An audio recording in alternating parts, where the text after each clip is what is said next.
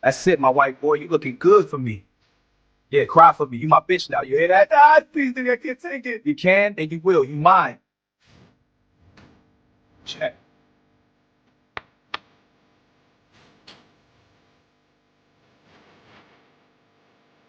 There. Now. That's it, my white boy. You look good with these braids. Good, white boy. You my bitch now. Don't you forget it. What's up, everybody? Wow, what is that? That was some kind of crazy AI. What is going on here with my shirt?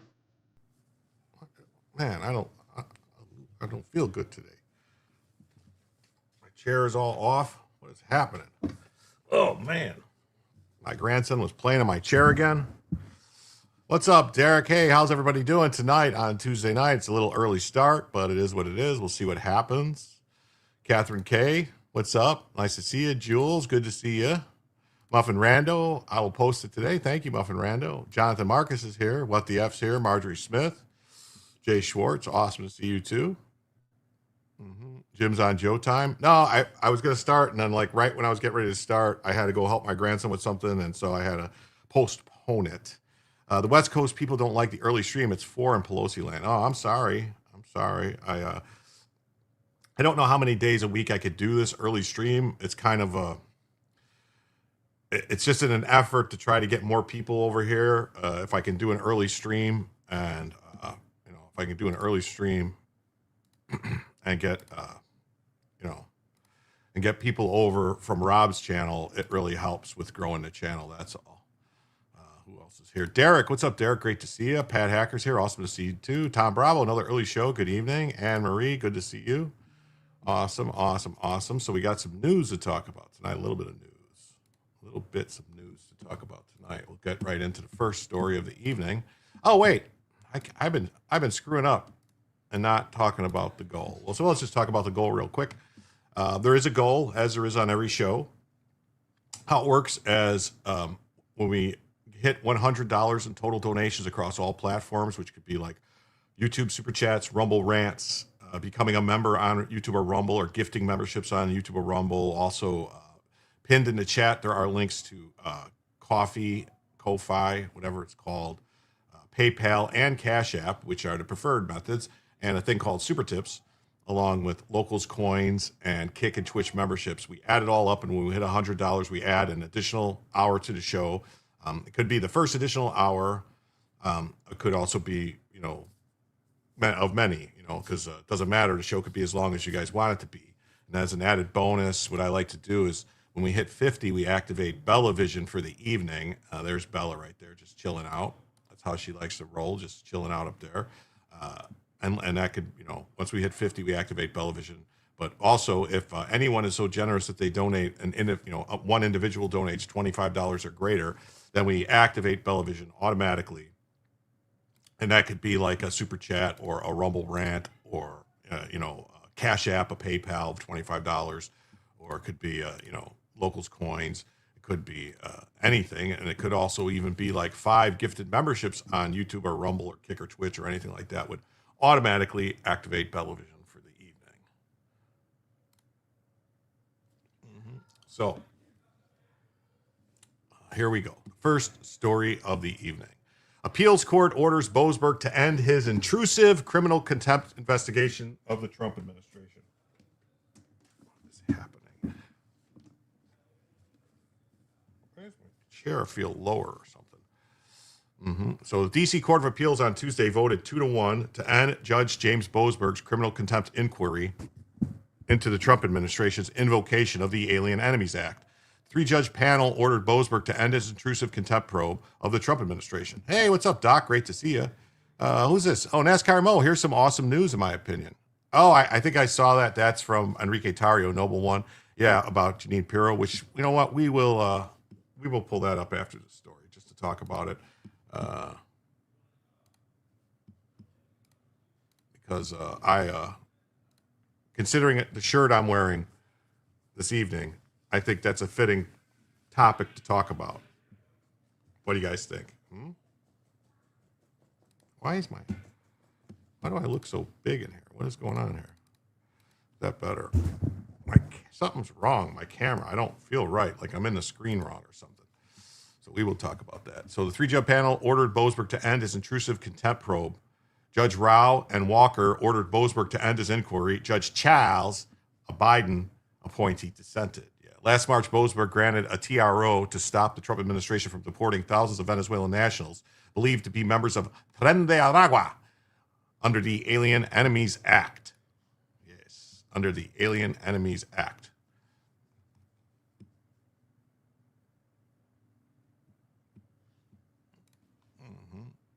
Yes, we need to start impeaching rogue judges.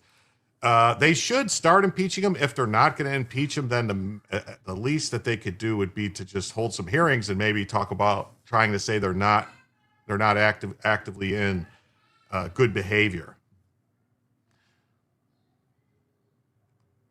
Boasberg then threatened to hold Trump officials in contempt for not bringing some of the world's most vicious killers, criminals, and rapists back to the United States.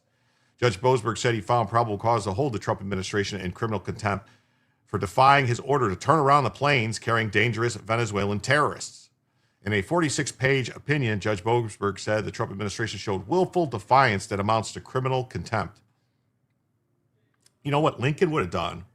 Abraham Lincoln, everybody loves Abraham Lincoln. Abraham Lincoln would have ordered Judge Boasberg immediately arrested. That's what Abraham Lincoln would have done. He would have said, Boasberg, you under arrest, child. That's what he would have said. Mm-hmm.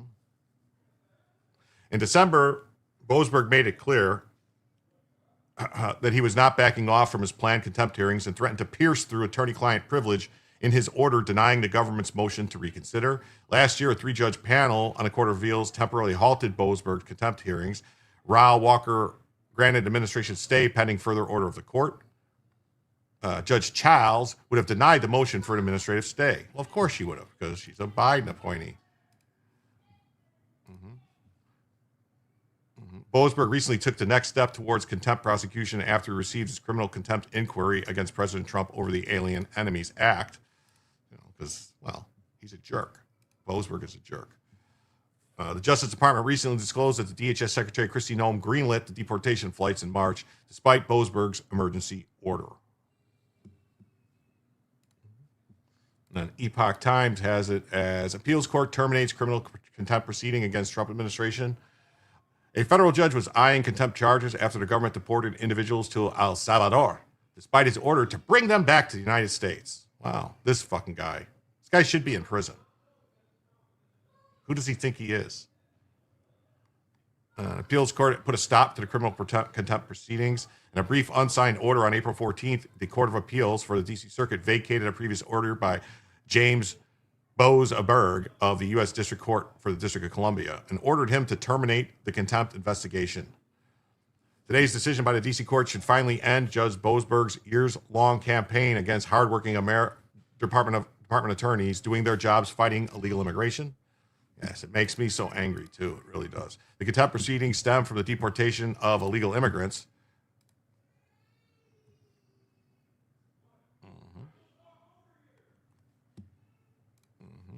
The administration has appealed Boasberg's order all the way to the Supreme Court, which overturned his ruling. Despite that, Boasberg tried to hold members in contempt of his orders unless they returned the suspect gang members to the United States. Eastwind Farms, what's up? Great to see you.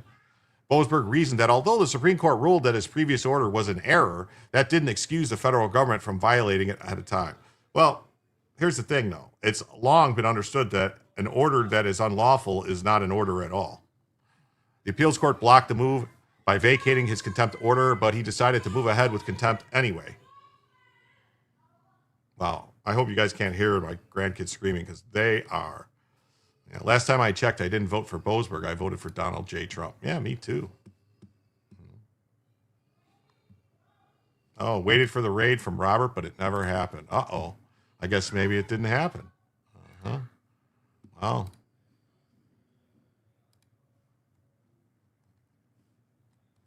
Oh, well. Nothing you can do about it, I guess. That's been YouTube lately. YouTube's been screwing up the raids where they, for whatever reason, it doesn't kick in. It waits to the very, very end. He asked the government to identify who made the decision to go ahead with the deportations. Then Homeland, they hide behind the robe. Then Homeland Security Secretary Kristi Noem made a decision that the Trump administration later informed the court. But Boasberg was unsatisfied that the district court again moved the goalposts. Circuit Judge Naomi Rao wrote that Boasberg ordered a further investigation to find out whether Noem's decision was a willful violation of his order. Undeterred, the district court is proceeding. Yeah, they're having fun. The kids grow so fast. I don't mind hearing them. Can you hear them? Well, if they're too quiet, we know they're up to something. Eric Swalwell did quit. He did. He's a quitter. That Swalwell is a quitter.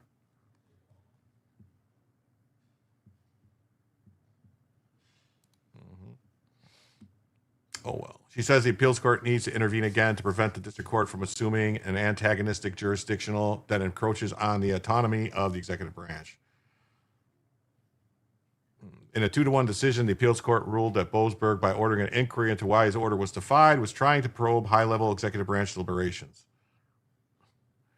Apart from that, Rao wrote the government did not violate Boasberg's written order by turning the deportees over to the Salvadorian government.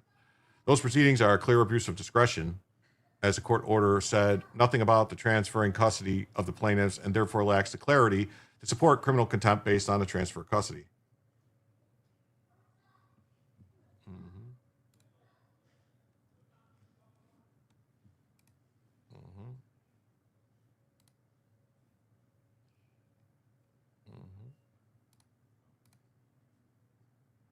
Oh, they did raid.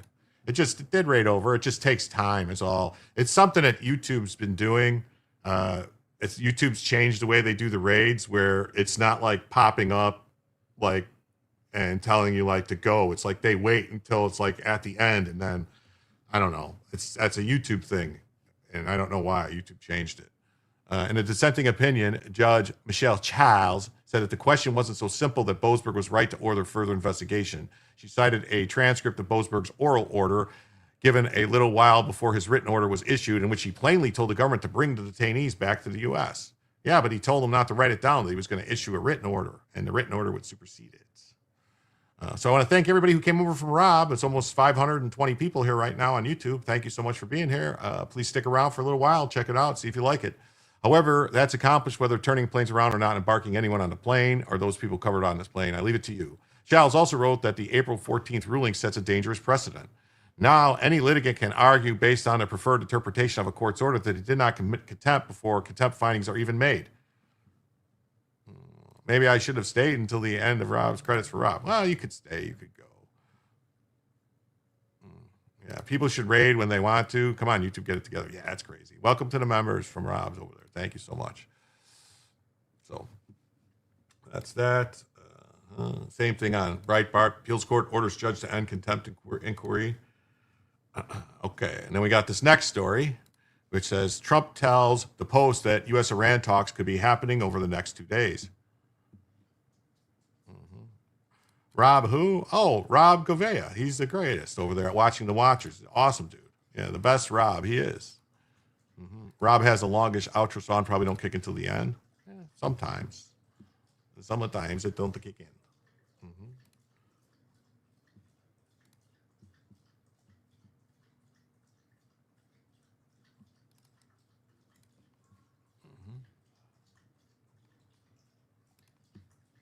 What? Why is this ad here? What is going? New York Post is getting weird with ads again, where I can't get rid of the ad. It's going to basically block up the screen. Oh my God, that is crazy.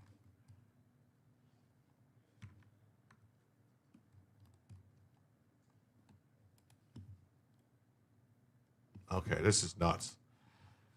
Additional U.S.-Iran peace talks could be happening over the next 2 days. Crappy apps. It is. Hey, Just Don Soulless Ginger.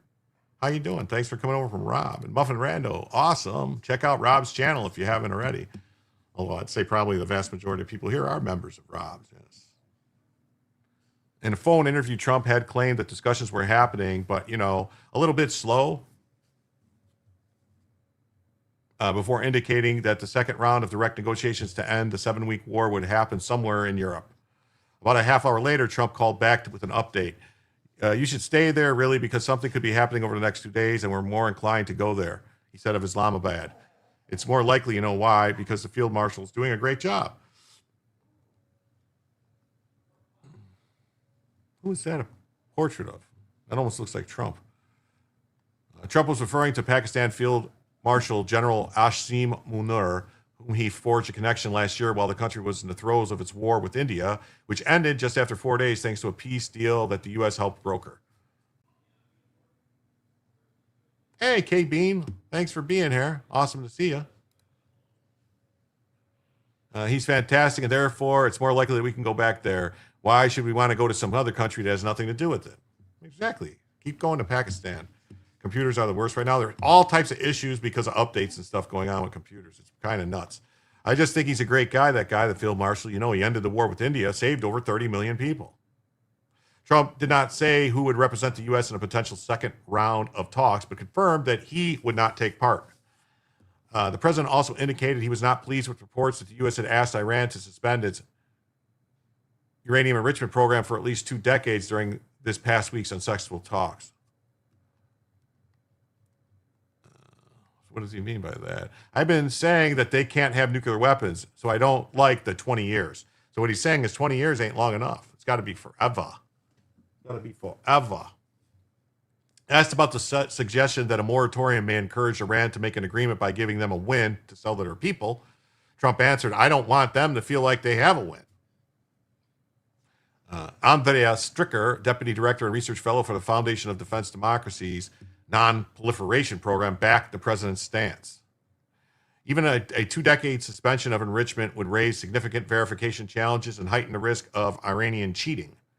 Only Iran's full, verified, and permanent nuclear disarmament, including elimination of its enrichment, reprocessing, and weaponization capabilities, carried out while the Trump is in office, can ensure the regime will not restore a nuclear weapons option. That makes sense. Stricker added that Trump's dissatisfaction with the proposal should prompt his negotiators to return to Washington's core demand, a permanent ban on Iranian enrichment. I mean, I thought that's what it always was.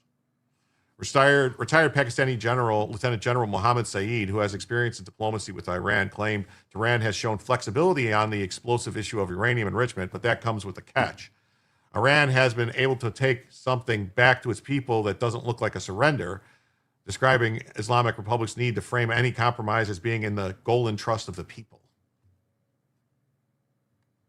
Still, Iranian professor Mohammad Marandi, who accompanied Tehran's delegation to the Islam is Bad talks, took a far more defiant tone. A blockade won't change Iran's position, Marandi said flatly, adding that ending enrichment will not be acceptable.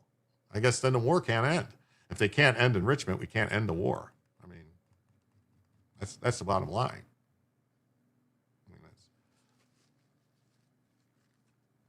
These headphones feel like they're stretched out. Hey, what's up? Says Eon Slim, a Foxtrot Golf. Eon Slim, Foxtrot. Oh, no. Eon's Lima, Foxtrot Golf, right? Nice to see you. Thanks for coming over.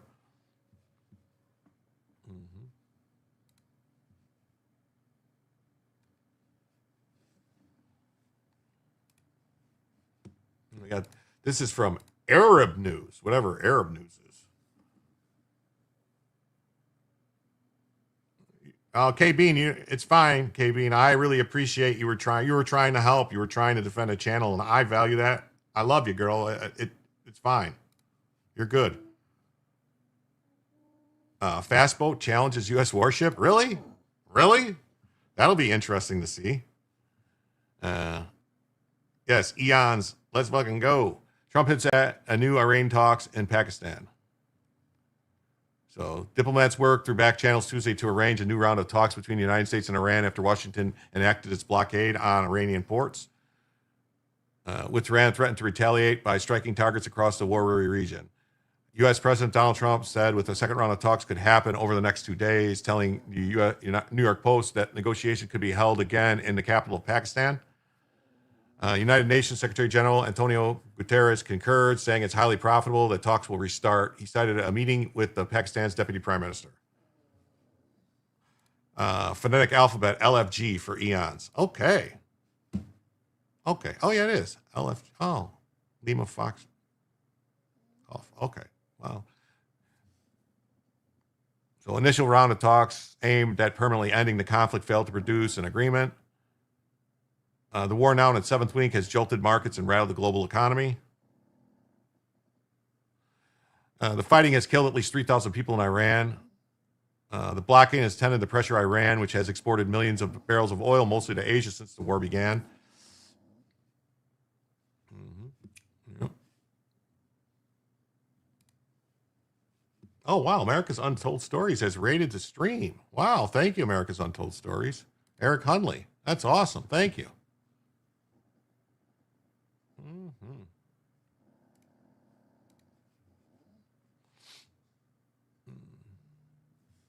U.S. Central Command said no ships made it past the blockade in the first 24 hours, while 6 merchant vessels complied with directions from U.S. forces to turn around and re-enter an Iranian port in the Gulf of Oman.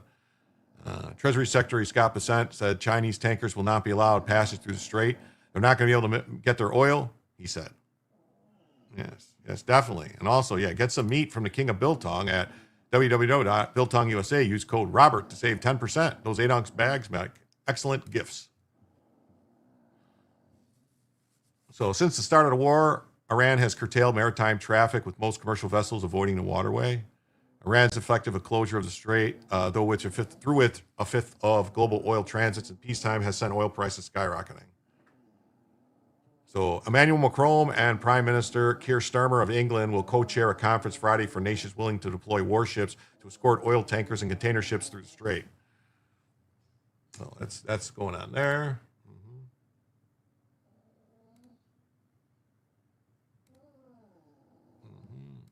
We got this. It says 6 ships turned around as part of the Strait of Hormuz blockade. No ships have made it past the U.S. naval blockade of Iran's ports and coastal areas, and 6 merchant ships have followed in order to turn back. Why are you crying, Bella? Come lay down. Stop crying at the door.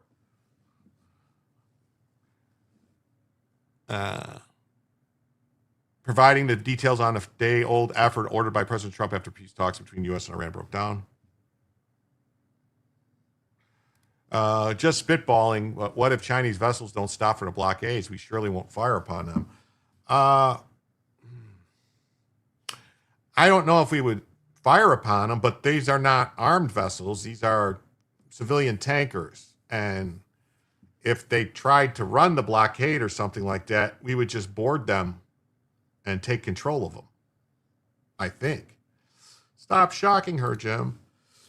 Hey, Terry, great to see you. I am not shocking Bella. I don't know. She's crying because she can hear my grandkids running around out there. She wants to play, but it's not playtime. It's work time, Bella. Get to work. Are you going to talk about Raskin trying the 25th Trump?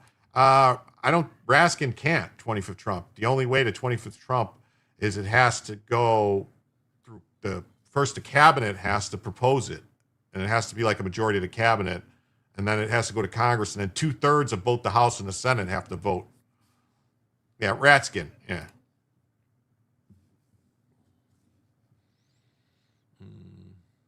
So the U.S. military said the blockade, which started on April 13th, would only apply to ships going to and from Iran, including all Iranian ports on the Gulf and Gulf of Oman.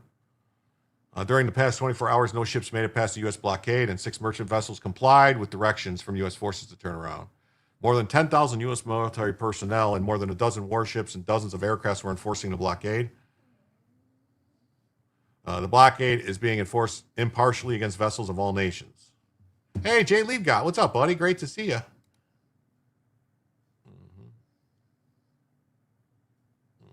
Oh, I know that, and you know that. When did this happen, though, Anne-Marie? If you want to post a link to the story, because I didn't see it in my news breakdown.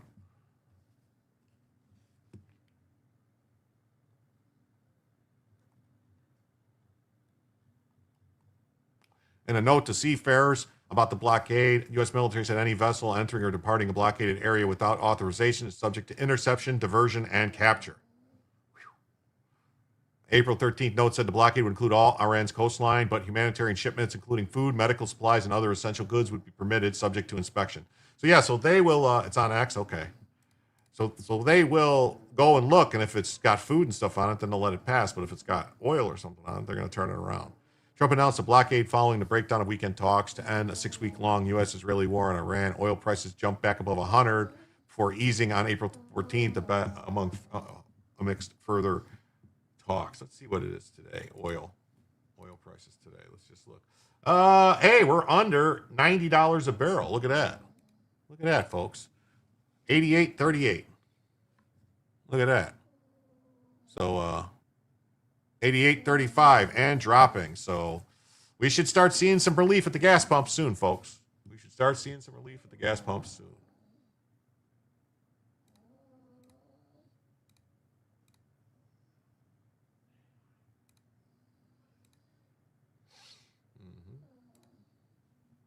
We should start seeing some relief soon.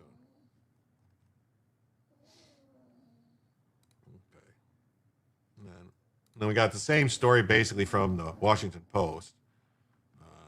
Axios story. All right, let me get that. Pull that up.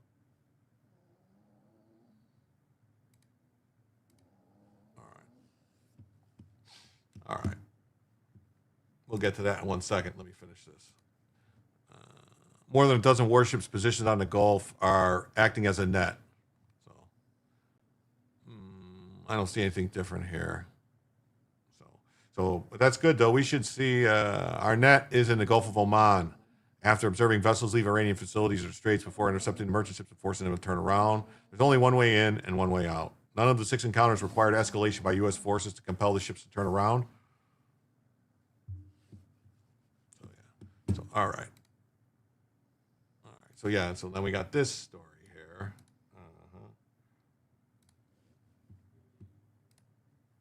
Which I think is very good news. This is from Enrique Tarrio. Because of Zach's motion and the efforts of many of us, Janine Pirro has moved to dismiss all charges in the Proud Boys sedition trial. They won't need a pardon anymore. Full rights restored and full military benefits and back pay will be processed. Our lives are now closer to being whole. This is the happiest day since the pardon that released us from the jaws of injustice.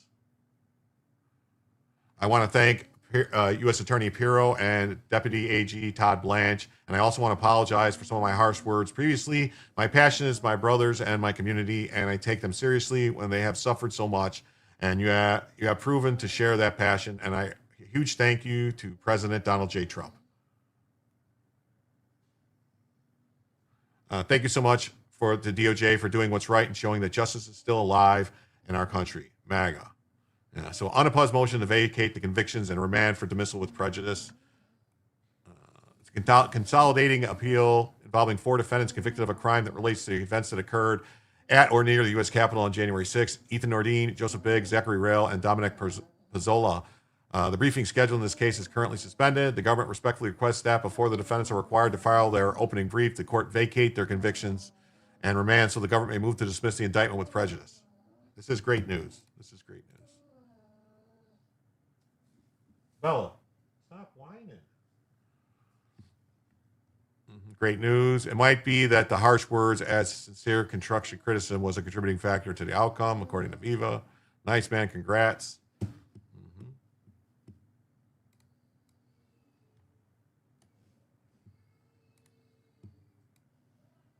Okay. All right. And then we got this story. Thank you so much for sharing it with me. Ratskin, with 50 House Dem co-sponsors, formally introduced a bill that would create a commission to assess Trump's fitness for office under the 25th Amendment. Yeah, this ain't going to go anywhere. Bella needs a treat, maybe. I don't know. To establish a commission on presidential capacity to discharge the powers and duties of the office. It's weird they didn't want to do this under Biden at all. Yes. Well, thank you, K-Bean. I really appreciate this. I really like this channel, want it to grow. So do I. I really enjoy everything. Most of all, I enjoy the chat and talking to you guys and getting your feedback. And, I want this to be a learning experience for all of us. I want everyone to be happy. And I know it's not possible for everyone to be happy, but, I don't want to offend anybody. You were in Robert's channel when it was just at 1,000? Wow. That's awesome. Mark Edward Webb said, the channel's certainly growing, almost 400 watching. The VP has to authorize the 25th Amendment. Ain't going to happen. Well, this isn't the 25th Amendment. This is saying they want to start a commission to say that he's unfit for office. So, one of the co-sponsors, Eleanor Holmes Norton. The crime that exposed a congresswoman's decline. Is Eleanor Holmes Watson, 88, still fit for office? Is she even in charge? Yeah, so she's on there, but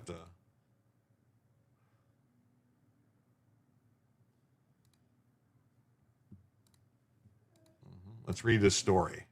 Oh, there's a rant. Thank you. Yes, Jim, we're all happy. We're under mandatory fund orders. That's right. Everyone be happy. Don't worry. Be happy. Na, na, na, na, na, na, na, na, na, na. Na, na, na, na. Oh, my Lord. I'm going to have to adjust the camera for that. That's a $50 Rumble rant from Anne Marie. Thank you so much. Wow, that means right now, folks, we are only $50 away from adding an additional hour to the show. Thank you so much. Wow. Let me adjust the camera to find Bella. She's over here playing Bella games.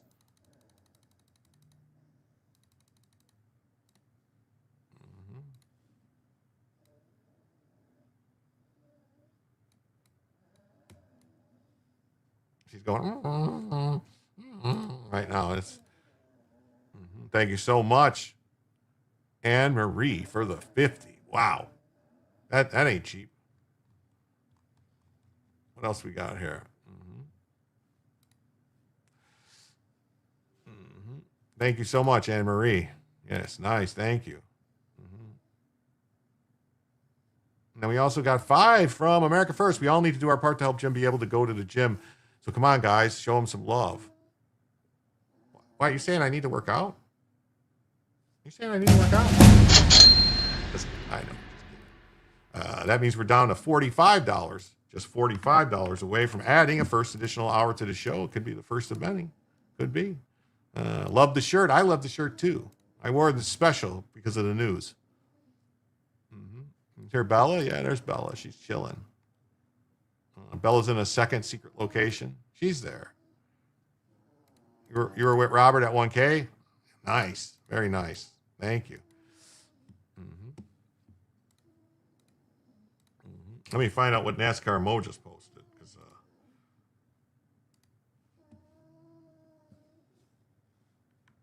Oh, I saw. Okay, we'll cover that. I saw that, but I didn't have a lot of stuff on it. So, Dems file long shot 25th Amendment bill targeting Trump. This guy faked cancer so that he could get hair plugs. He faked that he had cancer to get hair plugs. Can you believe that? Can you believe it? House Demon Rats on Tuesday unveiled legislation that would create a commission to assess whether the 25th Amendment should be invoked to remove President Trump from office. Seriously? Are you serious? I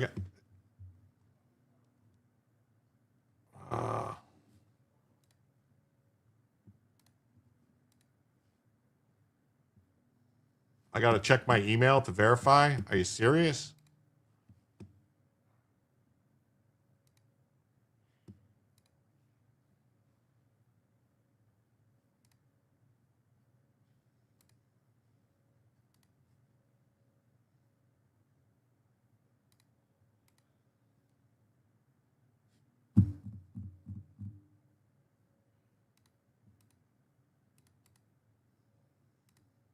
Well, they didn't even send me one. Isn't that ridiculous? Isn't that just great?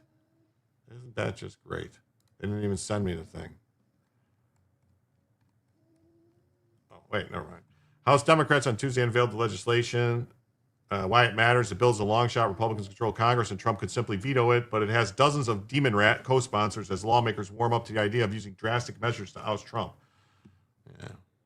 Wow. A walk with Bella is exercising and a spring tan. We need another orange man to pick up the slack. Well, I could do that.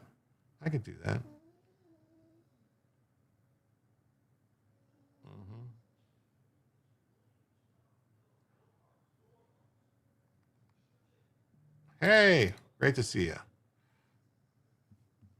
Oh, what about PayPal? Oh, I didn't even check. I'm sorry, I didn't check PayPal. Oh, okay, K Bean. Wow.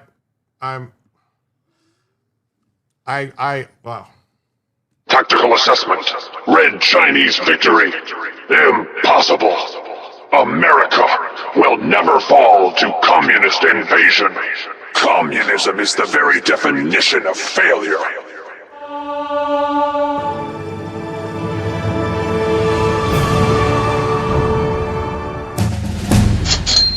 Wow. So that means we already got an extra hour because of K Bean. And you know what else? Tactical assessment. Red Chinese victory. Impossible. America will never fall to communist invasion. Communism is the very definition of failure.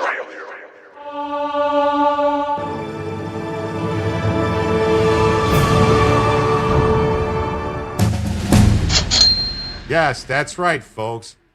KB just donated $150, which gives us over the first goal and over a second goal.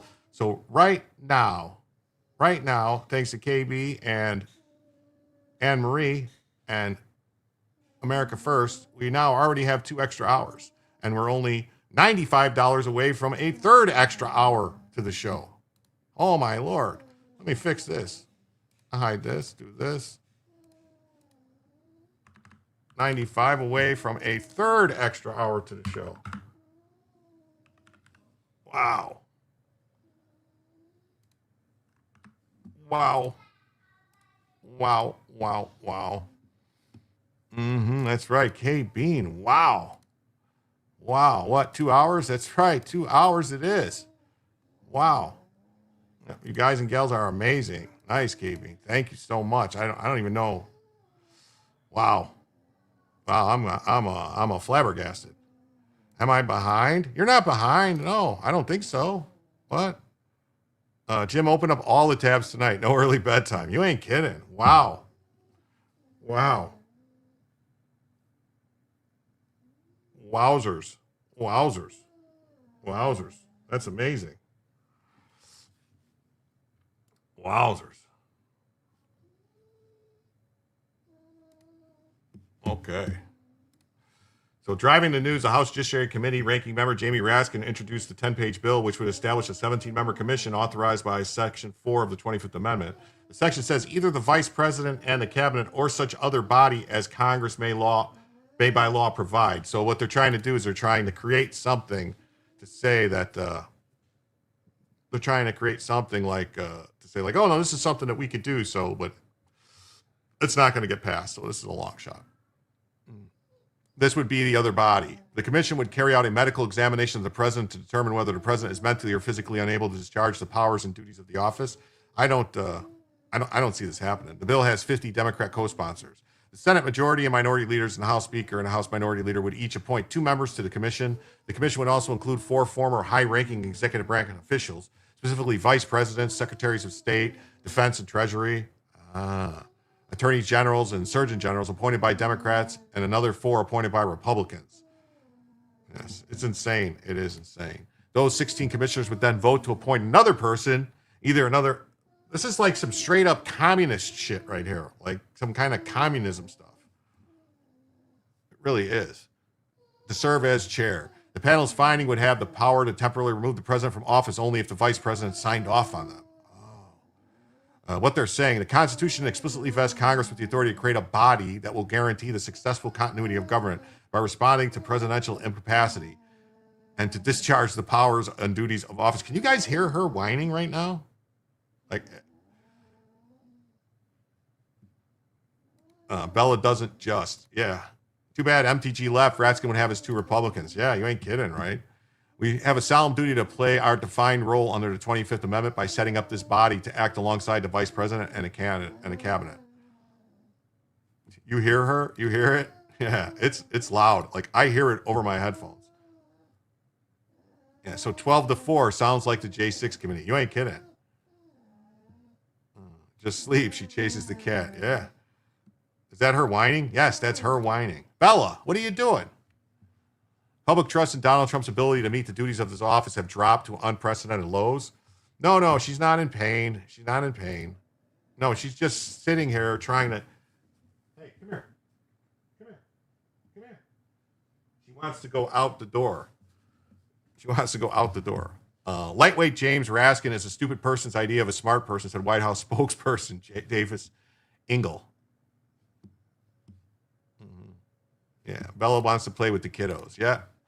President Trump's sharpness, unmatched energy, and historic accessibility stand in stark contrast to what we saw during the past 4 years when demon rats like Raskin intentionally covered up Joe Biden's serious mental and physical decline from the American people. Stop it with the 25th. The president can actually say no only when under anesthesia or a doctor says he's incapacitated. If we couldn't get the Biden potato, we sure ain't going to get Trump. Yep. That's what it should be. Reality check. Even in the unlikely event the bill passed, removing Trump would still be a long shot. Yeah.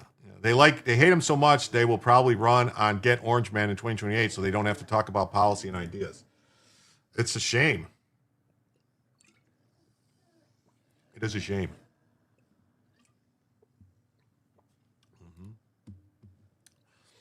Vice President Vance, a Trump loyalist, would have to sign off on a commission's findings and remove the president temporarily. Just let her go out to see the kids for 20 minutes every hour. I'll pay. You don't have to pay me. No, you guys don't have to pay me to let her out. I mean, we already got 2 extra hours tonight, and we got like another 3.5 hours of show to go. So we're good, man. After 21 days, Congress would have to vote to approve Trump's permanent removal with 2/3 majority in both chambers.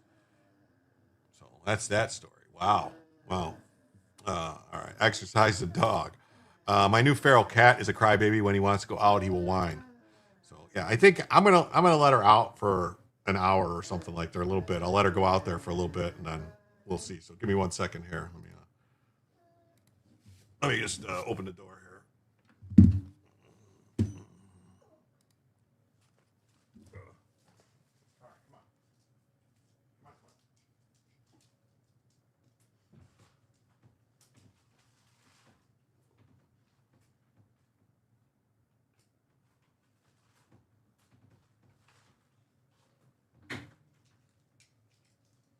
Can you let the dog out maybe or something? See if she got to go out. I don't know if she's crying out here. I don't know if she just wants out here or if she needs to go out. Yeah. Just to see if she needs to go out or if she just wants the kids. I don't know. What was that? What is wrong?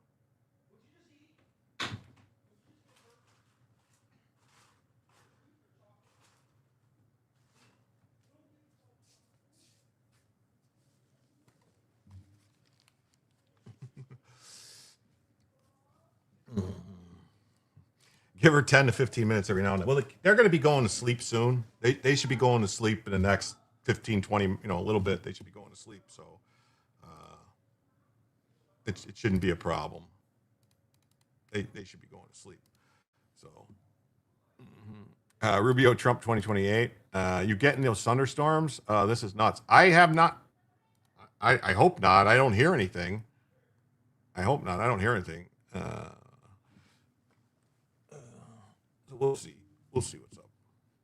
All right, let's do this now. We got this story, which this is very.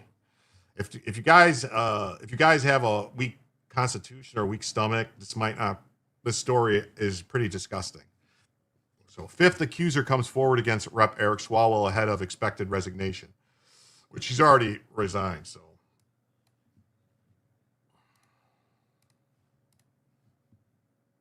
let me guess. Hello, everyone. My name is Lana Drews. In 2018, while I was living and working as a model in Beverly Hills, and I also owned a fashion software company, I had contact with Eric Swalwell on 3 separate occasions after meeting him socially. He offered me connections to further my software company. I don't think the Democrats have had a bill put forward that actually helped American citizens since Bill Clinton's time. And that was the last time. I think that was a bill that was the balanced budget amendment, which wasn't really Bill Clinton. I think that was him working with Republicans, Newt Gingrich.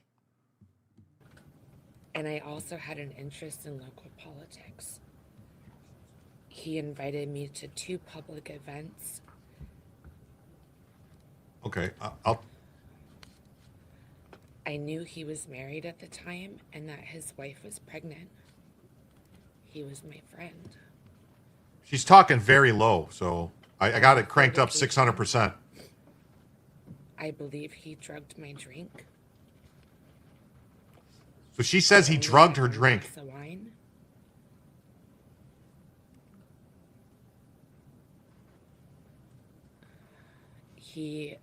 We were supposed to go to a political event, and he said he needed to get paperwork from his hotel room.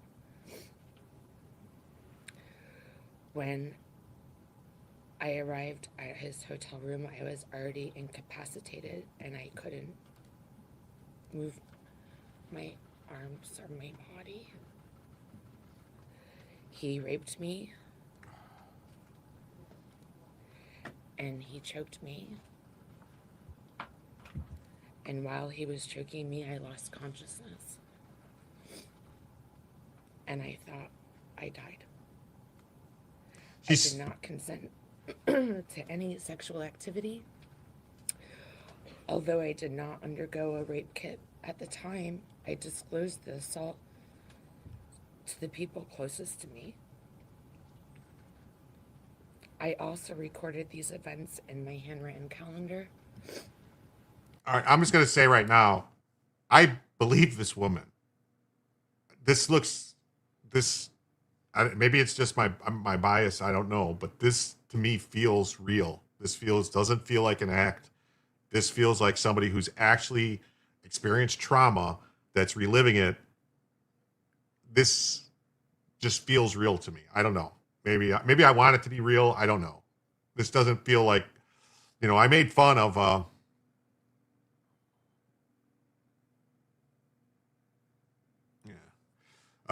this doesn't feel like, this doesn't feel like, like that one story where the girl was like, oh, I went out and I got drunk and I slept with them. And then I went back 5 years later and it happened again. Like that I'm like, well, that doesn't make a lot of sense. But what's KB and say, no, okay. I watched her interview. We opened to sex for benefits. He drugged her and raped her. She didn't consent to that. Yeah, you can't do that to people. Yeah. You can't stage a person like that to fake it. Correct. Yeah. This to me doesn't seem phony. This is not, Blasey Ford. This is not, E. Jean Carroll. To me, this sounds like somebody that I believe what she's saying. The assault and its impact were later documented during my therapy sessions at a sexual assault center in Connecticut. It had a profound impact on my mental health. I self-medicated in an unhealthy way. I did not want to live anymore. I cried all the time for years. At the time, I was in a dating relationship with a boyfriend I was fully committed to. I've never cheated in my life, and I would never have engaged in a consensual sexual encounter with Eric Swalwell. That reality further underscores the non-consensual nature of what occurred. It was a politically unusual and intense time in Beverly Hills, and I was considering a run for city council, which placed me in proximity to political figures and events and added to the pressure to remain composed and silent. Eric was aware I owned a software company, and he spoke repeatedly about his ability to make introductions in Silicon Valley, referencing his political representation and 100%. there. 100%. I was not interested in him romantically,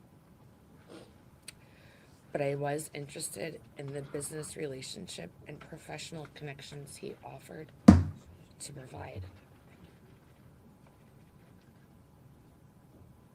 My delay in taking action against Eric was driven by fear, not doubt. Fear of his political power, his background as an attorney, and his family law enforcement ties. I have never doubted what happened. I stand with the other women who have come forward, and I will be making a report to law enforcement shortly with my attorneys. Wow. So another woman accused Eric Swalwell of rape on Tuesday, just hours before the embattled lawmakers expected to resign from the House. Now, I think Gallego is going to have a problem because Gallego is tied too closely to him. She was in this meeting to trade sex for political benefits. Swalwell took advantage of her.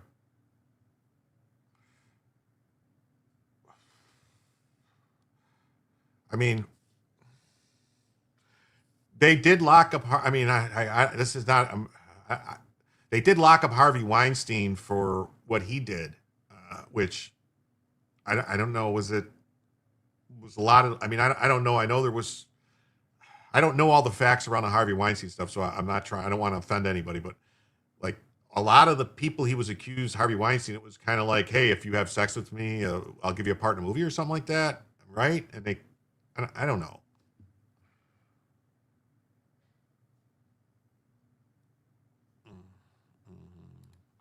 Yeah, in the case, the judge found guilt before the trial started. The case was about how much he would receive, not guilt or innocence.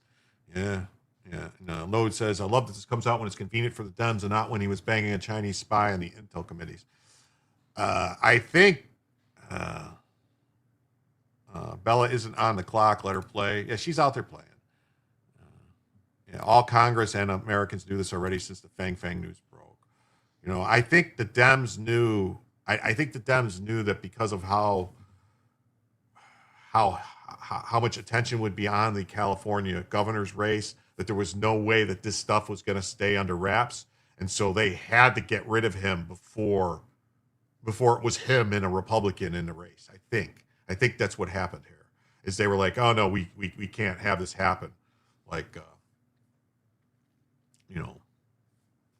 Hank says, if I was raped, I would sure go to the hospital and get checked for drugs, sperm, DNA. Yeah, definitely. I mean, how do you know you didn't get, once these creeps get away with it once, they feel invincible. Yeah, well, I will say that's probably what happened with Epstein. Once he got away with it, he felt invincible and just kept doing it. Problem with Gallego is that if removed, the governor is a crazy ass too, and she would put another Dem in. I want the thief and assaulter gone too. Black woman can be removed too. Yes. I do believe she's on some Xanax to even get through this. Probably. Yeah. Hold on, Bella's back. Bella came bursting in. Let me shut the door. She must be done.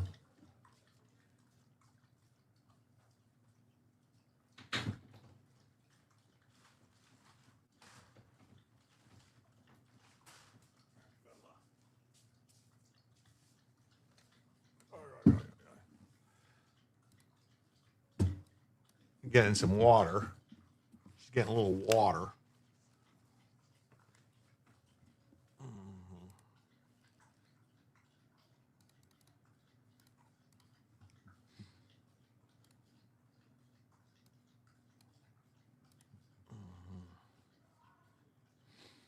Swallow is gross. Yes, he is. Gwyneth Paltrow said Weinstein was a creep, but worked on like 10 of his movies. I got questions.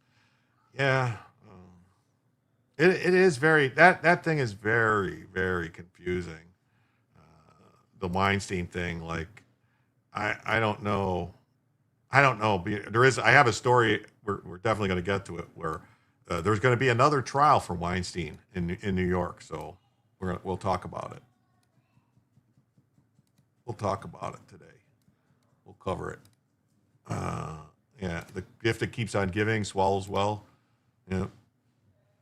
I thought it was weird when Democrats quit using rape kits on all the illegals getting raped. Yeah, Bella's back from her union break.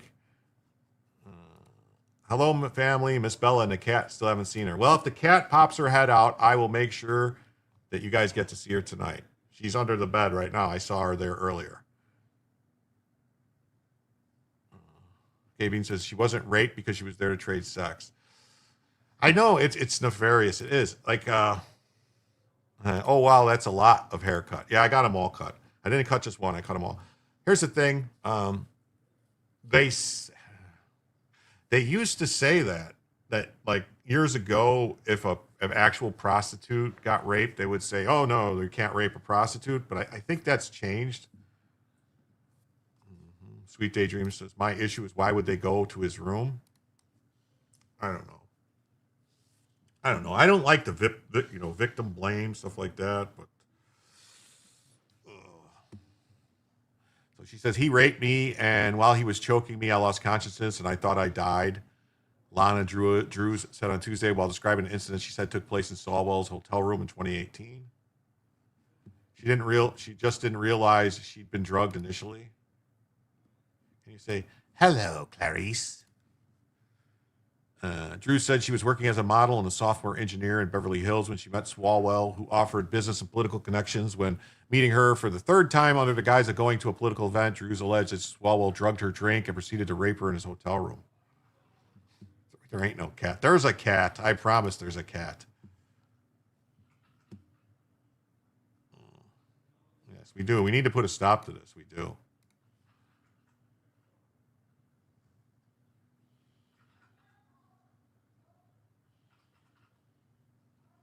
The woman said she had one glass of wine and could not consent. He conned her into going to the room, claimed he needed to get something. Like, honest, I mean, if you ever, anybody, I don't care if you're a man or woman, if you're ever out somewhere and you have a drink or something and you feel weird, like somebody might have put something in your drink, go get checked out. Make sure, because stuff like that has to be reported, because sometimes it could be a bartender, it could be somebody in a bar, and you know, you might, if you're it could be a mistake, like they could have tried to get someone else and they got you, and so you don't want people like that out in public. Like we those people need to be found.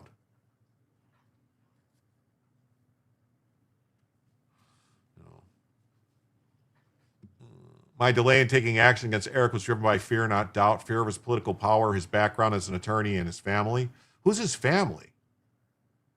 And Drews came forward after 4 women alleged. And see, that's another thing, too. Whenever this happens and then you start to get this, like, avalanche of people coming out and saying it, it's always like you have to question, are they saying this just because they figure, you know, that no one's going to question it? Yeah, roofies are no joke. No, they're not. They're not.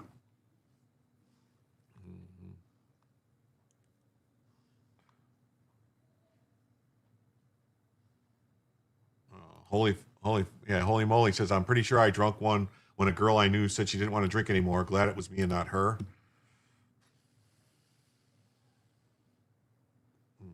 That's not what any human expects, let alone from any elected official. Yeah. Joe has a good point here. Don't drink anything you didn't see get open. Never leave a drink and come back and drink it. Or don't drink. Yeah.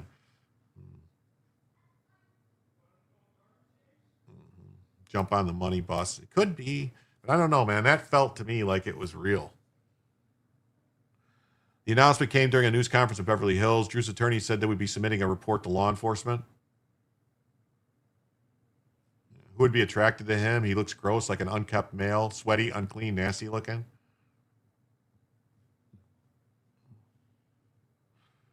Yeah. There's no way. One glass of wine, no way. Yeah, well, that's the thing. If it's just one glass of wine, she wouldn't feel that way. So who knows? I mean,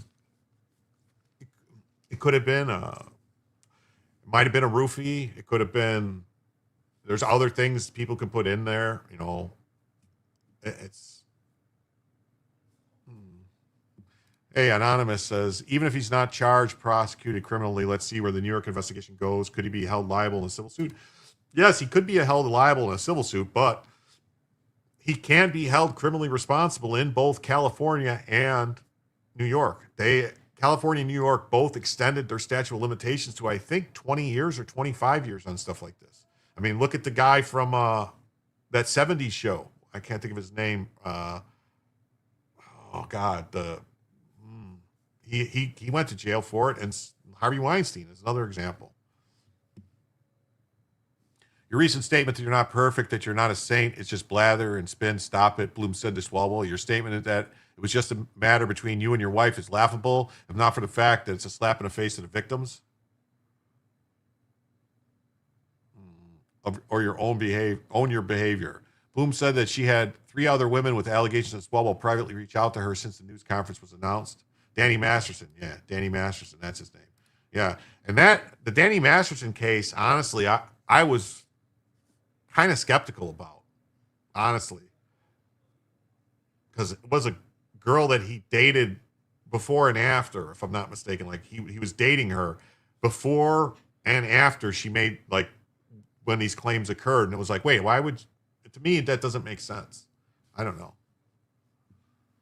The Manhattan District Attorney's opened a criminal inquiry. House Minority Leader Hakeem Jeffries said he expected Swalwell to offer his resignation letter on Tuesday. When asked whether he agreed with the decision of Swalwell's scandal-plagued Rep. Tony Gonzalez to resign, Jeffries replied yes. So this was a deal done, basically. This is a deal done. Scientology hit everything. Oh, that's right. He was involved in Scientology. Yeah, they're kind of shady. So, but this was like a shady backdoor deal with the Republicans and the Democrats to say, all right, we got our one loser guy that was screwing around with people that shouldn't have been, and you got yours. We'll both get rid of him. He's cooked then. Swalwell's cooked? I think he's cooked. Yeah, it's pretty brave to date your rapist. Yeah, it is. I think Swalwell's pretty cooked just because he's not going to have like he's already like the people, the people that put the chip into their brain to support whatever the new thing, they're all on the side of get Swalwell now.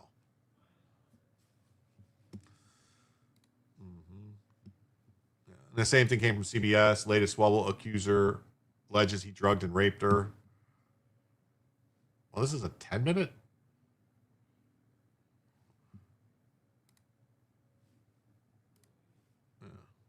Well, now here, this is one thing that I have questions about now. Yeah, the NPCs. Yeah, the NPCs he's gonna be screwed.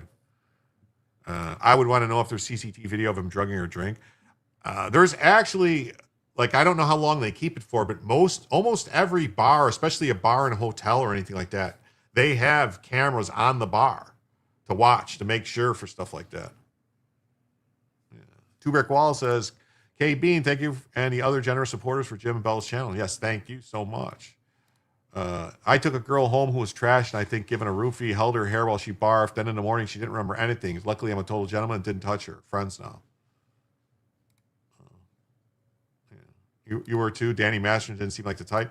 Yeah, because I mean, but I don't know. Is there a type though? That's the thing that we always say that like the type, but is there a type? Do we really know? I mean, I don't know. But here, this attorney Lisa Bloom, she has a reputation for taking on clients that are not so honest.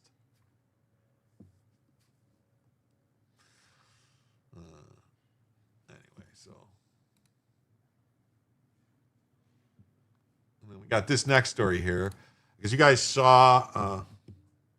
Are there no video of Swalwell of him drugging a drink? There might be. That would be, if there is, that would be the end of him. Really, I mean, he would be like prison for a long time. So Trump wanted to get the post office to start. Isn't she Alward's daughter? Yes, it's Gloria Alward's daughter. Yes. She also was Harvey Weinstein's lawyer for quite a long time. Just saying. So the Postal Service Union has launched an ad campaign to promote mail-in voting, even though the Trump administration is trying to get the post office to actually. I'm that guy. I am Team Dad. I look out for your daughter. You look out for mine. Well, that's awesome. I believe it's a total of 8 women so far. Oh, wow. Yeah, surely they have it.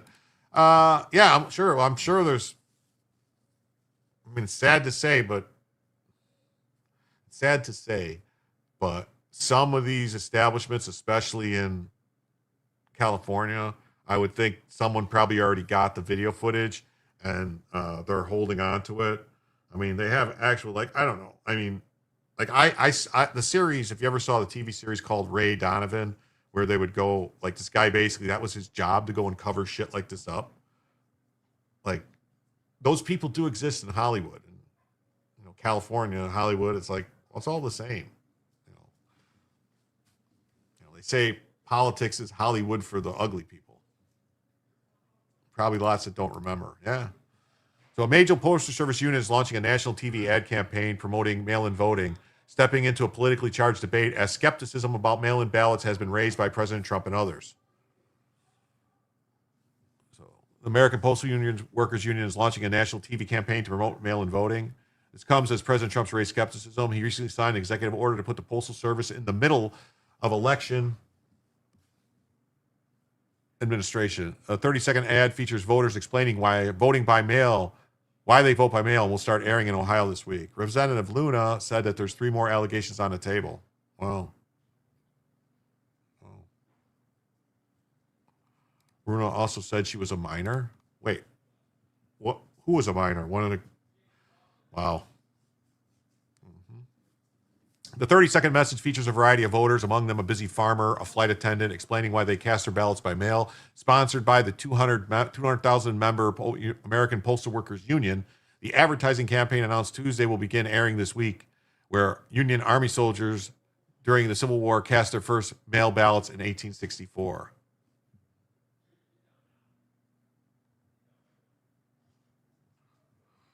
Postal Service runs at a deficit but have ad money for a forced service. This is not the Postal Service. This is the union. So this is the union doing this.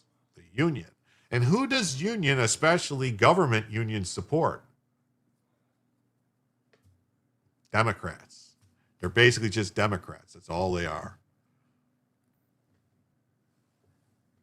Bella, come on, lay down. Ohio makes you request a ballot and prove who you are. The girl in the hotel filming was a minor, according to Luna. Oh, my God. Let Bella go play. We can hear her. Well, I don't know if I want to let her out again. I mean, she keeps going in and out, in and out. This is like getting a...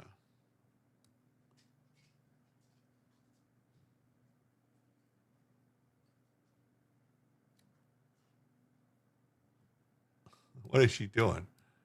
What are you doing, girl? You want more water?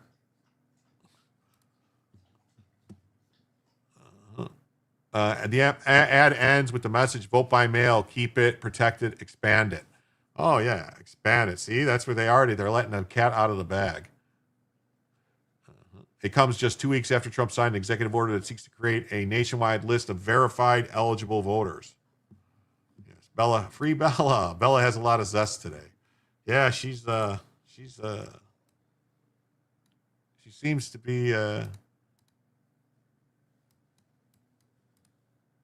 very free. And subsequently bar postal workers from sending absentee ballots to those who are not on each state's approved list.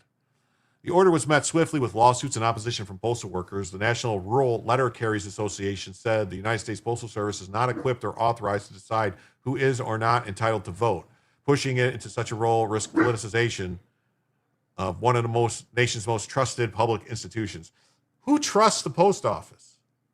Do you really trust the post office? I mean, nobody that has anything that they want to send that's really important actually sends it through the post office. They send it through like UPS or FedEx where you can actually track it.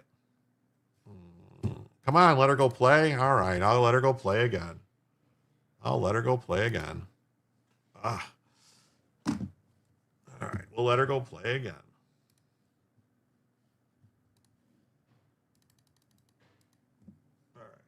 Run out again? Oh. All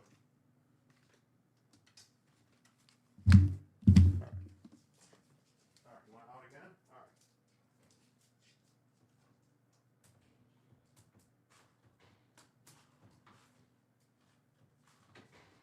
right. She hears you guys out here. She wants to be out here with you.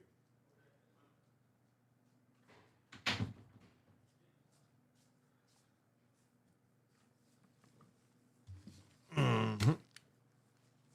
She'll be back.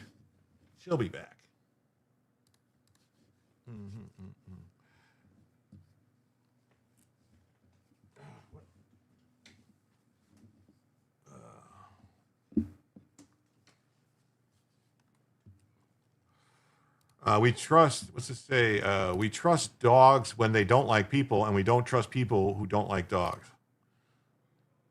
Well, I love my dog. Out of backyard cans. I've been doing the grandma thing, and I just got home. Also drove past the storm damage that happened last night. Hurricane or tornado. Stay alert for those in stormy areas. So much damage. Jim does need the gym. What? I could use to lose a couple pounds. Won't deny that. So it says, Jonathan Smith, president of the American Postal Workers, said the union TVAD was produced before Trump's executive order was issued. Oh, sure it was. Sure it was. Not in response to an executive order on elections that Trump signed last year also targeted mail ballots by seeking to require they be returned by election day, even though more than a dozen states allow a grace period. Well, the Supreme Court, you trust the post office about 43%. That's what I'm saying. Like, it's crazy. Like, if I have something that's urgent or important to send, I do not send it by the post office. You send it by FedEx or UPS. Because that's just the bottom line. I mean, I know many things that go through the mail that just don't get delivered.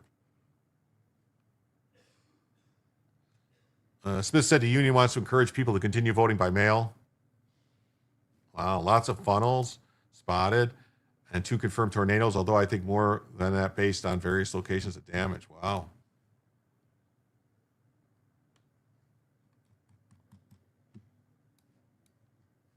Wow.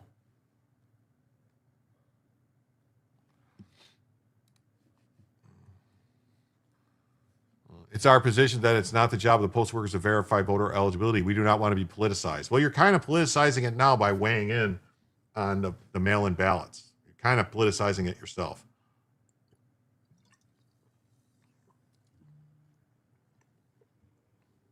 Yeah, the post office has taken a sharp decline in the last few years. You guys remember all the stories about the post office people just going and dumping mail on the side of the roads and different things? They would just, instead of delivering it, they would just go dump it. That's right. Trust dogs 100%. Yeah. Trump's latest executive order is already facing lawsuits by various groups, including Democrats in Washington, who argued the Constitution empowers states and Congress, not the president, to set election rules. Trump, who recently, as last month, voted by mail, has publicly bashed mail voting as a source of fraud and is pushing Congress to curtail it through sweeping legislation. Yeah, mail ballots to every single address in the USA. What could go wrong? Yeah. Storms are heading east and south. Stay safe, people. And a report by the Brookings Institute published in 2025 found that cases of mail voting fraud occurred in only a tiny fraction of the total mail ballots cast. About 4 cases out of every 10 million ballots. I don't believe that. I don't believe that. That's impossible. There's nobody's checking. They don't know. The TV ad intends to be a direct message to voters, not the president. Our message is to America: vote by mail is efficient, it's safe, and it's successful, period. It's successful for Democrats to cheat, sure. I don't know how safe it is. This is educating American people that you can use vote by mail and you can be guaranteed that your voice will be heard and your vote will be counted. Well, not if someone else's vote overrides yours that wasn't a legit vote. Yeah, the post office is trying to play the Vatican. It sure is.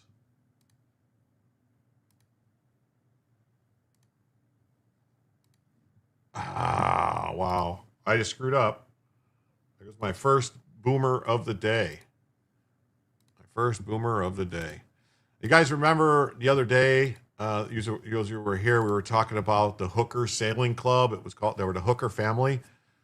Yeah, huge piles of ballots dumped in a ditch from an area the mail carrier knows to be for the candidate he opposes. Yeah.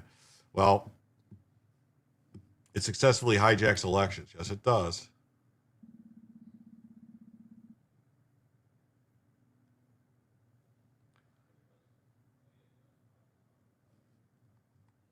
Brian Hooker, American husband taken into custody after wife's disappearance in the Bahamas, is released from jail. We covered his story. It was like Hooker the sailing hookers. Remember, it was a husband and wife. Their last name was Hooker, and they said, we're the sailing. They had a YouTube channel, or I think it was maybe an Instagram channel called the Sailing Hookers. Brian Hooker, the American man who was taken into custody after his wife, Lynette Hooker, disappeared in the Bahamas, was released by Bahamian authorities on Monday without charges. Yeah, United States Postal Service helped Trump out of the White House in 2020. Brian Hooker, an American man who told investigators his wife fell overboard and vanished in rough waters in the Bahamas, has been released from custody without charges after being arrested and questioned in his wife's disappearance. It's unclear whether Hooker will be required to stay in the Bahamas as an investigation continues or whether he is free to leave the country. So now this, well, I like you just the way you are. Boo-doo-doo, boo-doo-boo-doo.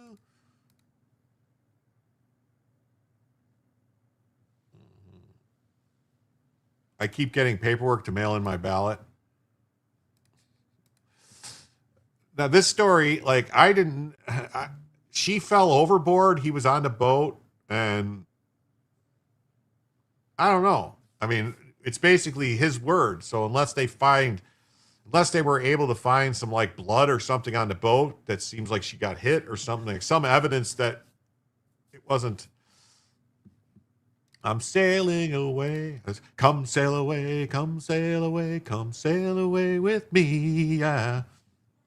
It's unclear whether Hooker will be required to stay in the Bahamas. Hooker was arrested Wednesday and questioned in the disappearance of his wife, Lynette Hooker, who was reported missing April 5th. Police have said, the outlet reported.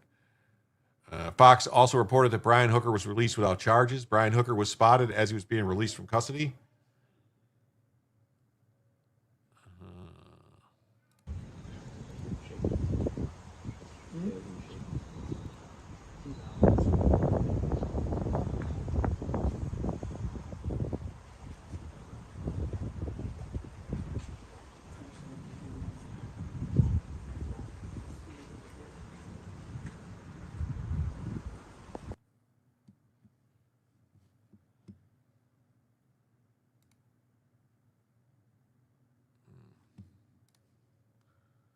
Last Wednesday, the U.S. Coast Guard launched a criminal investigation into the disappearance of an American woman who went overboard near Elbow Cay in the Bahamas. Last week, authorities were searching for Lynette Hooker, 55, after she went overboard late Saturday night while she was on a dinghy boat with her husband. So that was the dinghy on the way to the boat. Drew Barrymore is a space invasive, childish, wildly unrealistic Hollywood retard. Yeah, it's Drew Barrymore's family is like, I don't know, it's very weird. There's something weird with her too. Like she was very young and the stuff going on with her when she was in Hollywood and Holly Weird. Her father, John Barrymore. Brian Hooker, 59, said his wife fell from the boat late Saturday night during inclement weather and rough seas. On Wednesday, Lynette Hooker's daughter shared a voicemail. Her stepfather left her after her mother's disappearance. Brian Hooker did not sound distressed or upset. I found the flotation device that I threw to mom after she went overboard.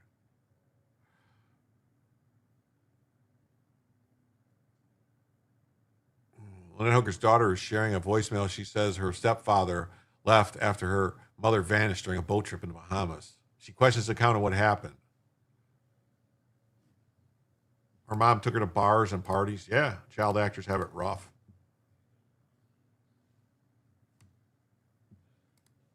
Hello, honey. I just got a call from Booktown Search and Rescue, and I found a flotation device that I threw to mom when she fell overboard, and so they haven't found her yet, but they can now focus all of their efforts in a smaller area, and they're still out there searching today. So I just wanted to update you and let you know. I love you. I'll talk to you later. Bye-bye.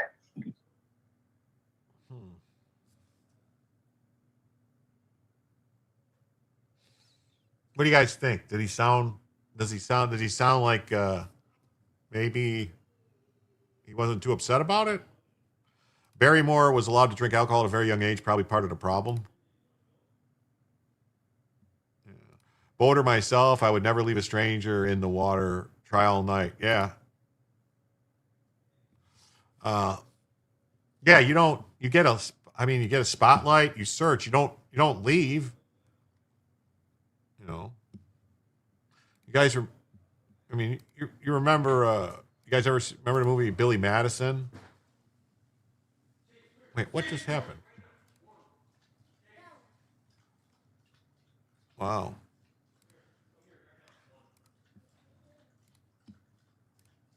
Police in the Bahamas released a man who was arrested last week in connection with his wife's disappearance. She went missing when a couple were sailing in an 8-foot hard-bottom dinghy. Yeah, much less your wife. That's what I'm saying. Like, you search all night. You don't just leave and let them deal with it. I mean, he had to have been there, right? And saw her go overboard. You get, here's the thing too. If you're out in inclement weather in the ocean, you have, flotation devices right there with you. So, Yeah, you paddle, swim, kick, fight to get her back in the boat. Yeah, I mean, this doesn't something, I don't know, something doesn't. In California, you can track your absentee ballot to ensure they don't get lost. Same thing in Florida. All right, your ballot, you can see when it gets accepted. Your ballot, your ballot goes in Florida, and you can see that it was received. You can see that they have it. You can see that when it was counted. You can see that it was right. All the different things, all these steps, you can track your ballot. Learn how to swim. Like, I don't know. Why wouldn't it? Sounds fishy. It does sound a little fishy.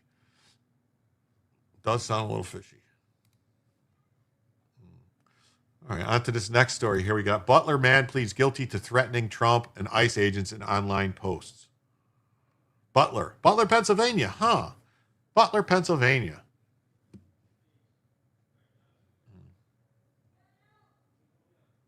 Takes about a week where I live for them to arrive at the clerk recorder. Yeah, I just dropped mine. They have like at the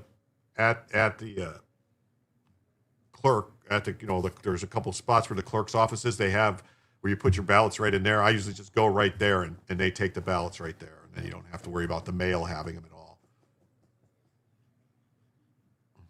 None of your business says, none of you people were married to my ex-wife. Believe me, your efforts would be greatly reduced. Well,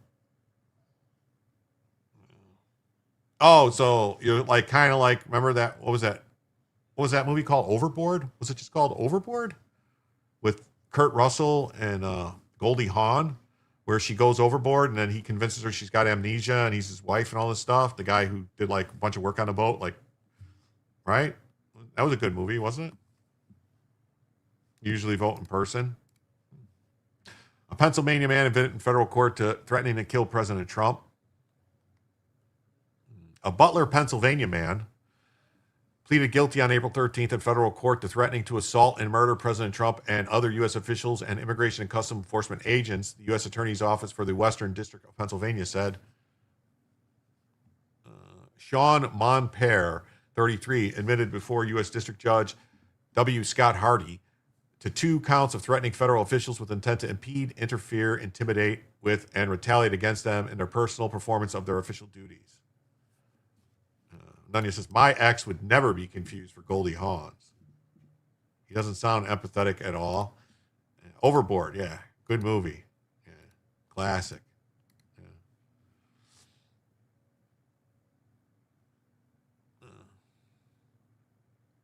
Under the plea agreement, Monpere, I don't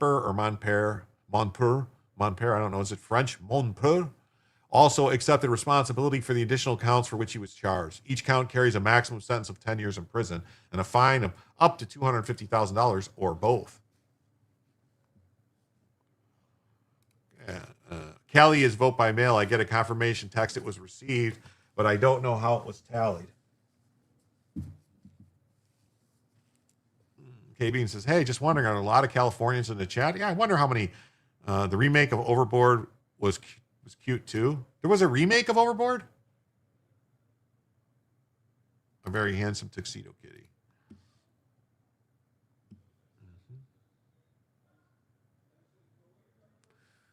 I didn't know there was a remake of Overboard.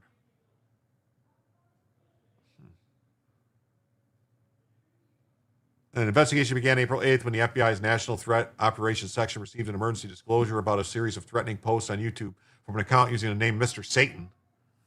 Anna Faris? Wow. Even if Frisky is a lady cat. Yeah, Frisky is a lady cat. Yeah. Anna Faris was in a remake of Overboard? Did I see it? Yeah, it says, if our phones could tell us bank account balance and notify me when I spend $3 at a Home Depot, voting should be the same. Yeah, it should be. Should be. He's non-emotional. Investigators trace the online activity to Monpere's residence in Butler County. Monpere posted the threats between January 15th and April 5th.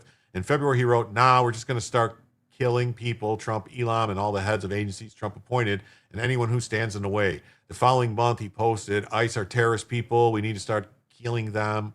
Those 2 statements formed the specific basis for the counts to which Monpere pleaded guilty.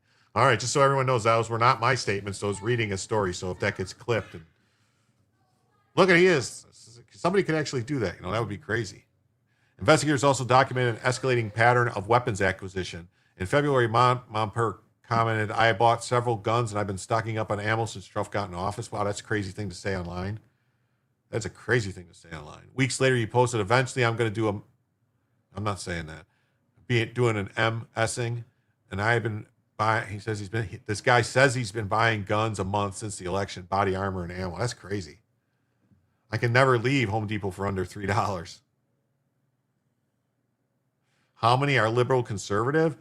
I would think, honestly, I would think the vast majority are conservatives or libertarian-ish in the chat. I mean, I know there are some liberals. There's some classical liberals and stuff like that, but I don't think there's very many leftists in the chat that I've seen or anything like that. So, Overboard, love the original. Yes. Did he get a free candle? Maybe.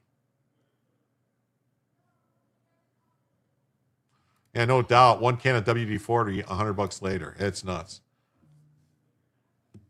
No, your comments are not offensive. Don't worry about it, KB. Your comments are not offensive. You're fine. You're fine. Change nothing. Change nothing. Records confirmed he had obtained a firearms permit shortly after Trump's inauguration. Why does he need a permit? Why does he need a permit?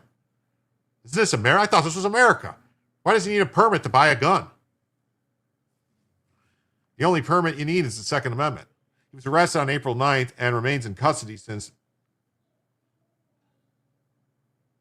the FBI and Butler Township Police jointly conducted the investigation. I'm wondering if there's something in the water in Butler. Because didn't something else happen in Butler, Pennsylvania? I'm trying to think. Trying to think if something else happened in Butler, Pennsylvania. Oh, yeah, I remember. Fight, when Trump got shot in Butler, Pennsylvania. Yes. KB, don't censor yourself. We love you. Hey, Spuds, great to see you. Amazing Disgrace, awesome to have you here. The case carries a particular residence given its location. Butler's the same Pennsylvania town where on July 13, 2024, a gunman failed to assassinate. I don't like the way that is written. Butler, where they tried to kill Trump. Yeah, but I don't like this statement, the way they say this, KB. And listen to this. The case carries particular residence given its location. Butler is the same Pennsylvania town where on July 13th, where a gunman failed to assassinate President Trump during a campaign rally. So they're upset that the guy failed. What? Like, how about it was an attempted assassination, not he failed to assassinate him? That's crazy to say.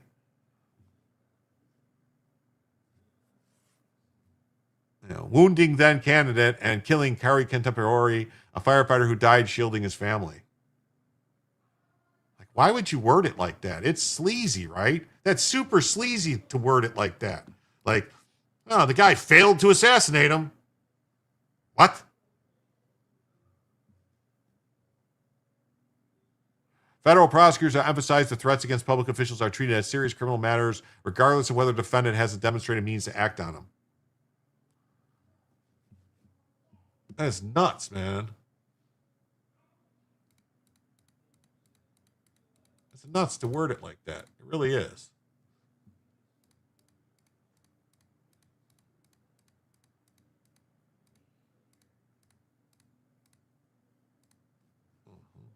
Let's see here. Is there going to be some video here? Butler man's online rants to kill Trump ending guilty plea.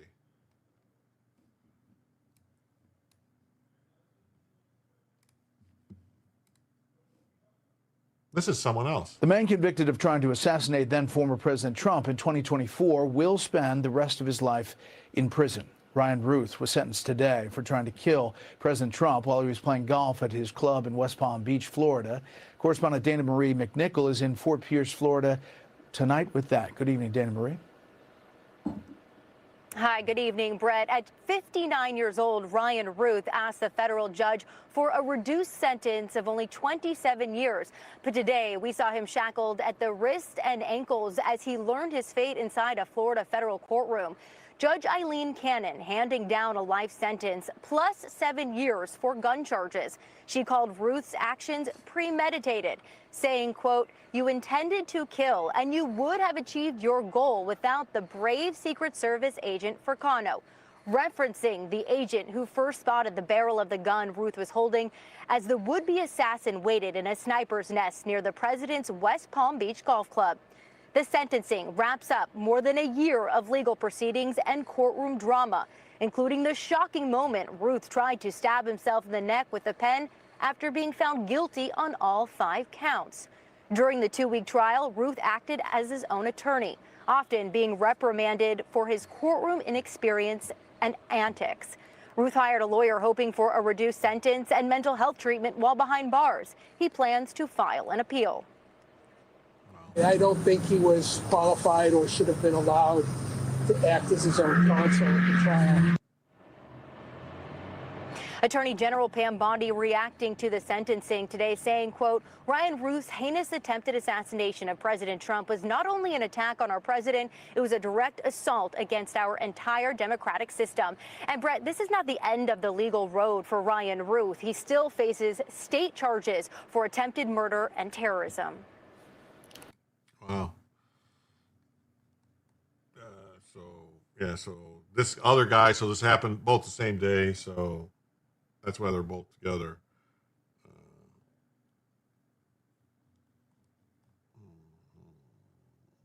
Yeah, this guy. So that's what's going on. And they're just making it worse. Here's a local news story. Let's see.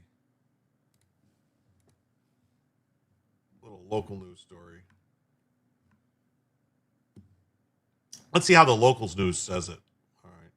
Electrical construction waiting for you. Join us to be bold.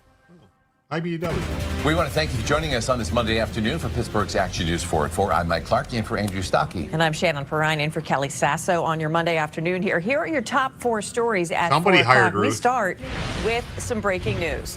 Crews pulled the car that plunged off the parkway in January. This is not the story you're supposed to be covering. What are you doing to me here? Whatever. All right. That didn't go the way I wanted it. All right. Well, we're going to move on to the next story here. We got this next story here. It says a man shot by ICE agents in Stanislaus County is now in FBI custody.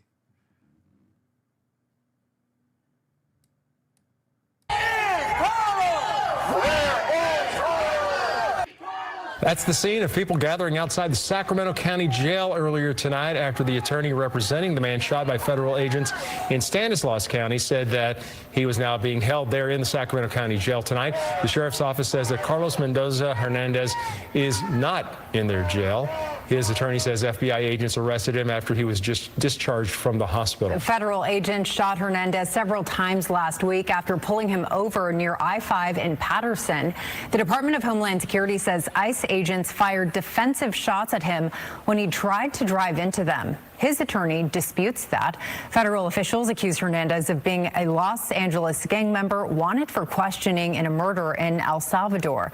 But his attorney says his client is not in a gang and was acquitted of murder in 2019. The attorney says Hernandez underwent 3 surgeries and was released into FBI custody without any notification to his legal team. As of right now, he does not know where his client is. Protesters say that's unacceptable. Trying to silence his voice, but that is not going to happen. So these people are protesting for a guy who's an El Salvadoran murderer. So what's in El Salvador? What gangs are in El Salvador? Oh yeah, MS-13 is in El Salvador, isn't it? Huh. Anyway. Oh, look at this. We got 5 from Amazing Disgrace as I declare war on the term AI slop. It's a lazy critique of something that's new and evolving. Well, thank you. I agree. Some AI is good and some is slop. There has been, I'm going to say something right now, though. There has been, I've been noticing a lot of AI on YouTube now. Like a lot of AI videos, like where you're watching them and all of a sudden like, wait, this is AI. It's like just with like random stuff in the background, people talking. But you know what? As long as it's informative and you learn something, it actually keeps your mind on it and lets you watch. I've been watching a lot of stuff about like history stuff. And I don't know if it's true, but you know, if it's true stuff, it could be people telling me lies. But I don't know. It's all right, in my opinion. Thank you for the 5. And thank you, Lurch Linger, for 5 on Cash App. And that means right now, folks, we are only $85 away from a third additional hour to the show. Thank you all so much for being so generous this evening. The CIA, well, you think the CIA was funding Ryan Ruth? Yeah, Ruth, whoever abandoned him. Yeah. AI will be used as a weapon. I'm sure it will. Sure it will. He's super expendable. Yeah. Yeah, he was. There's too many connections. Hey, bro, you're expendable. Yeah, that's what they told Ruth. That was an old post, Jim. You let her out. She came back in voluntarily. Okay, no problem. She is back. Where is she? Oh, she's back. I'm sorry. She is back. I forgot she was back. Uh-huh. Let me fix this. Sorry. Put her up here. That way she doesn't get... she is back in the room.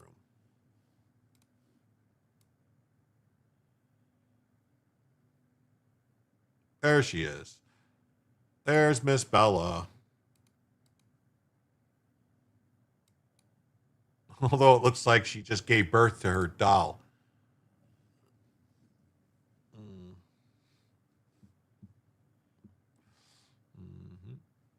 We are here to speak out for those that do not have a voice.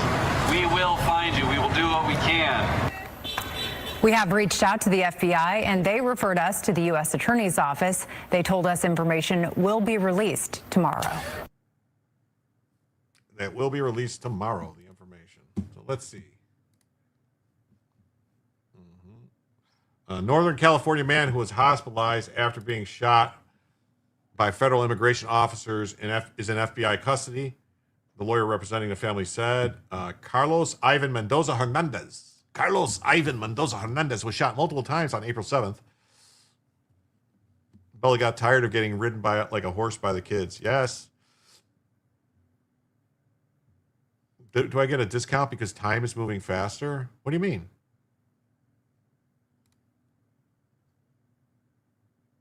What are you talking about? Rodney, I'm confused. Are you Lurch Linger, Ma? Are you Lurch? In the Lurch? I thought that's Lurch Linger. Somebody named Lurch gave 5. I don't know. And yes. Yeah, Libby, your channel does have a lot of valuable content, so it's not AI slop. Yes, use AI. The Department of Homeland Security said ICE agents fired defensive shots. His lawyer, Patrick Koloniski, disputes that. He said Hernandez had to go under several surgeries. Okay, what does that have to do with whether or not they were defending themselves? U.S. Immigration and Customs Enforcement Acting Director Todd Lyons initially stated that Mendoza was a Los Angeles area gang member wanted for questionings in connection with a murder in El Salvador. However, Kolinsky said the country told him that Mendoza was acquitted of murder in 2019. According to the attorney, the U.S. Department of Justice told Kolinsky that the agency is not holding Mendoza as a suspect at this point. Last week, Kolinsky told Kolasinski told members of the media that Hernandez was only being held because of his injuries that required medical attention. However, a 1:12 p.m. email from Kolasinski said he was informed the FBI served a warrant and arrested him immediately after he was released from the hospital. Oh, DHS is now funded, says Thune? Maybe. I don't know.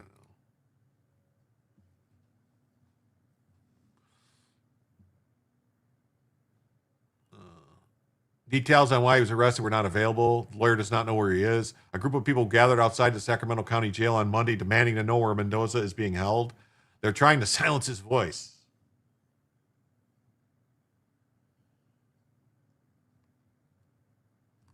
What is this a video of? Dash cam of the shooting. Oh, let's see.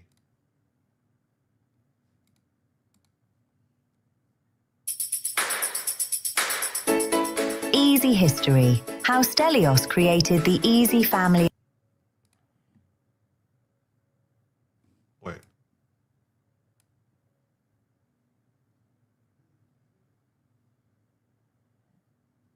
I didn't see him trying to run him over, did you?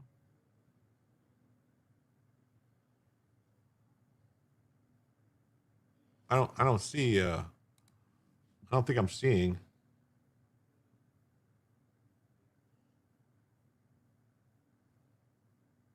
Oh wait, no, there's him backing up and then taking off. All right. Okay, so he did try to run them over. All right. Well, he got what he deserved.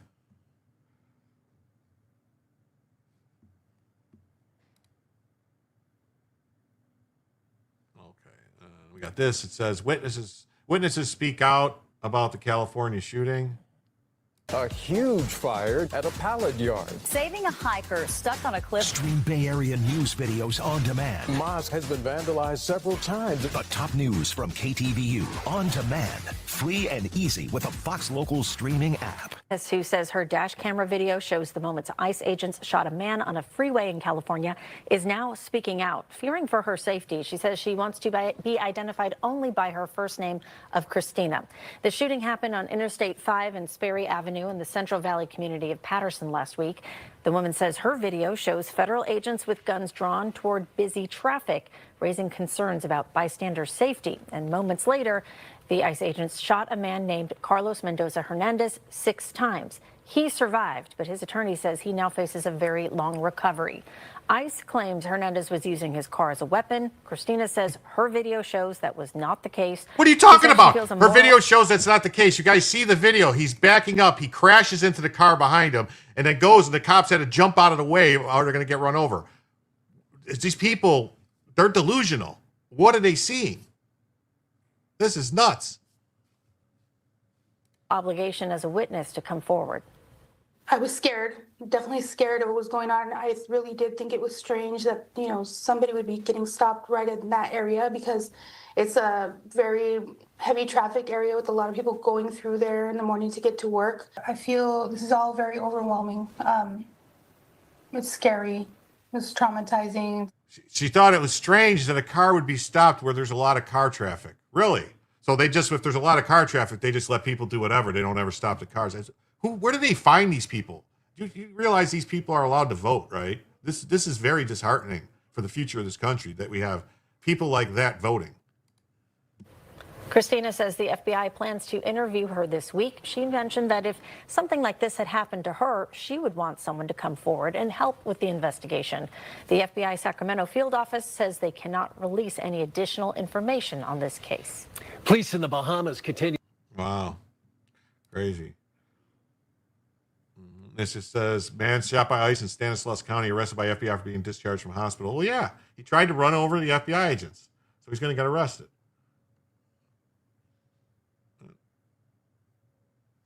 That's how it's going to work. All right. And then we got this story. I mean, I know everybody knows about this. Driving a car isn't the problem. Trying to drive a car into a human is. Yeah, it is. They still say Renee Good didn't try to run the agent over. Oh, I know. It's crazy. Yeah, it's crazy. It's crazy. Chubby and scared. We are all scared. Yeah. Patterson is a shithole. Rep. Tony Gonzalez to file for retirement amid ethics probe. I don't think he should be able to retire. Like, why? So we're going to have to pay this scumbag's retirement?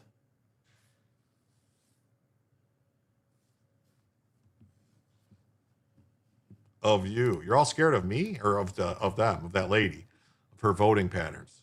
So Gonzalez announced on April 13th that he would file for retirement after a second staff member came forward claiming she received sexually explicit text messages while working for the married congressman. This is a season for everything, and God has a plan for us all. Oh, you know what, man? I'm gonna tell you right now. When people do that, when they try to go like all religious all of a sudden, when they get caught doing things they're not supposed to, that makes me go, we need to dig a little deeper and see what else they were involved in. When Congress returns tomorrow, I will file my retirement from office. It's been my privilege to serve the great people of Texas. An investigation into allegations against Gonzalez was launched last month by House Ethics Committee. Gonzalez dropped out of his primary runoff, which means Brandon Herrera, the AK guy, will be the next congressman from that district. The surprise announcement came just hours after Swalwell announced that he would resign from his seat in the House after allegations of sexual assault surfaced last week. Allegations from the staffer last week against Gonzalez prompted a bipartisan group of lawmakers to call for him to be expelled.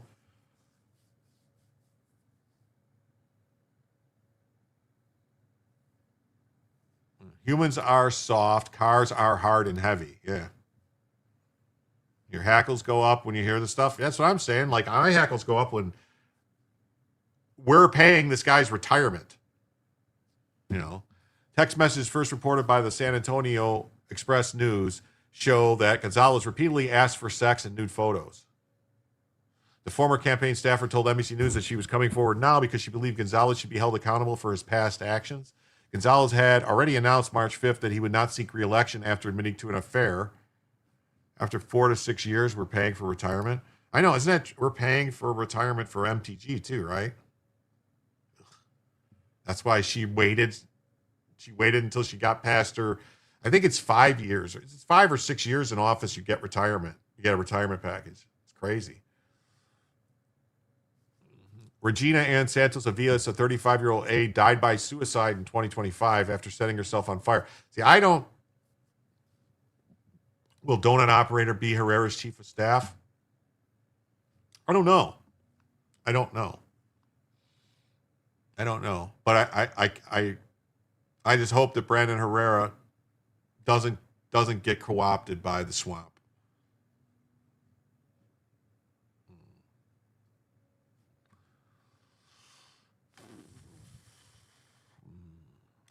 This thing about her setting herself on fire, I don't buy it. I don't buy it. U.S. House rules prohibit romantic relationships between members of Congress and their staff members. Santos Aviles and Gonzalez were married at the time of the alleged relationship. See, the way this is worded too is bad, because that should say Santos Aviles and Gonzalez were married to other people at the time of the relationship. Because the way this sounds like they were married to each other. You think Brandon has people around him that'll keep him grounded? I hope so. I made a mistake. I had a lapse in judgment, and there was a lack of faith, and I take full responsibility, Gonzalez told Joe Pags on the Unshaken, Unafraid with Joe Pags on March 4th interview. GOP leadership has called for him to abandon his campaign. Gonzalez of San Antonio was first elected in 2020 after narrowly winning his Republican primary runoff. We have encouraged him to address these very serious allegations directly with his constituents and colleagues. Yeah, and there was a runoff in 2024 that he just barely won against Brandon Herrera.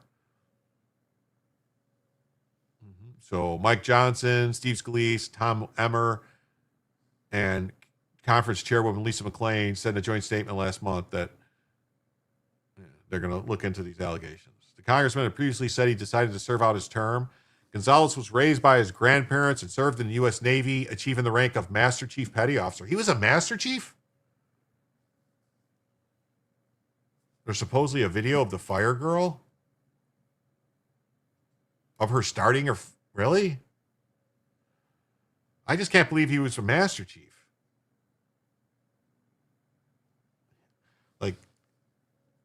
Like, how long was he in the Navy?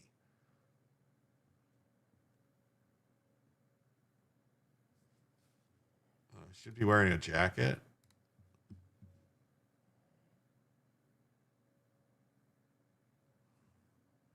How long was he in the Navy? He doesn't look that old. Long? How old is he? Isn't he like, how old is he? Hold on. How old is he?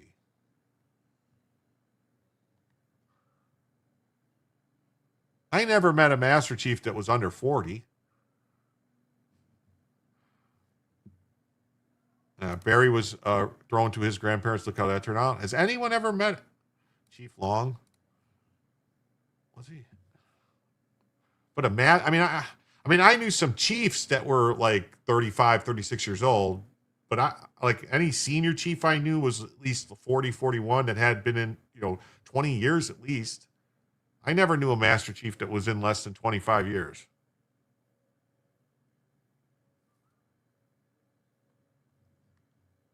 It doesn't say how old he is. How old is he?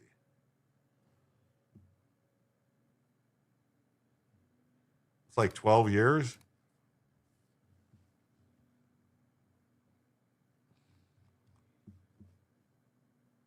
For Chief?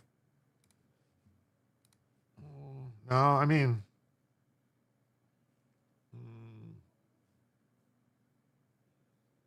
it's 8 years. I mean, because usually it'd be about 8 to 10 years to just get petty officer first class. And then you're talking another 2 to 4 year, maybe. I don't know.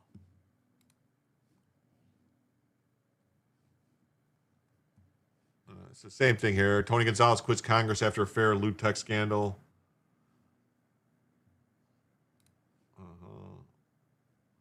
Battle rep Tony Gonzalez announces retirement from Congress. Sex scandals end 2 congressional careers in one day.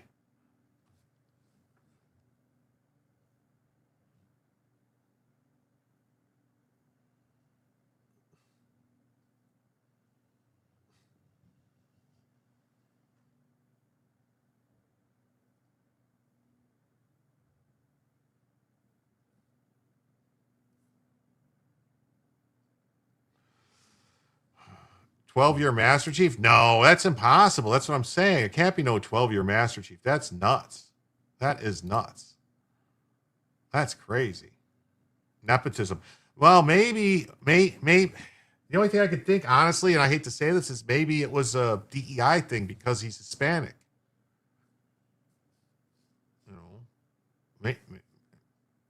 Maybe it was like a DEI thing. Like I saw, like you guys, it was a while ago. There was a chief of the boat that had installed a. I don't. I saw it. I talked about it. There was a chief of the boat on a destroyer, I think, on an Aegis destroyer that installed a Starlink satellite so she could watch telenovelas while she was underway, and basically expose the entire ship. Yeah. Correct. My dad was a senior chief. He advanced to Master Chief at 45. That's what I'm saying. I don't know, man. To me, I thought, I don't know. How old is Tony Gonzalez? And I got to look this up. This is bothering me.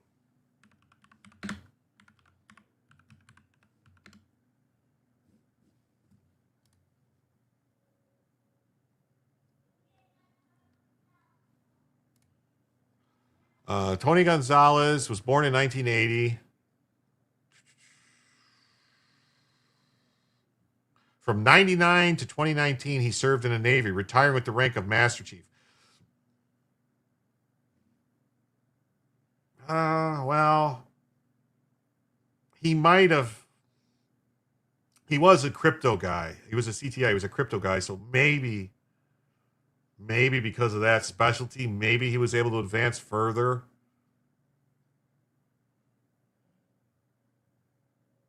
He probably, all right, maybe it's possible, but he must have just made Master Chief when he got retired after 20 years, because he retired at 20 years. 1999 to 2019. Wow. I mean, maybe. Wow. Maybe. It was LCS 14 to Manchester. Okay.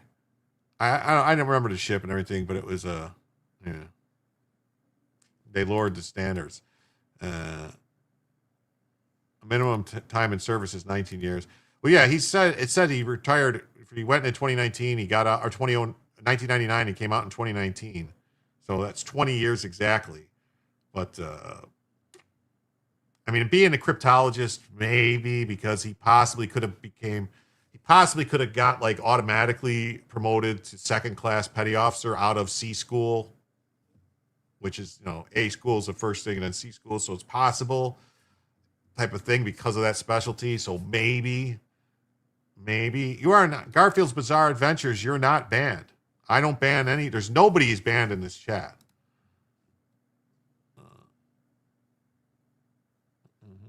You asked your analyst when he'd be cured, and she said as soon as her mortgage was paid off.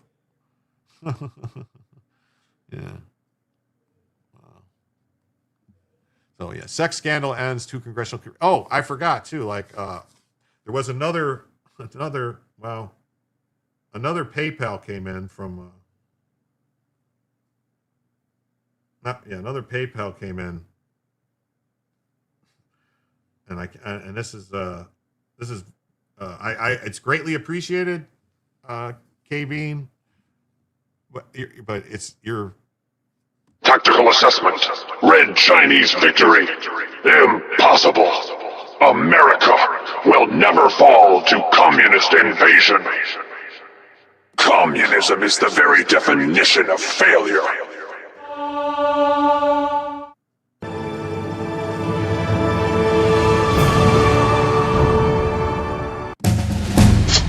That's right, folks. K Bean just donated another $85 on PayPal. So that means we are now $100 away from a fourth additional hour to the show. Wow. Wow. Yeah. Wow. Oh, goody. Yes, make sure you hit that like button. Mm-hmm.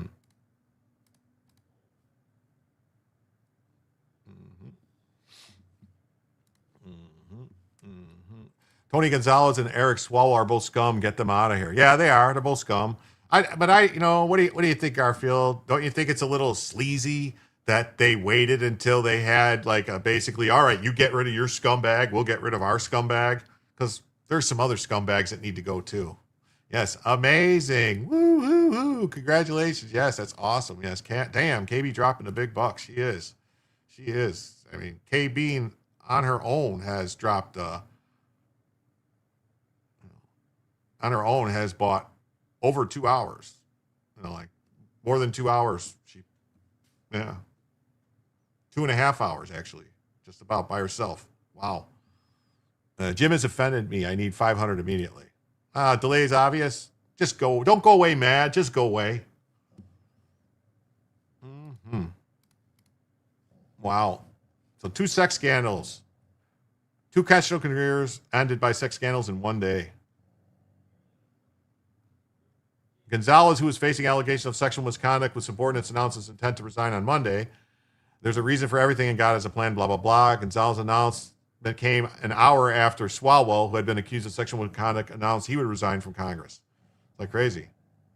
The daily signal spent depends on the support of your readers. Yeah, so in February, San Antonio Express published sexually explicit messages Gonzalez sent to Regina Santos Aviles.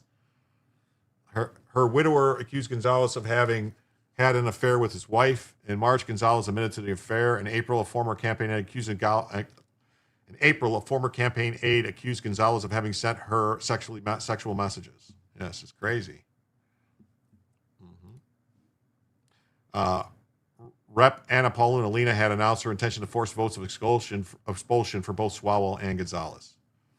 So that's what's going on there with that stuff. Wow. Yeah, it definitely seems that way. It was a planned op. Democrats wanted Swalwell out to help the Democrats in California raise. They all knew about it. They admitted it was open secret. That's what I think, honestly.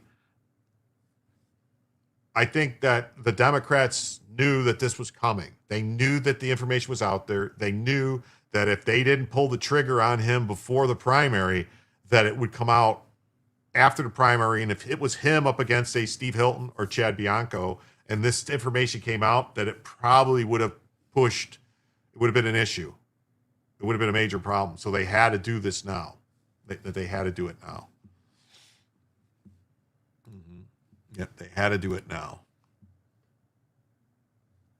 Hey, everybody, just want to remind everybody, there's over 200 people watching live right now and only 88 likes. So if we could maybe possibly get those likes pushed up just a little bit more, that would be great. That would be great. All right. So let me set up the new goal on YouTube.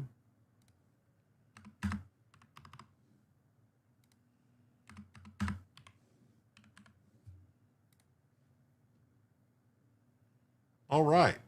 New goal is running for 3 hours. We need $100 in 3 hours to add a fourth additional hour to the show. Yes. If you run out of topics, you could cover something and right to repair on the back end. John Deere just settled to get what they already wanted after a couple of years. Well, we could if we get there. Sure. I think I saw that story the other day. But I still have stories from the other night that I can cover too.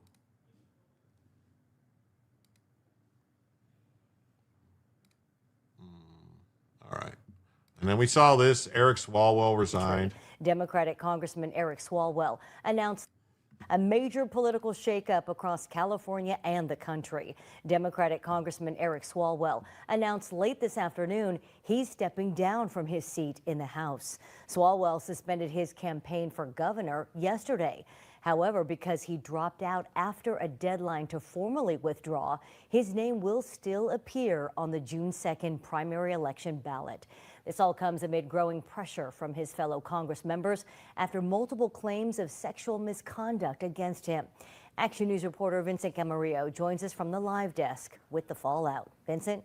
Margot, through all of this, Eric Swalwell has maintained his innocence, even calling the claims, quote, flat out false in a social media post. His resignation today opens the door for several other Democratic candidates in California's race for governor, while those allegations remain under investigation by the House Ethics Committee. They have never happened, and I will fight them with everything that I have. Just days after this passionate denial, Bay Area Representative Eric Swalwell announcing Monday his resignation from Congress amid allegations of sexual assault made against Swalwell. In a post on X, Swalwell apologized to his family and peers, but still maintaining his stance, writing in part, "I will fight the serious false allegation made against me. However, I must take responsibility and ownership for the mistakes I did make."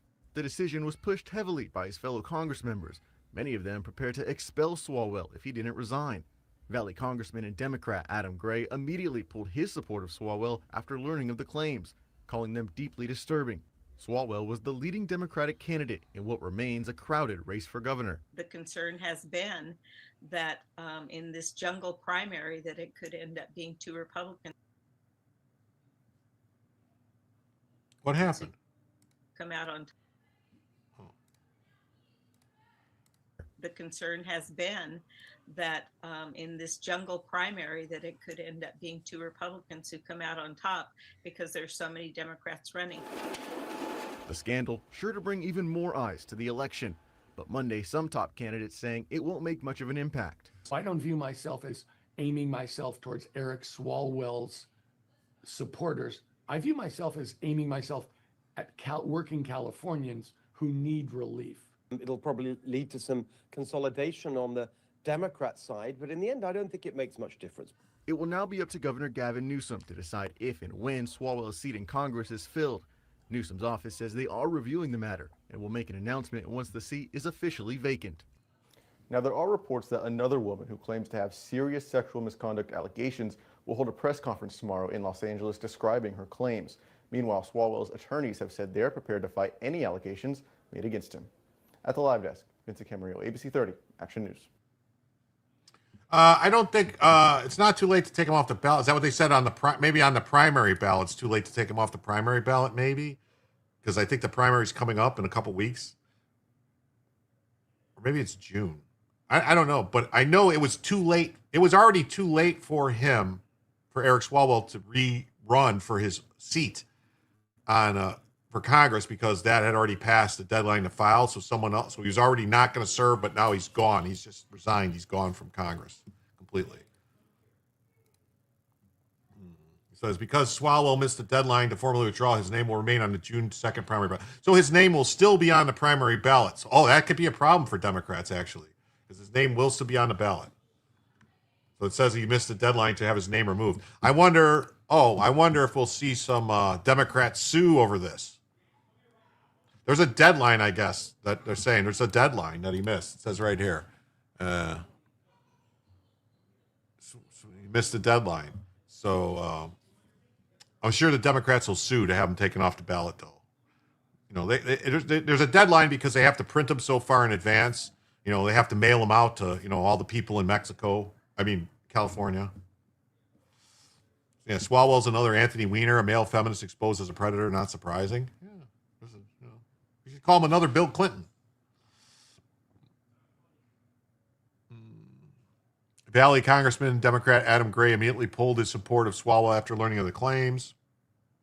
Hey, KPT, thanks for being here. He probably did it on purpose. The scandal is sure to bring even more eyes on this election, but Monday, some top candidates say it won't be making much of an impact. Republican Steve Hilton also addressed the situation, saying it'll probably lead to some consolidation on the Democrat side, but in the end, I don't think it'll make much of a difference. Newsom's office says they're reviewing the matter. Will make an announcement once the seat is officially vacant. But yeah, because they have to. They're going to have to have an election for his seat in Congress. But they might, because it's already May. I mean, it's April. So if they wait, it's take a couple months. So May, June, maybe June or July, they'll have an election for his to replace him, and then they'll have another election in November.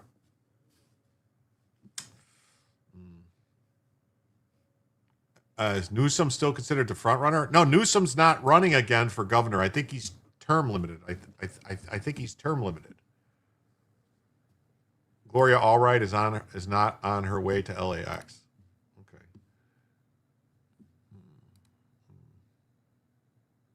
This just says Swalwell's political career comes to a likely end amid sexual misconduct allegations. And we got this story. This says body cam video shows St. Louis police officer shooting teen in the back of the head. For Democrats in 2028, I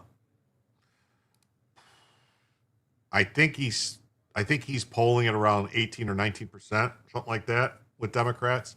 I know that Kamala's talking about running again, but I think we'll see that field is gonna fill up pretty quickly with people thinking they're going to run. I'm sure you're going to have Pete Buttigieg and some other people, probably Shapiro, probably Hochul and Whitmer, stuff like that. They're all going to try to pile in. So body cam video released Monday shows. Why can't CBS? What are you doing here? Body cam video released Monday shows a St. Louis police officer fatally shooting a 17-year-old in the back of the head as he fled, contradicting earlier police statement that the teen pointed a gun at officers. Well, did he point the gun at officers and then turn around and run and get shot in the back of the head? I mean, we recognize the use of deadly force is difficult for everyone involved. St. Louis Police Department spokesman Mitch McCoy said in a statement, "We are committed to being as transparent as possible, even in dynamic and rapidly evolving situations." I just asked my neighbor where her family got all their wealth. She said her parents were in Congress. Oh, yeah. You won't be surprised if Bernie runs again in 2028.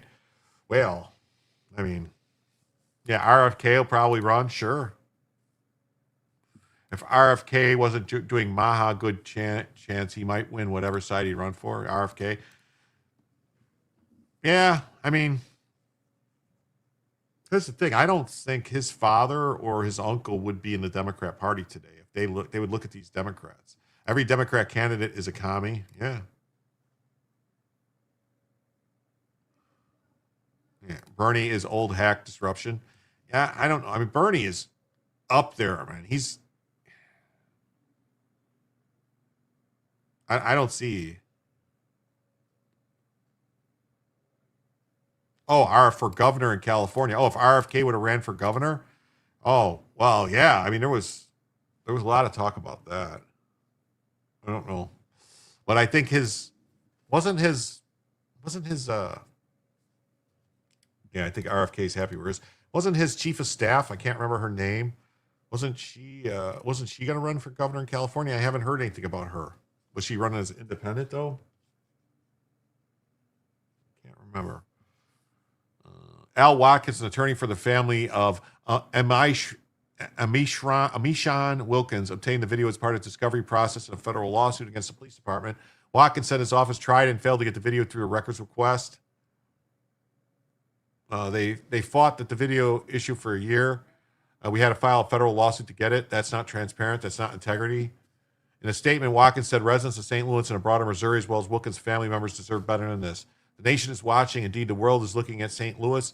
It's a vulnerable time in the U.S., one which requires adults in the room to act responsibly and without delay or gamesmanship. The time is of the essence, and the lives of our children are at stake. Wilkins' family said authorities still haven't provided a full explanation as to what happened. It's definitely going to be a woman on the ticket in 2028. I think so. It's got to be, right? It's got to be a woman. It's going to be Hochul or Whitmer, probably. I'm still waiting. I need answers. So here's the video of him running away. But now here's the thing: is if he pointed the gun at the cops, and then the cops then turned around and ran away with the gun, I think it might be a justified shooting, because you can't let somebody who's armed like that run around. You know what I mean? Like, they could put other people in danger. You have to stop them. Wilkins was shot and killed June 2024, just 2 weeks after he turned 17. He had no prior criminal history. Wilkins was black. Well, police said it started when detectives attempted to stop an SUV that was reported stolen. Police said there was a brief pursuit. Watkins described it as a slow-speed chase. He said the SUV was going around 10 miles an hour. The pursuit ended with Wilkins fleeing the vehicle on foot with 2 officers in pursuit. One officer held a taser, another a firearm. The video showed the officer armed with a gun yelling at the teen to get on the ground as he raises the firearm. The officer can be heard on telling the teen to drop the gun. The teen keeps running and the officer fires. I mean, it's not like he's just running away, from a crime. Hochschild could be in prison in 2028 if Bronk is correct about harboring illegals and they kill people. Well, that would be great. That would be pretty awesome. At 17, how did he legally have a gun? He didn't. Oh, the press asked Bernie Sanders why he didn't have Instagram. He says he uses Telegram. He communicates by Telegram. And I don't think he means the app. I think he means the Telegram. Western Union. One of 4 bullets struck the teen in the back of the head, killing him. In the teen's pocket was a firearm, but it was disassembled in multiple pieces and incapable of being fired. The video didn't show the teen holding the firearm in his hand or pointing at the officer. Wait a minute. There was no threat to the public. You look at the video, there was no furtive movements. Telegraph. That's what I was thinking of. Telegram. Candygram. Police acknowledged Monday following the recent video the information provided by a third party to investigator in the media's aftermath of the incident was not consistent with the actual events was actually shared with the community. The department said it has updated its internal protocol since the shooting to better position St. Louis police to provide accurate, timely information. Now a member of the department's body-worn camera unit responds directly to the scene so that investigating commanders can review footage before receiving detailed accounts from the public. In this case, an earlier review of the body-worn camera would have provided greater clarity on what was available in the initial moments following the incident. What's this? Buy In-N-Out Burger?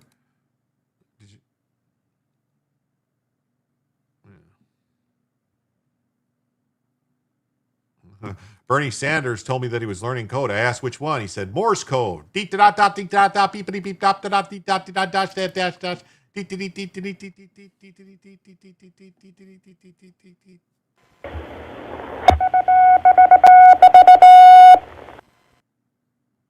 St. Louis still bears the scars from the 2014 fatal shooting by a white police officer of the 18-year-old Michael Brown, who was black and unarmed. Well, he was armed once he put his hands on the police officer's gun. Someone has said Brown had his hands up and surrendered, which he didn't. The Ferguson officer was cleared of wrongdoing and resigned, and Brown's death led to months of protests. Watkins said the public was assured change would happen, but now he said the police officer who killed Wilkins was placed on desk duty with pay. He questioned why the process is taking so long. The family needs answers, and the only way answers can be given is if there's justice that is open and transparent. Why wasn't there a body camera? I think there was a body camera. That's what they're saying they saw. I don't know. But why would they looked at it beforehand? That doesn't make any sense. St. Louis Circuit Attorney's Office said it received the police investigative report in October, but the statement says the office has completed its own review of the evidence and law to determine whether there's a basis for criminal liability. The CAO is committed to reviewing each matter as expeditiously as possible while ensuring that all available evidence and legal considerations are carefully and thoroughly evaluated. I don't know if this is true, though, because the lawyer is saying that the gun was inoperable. Did the cop know it was inoperable when he saw it? Did the kid did the kid have the gun? He saw the gun, told him to drop the gun. The kid turned and stuffed it in his pocket, but the guy just knew he had the gun. It doesn't make a lot of sense. Well, let's see. Here's another story. This is from Fox 2, which is in St. Louis, I believe. 24. A fatal police shooting of a teenager in 2024 is under new scrutiny after the release of St. Louis police body camera video. The family's attorney not only calls the shooting unjustified, but also says the investigation was mishandled. Here's Fox 2's Chris Hayes. Attorney Al Watkins says it took a lawsuit to get the video you're about to see, claiming police kept it from the family for nearly 2 years after the shooting. June 2024, during a St. Louis Police Anti-Crime Task Force operation, a stolen car suspect jumped out at St. Louis Avenue in Whittier. Body cam video shows an officer running after a 17-year-old suspect, yelling for him to get down and drop his gun, then firing several shots. Attorney Al Watkins said the officer then realized there was no gun. There was a cell phone. He is suing on behalf. Oh, now see, so the story has fucking changed now, because the other story said there was a gun. So they're saying there was a gun. Now he's saying it was a cell phone, not a gun. So which is it? A gun or no gun? I'm going to willing to bet just from my own, the way to read through the lines here is there was a gun, not a cell phone. Because that's a completely different story than the last one who said it was a gun, but it was inoperable. Of the family of Emision Wilkins. Here's mother Shauna Wilkins. They made me leave the scene as soon as I got on the scene because they wanted me to go back to the headquarters so they can explain to me what happened. I got there, waited for about 2 hours to never get an answer. The day of the shooting, St. Louis police claimed the suspect did show a gun. Where he turned and displayed his handgun and was shot by the officer in pursuit. A St. Louis police spokesman said that was based on a witness account that was, quote, inconsistent with the actual events, and that the department has now updated policy so that, quote, a member of the department's body-worn camera unit now responds directly to the scene so that footage can be reviewed by investigating commanders before detailed public accounts are provided. I've slowly been learning things. I went out on the scene to try. I remember the story. There was a gun pointed at the officer. Suspect Wilkins did reportedly have parts of a gun in his pocket. In his pocket was a disassembled firearm. Disassembled firearm. Could firearm. not discharge, not readily capable of being discharged. And in fact, the pieces weren't all in his pocket. The St. Louis Police Department says the case is under review by the Circuit Attorney's Office and that police will respect that process. Chris Hayes, Fox 2 News. All right. So first the lawyer said there was no gun. It was a cell phone. And now he says, oh, it was a gun, but it wasn't a whole gun. It was parts of a gun that wasn't operative. How would the cop know it's not operative? So what was missing from the gun? Was it something he threw when he was running, when he was chasing them? Did they not find what he threw? Did someone else get it? But it could be pointed at the cops. Yeah. So, I'm sorry. This is, you know what? I don't know, man. My advice, and this is not legal advice. This is life advice.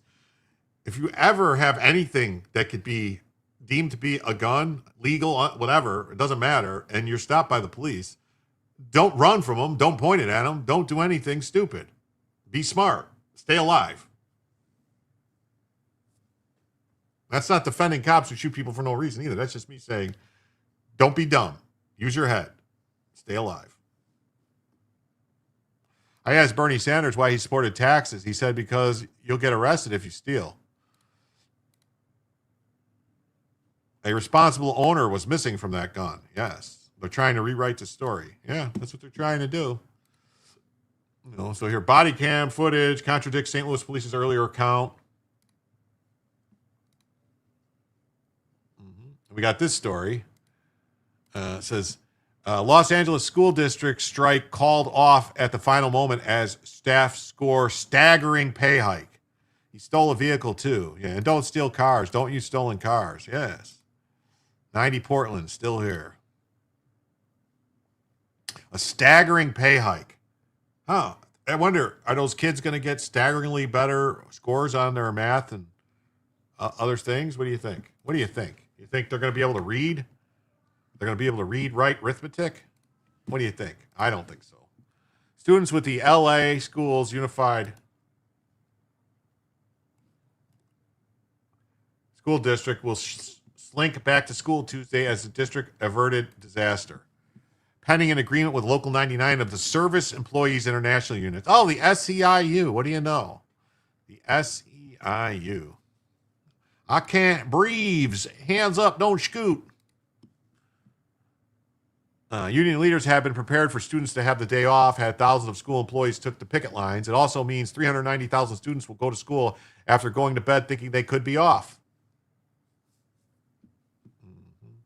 Yeah, all I know is if Trump doesn't get these gas prices under control, the midterms are going to be rough for the Republicans. Well, I just checked.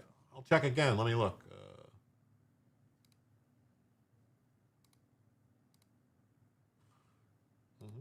Wow, look at that. Oil prices were all the way down to $85.59, and they're still under $88. They're down today, so it should be they're down almost a full percentage point today. So it should be all right. Should be all right.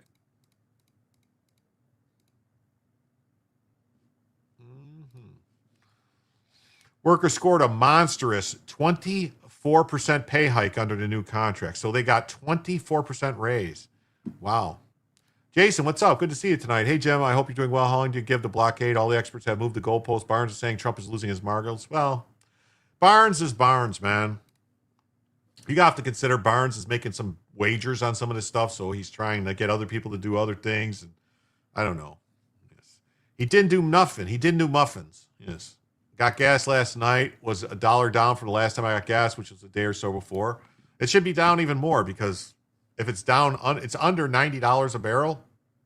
I mean, granted, it's not 60 a barrel, but as long as if it gets below 80 a barrel, gas prices are going to be around a 2 something a gallon, 2.25 a gallon, 2.40 a gallon. It's going to get to $8 if Newsom gets elected. Oh yeah, but the 24% pay hike.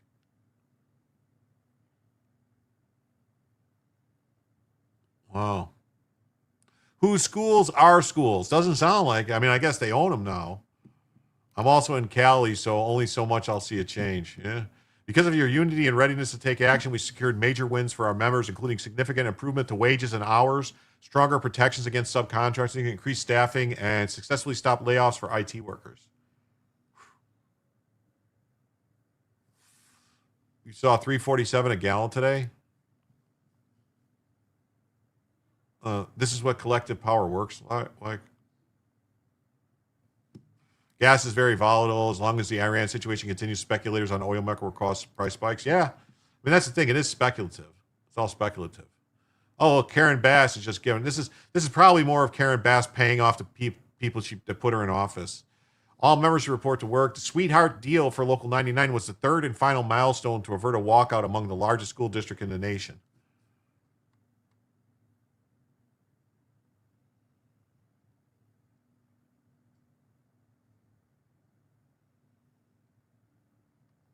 Local 99 represents thousands of school essential workers, including teachers, aides, campus aides, gardeners, custodians, bus drivers, cafeteria workers, and tech staff. So this wasn't even teachers. This is just the other staff. Wow. Yeah, we the Governor question. Thank you, Jim, for doing these videos. Nice to have a sane voice. The comment section and Twitter's very depressing. Well, it is what it is.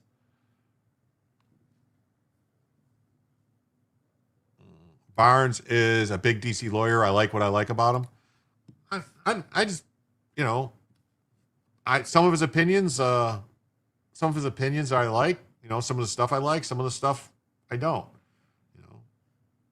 I like his work for the Amish farmers and all this stuff. Amos Miller and them. As part of the deals, workers will nab a 24% pay raise, more work hours, nixing of layoffs, more work hours. So they want more hours at work.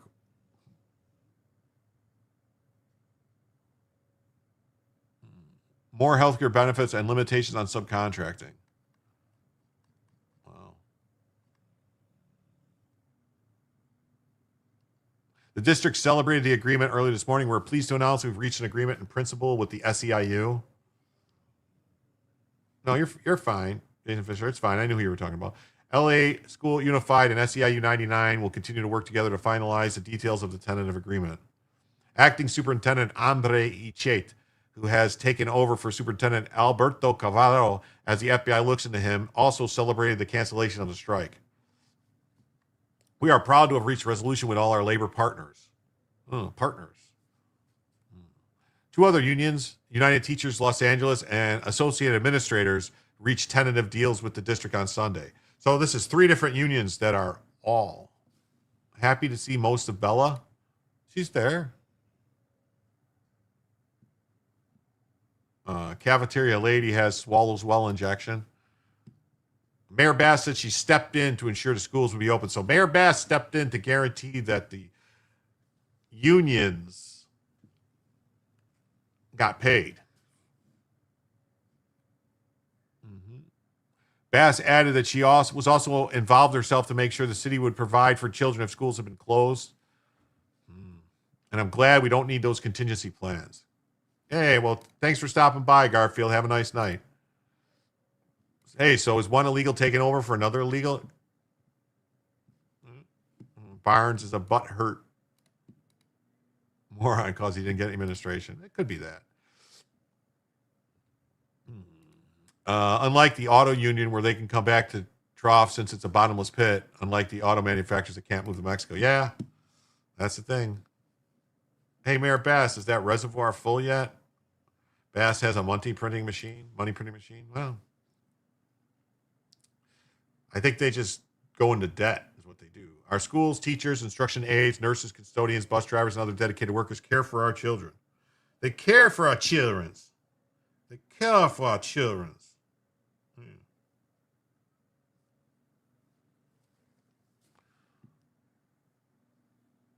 And they deserve a fair contract. Well, 25% raise is pretty fair, I'd say. A lot of fair. The three deals still need to be ratified by union members and the Board of Education, but tentative agreements will keep the schools open. That's a lot of money. That's a lot of dim.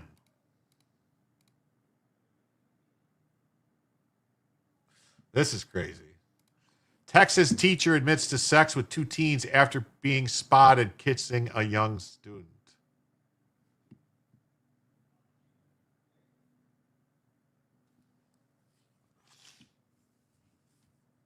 Is there a mayor's election this November? Is there another mayoral election in LA?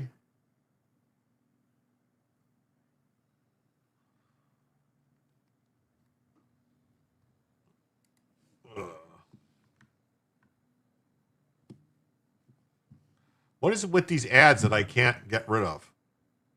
This is nuts. I can't even see the screen to read the ad, to read the thing. A high school teacher has pleaded guilty to having sex with two teenager boys after police received a tip-off that she was spotted kissing a 16-year-old student.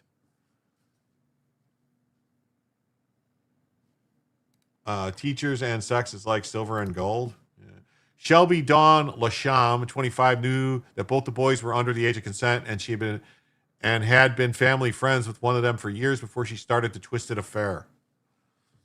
According to arrest documents seen by KWTX, neither of the boys was a student at Valley Mills High School, where Lasham was teaching at the time of her arrest last September.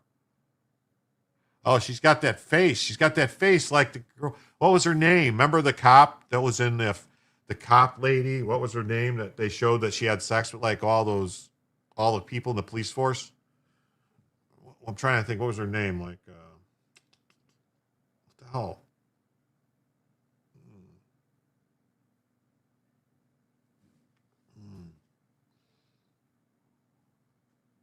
McLennan County Sheriff's Office received a tip teacher was seen kissing a 16-year-old boy. The teenager confirmed that he had sexual intercourse with Lasham, adding that it happened more than once. The teacher knew he was underage. Why'd they go nuclear on him? The reason is because they knew it was going to come out. Sandra Birchmore.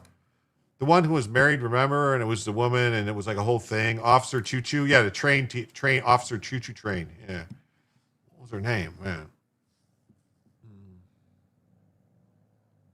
LaShawn later admitted to detectives that she was intimate with the teenager and said she had been seeing him for the past 6 months. Shelby stated she'd been friends with the juvenile's family for years, knowing his age and that he was a student.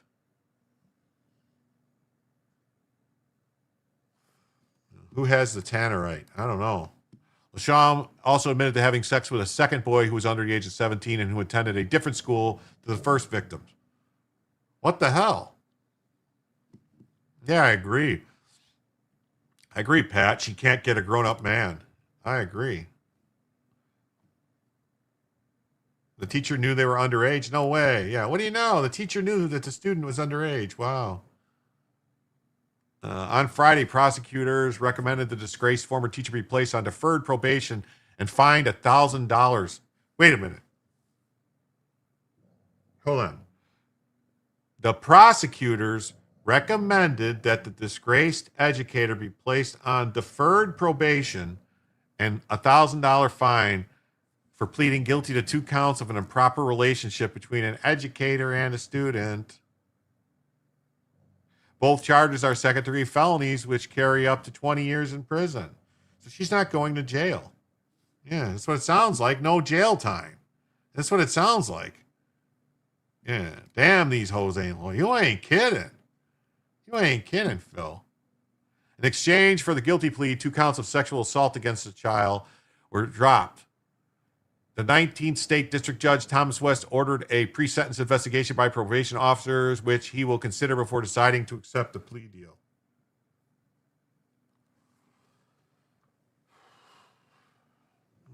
Wow. Yeah, she needs to lose her job and at least 5 years. That's what I'm saying.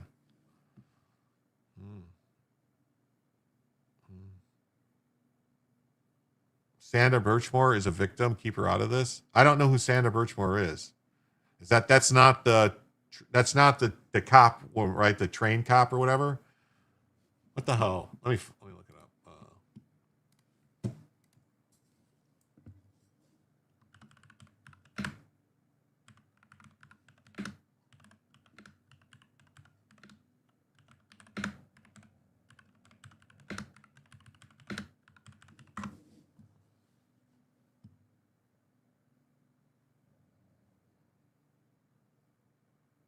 Oh, this one. No, her name was Megan Hall.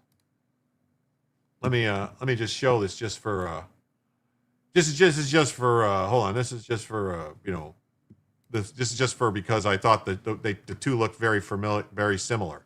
The two people's faces look very similar. Oh, a comment said it was Sandra Birchmore, the sex-grade cops. AOC, sorry. Oops. Okay. The trained cop's name was Megan. Yeah, this is her. This is the cop. Let's look at the teacher. Hold on. I thought they looked very similar. That's why I was.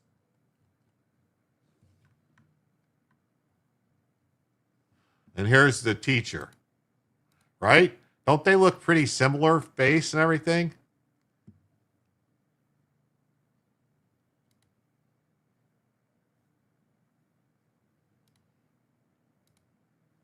Right? I mean, don't they look similar?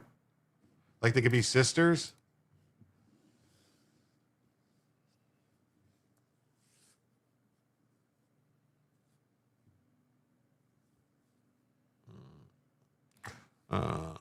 Doesn't matter if they're underage or I learned this from a job. The girl was 18 and the guy was like 25, but since he was teaching at the same school, he was arrested, no classes or coaching her. Yeah, well, these teachers, Sandra Birchmore is a chick who allegedly killed by a cop in Massachusetts that was investigated by the same cops who investigated Carolina and called it a sewer slide. Oh, is that the woman who, is that the woman who, wait. All right, never mind. I thought that was that's not the woman that was stabbed like a bunch of times that they claim was a suicide, right? That's a different one. That was Pennsylvania. I'm sorry. That was a different one. That was Pennsylvania. It's hard to keep track of all of these.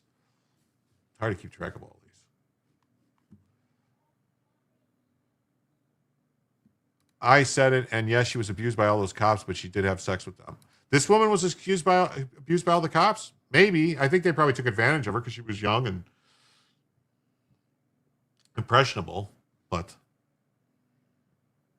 no, she was hanged. What?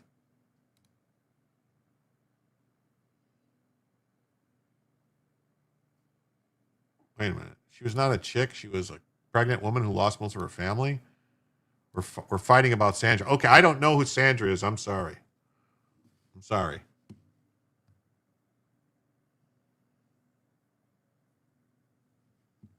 Okay,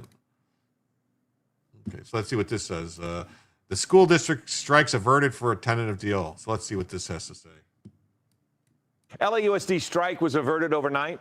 Schools will be in session as normal this morning after the district reached a tentative deal with a third union. Eyewitness News reporter Tim Caputo is in Van Nuys with what is expected to be in this new contract.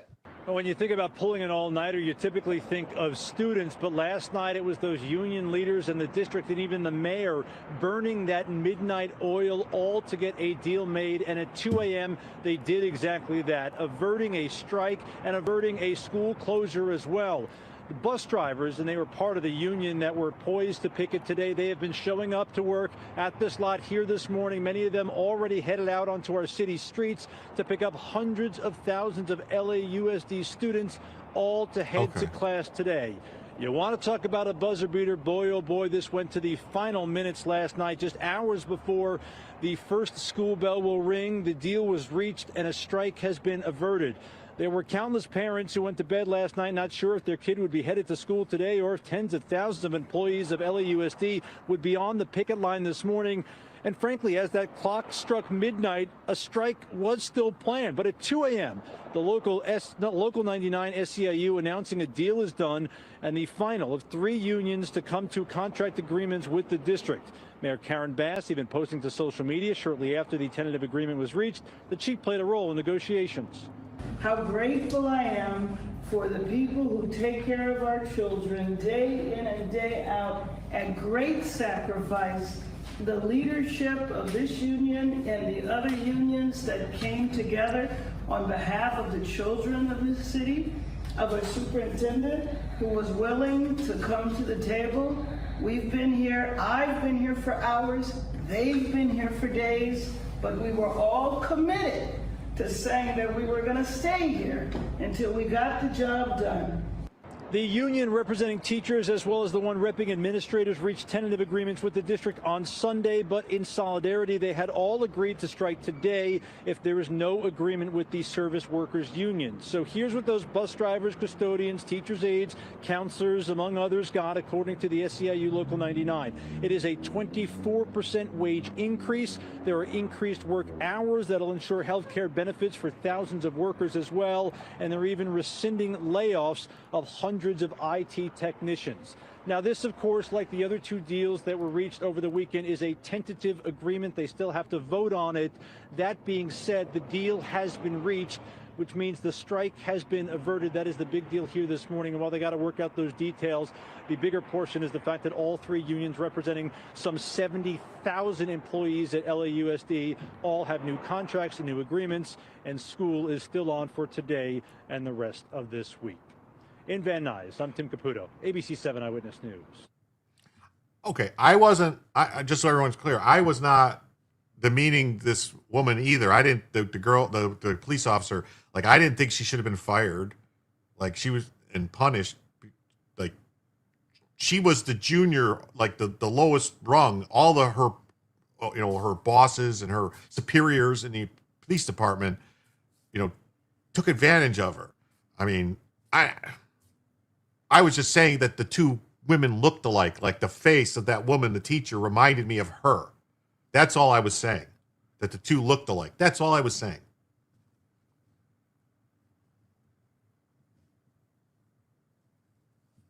Okay. All right. Well, thank you. I didn't find anything you said at the beginning. That's all. That's all I was saying is I thought they looked alike. I was not saying that. I was not comparing a teacher that sleeps with kids to the cop. I didn't. Maybe, I don't know. Maybe I shouldn't have said it that way.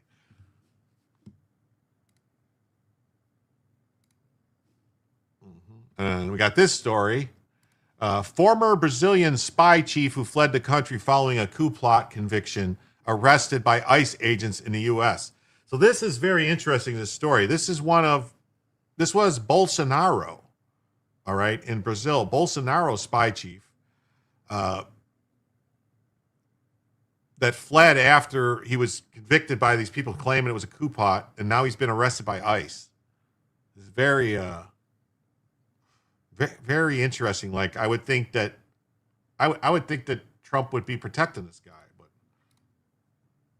is this anything? No, this is about Swalwell stuff. So, all right. Former Brazilian intelligence chief Alexandre Ramagan was detained by ICE agents in the U.S. after he fled South American country following a conviction for plotting a coup with ex-president Jair Bolsonaro. Like,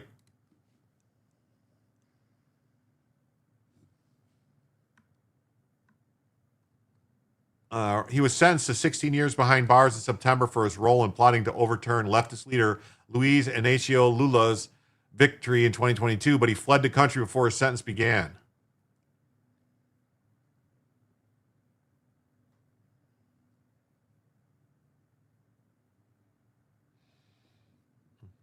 Phil says, I'm not meaning to offend anybody. I was just trying to convey as much information as I can with the constrained character count. It's okay. Everything's fine. The foreign fugitive appeared on a list of those in custody on ICE online database on Monday, though it did not note where he was being detained and where he'd been caught. Brazil's federal police also announced in a statement early on Monday that a fugitive of the country's justice who had recently been sentenced had been nabbed in Orlando, without naming Ramagan. The arrest of the unidentified. Well, see, here's the thing, though. I mean, I don't see the Trump administration or Rubio or none of these people like wanting to send this guy back to Brazil because they believe what happened to Bolsonaro was a witch hunt. So why would you send this guy back to a place to be politically persecuted? Hey, Julio's here. What's up, Julio? Thank you for the 10. Julio says, good evening, Jim and Bella. Wow. With that 10, that means we are now 90 away from adding a fourth additional hour to the show. Thank you so much, Julio.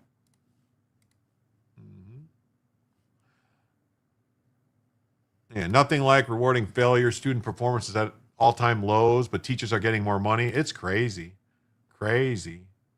Hey, pal. Oh, man.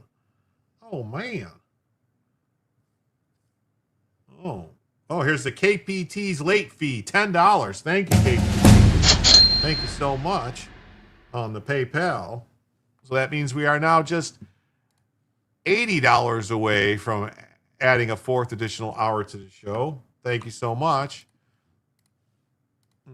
Shouldn't he be asking for asylum? Yes, I would think he would have asked for asylum. Unless this is, I don't know, unless this is some kind of exchange where they want something for the guy. Like maybe, I don't know enough about the guy. So, I don't know enough about the guy. The arrest of the unidentified individual was a result of cooperation between the law enforcement in both countries, police officials say. Paulo Figueiredo, a Bolsonaro ally living in the U.S., wrote on X that Ramagan was detained following a minor traffic infraction. Investigators learned that Ramagan used spy software to track the locations of Supreme Court justices, lawmakers, and journalists and public officials, and monitored investigations involving Bolsonaro's sons to keep an eye on the former president's opponents. He lost his federal police position and was stripped of his mandate as a congressman in Brazil's lower house after his conviction. Brazilian Senator Jorge Seif wrote on social media that he's informed the U.S. Embassy in Brazil that the former federal police inspector should not stay in custody since he was being persecuted in his native country. The political prosecution against President Bolsonaro, his sons, and his allies is now hitting an elected lawmaker on foreign soil. In our document to the U.S. Embassy, we showed all the reasons that justify and defend the concession of political asylum to Ramagan and his families.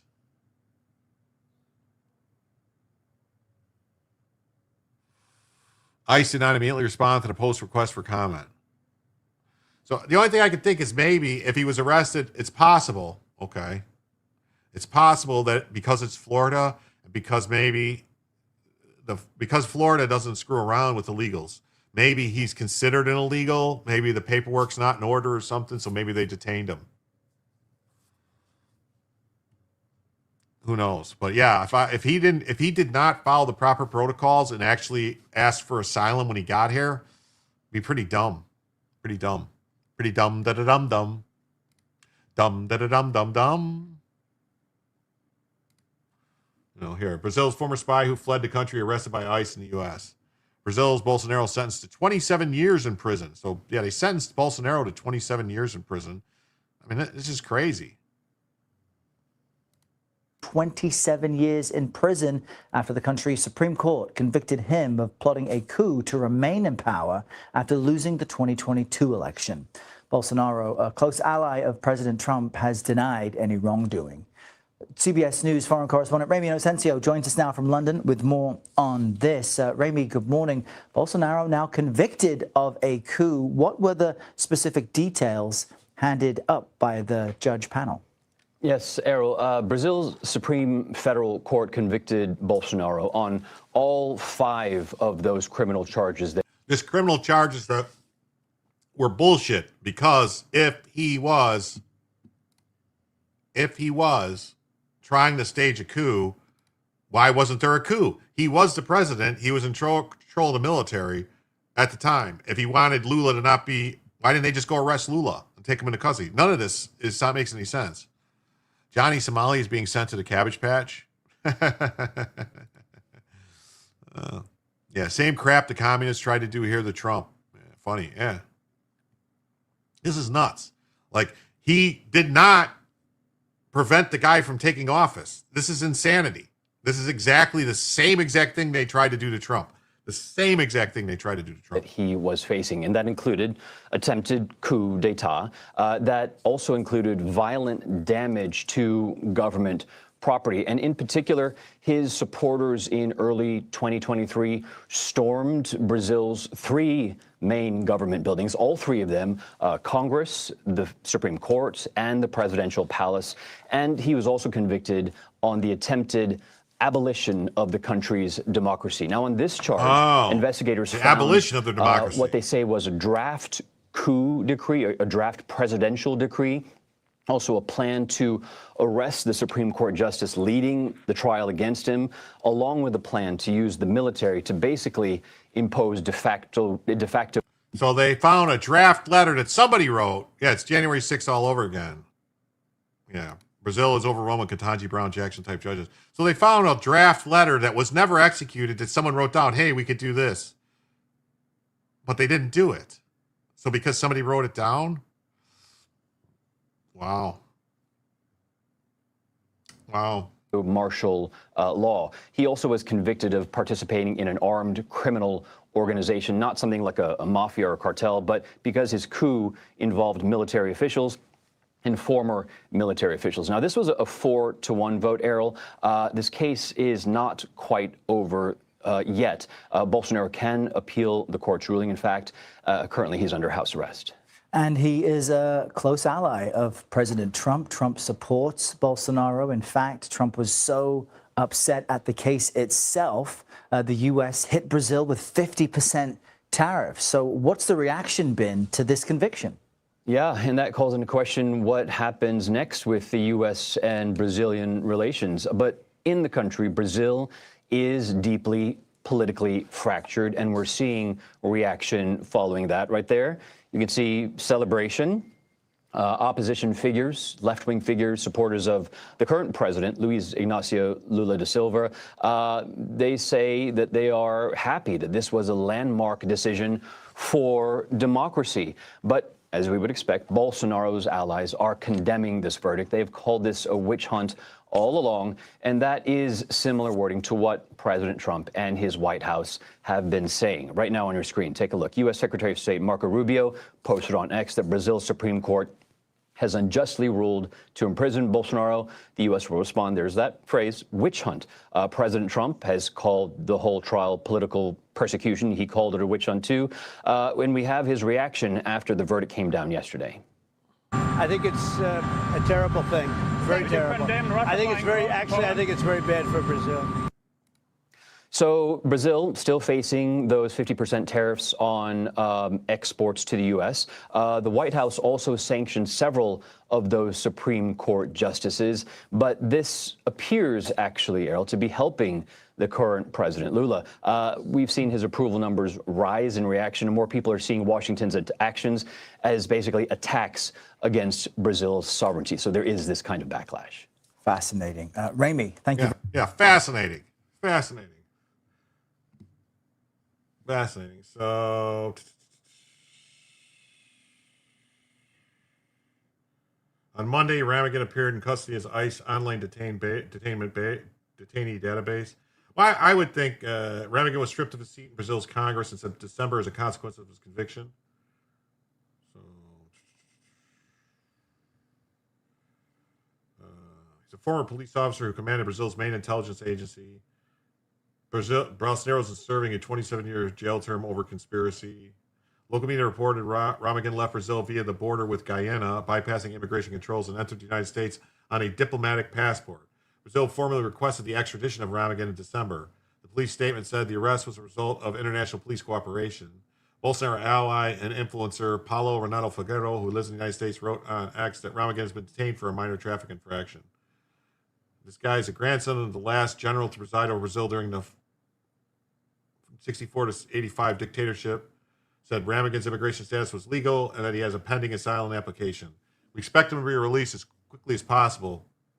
In a separate case, he's under investigation for allegedly leading a criminal group which carried out illegal spying on behalf of the far-right leader and his inner circle, using Israeli surveillance software. Oh, so they're blaming the Israelis, too. Federal police have recommended that the charges be brought against Ramagan and 30 others, including the former president's son, Carlos Bolsonaro, in connection with the probe. Hey, Kimby, what's up? We should have took Lula instead of Maduro. Yeah, we should have. Lula's going to be a problem. Lula's going to be a problem. Ex-president has been serving his sentence under house arrest for health reasons since last month when he was rushed from prison to a hospital. He has chosen his eldest son, the Senator Flavio Bolsonaro, to face off against Lula in the October elections. You think those elections are going to be fair? I don't think they're going to be fair. Look what happened with the election worker in Arizona who got 9 years while a similar case got a suspended sentence. Yeah, well, that was Colorado. That's actually Colorado. That's Colorado. And, oh my God. Tina Peters. Free Tina Peters. Yeah, that's actually, there's something supposed to happen with that because that was actually, that was actually their Supreme Court or appeals court or someone said that they sent it down and said this, they said the sentencing is unjust. You can't do the sentence 9 years for this. It's not legit. So Kimmy says, let's make Jim work all night. Money. Well, Jim's already putting in some extra hours here. We still got 2 hours to go, folks. No matter what. No matter what happens, we still got 2 hours to go.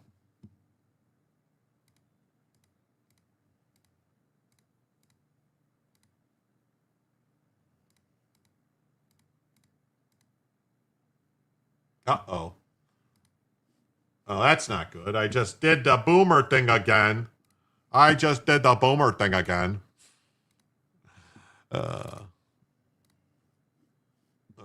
hate when it's my computer is, yes, Colorado, yeah. So Zelensky announces the future is here after the war's first all-robot capture.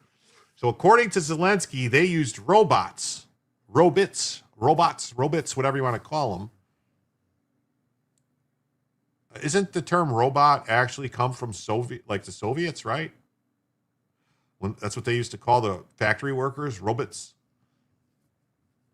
Experts warn the world may not be ready for what robot-only ground invasions could mean for the future of conflicts.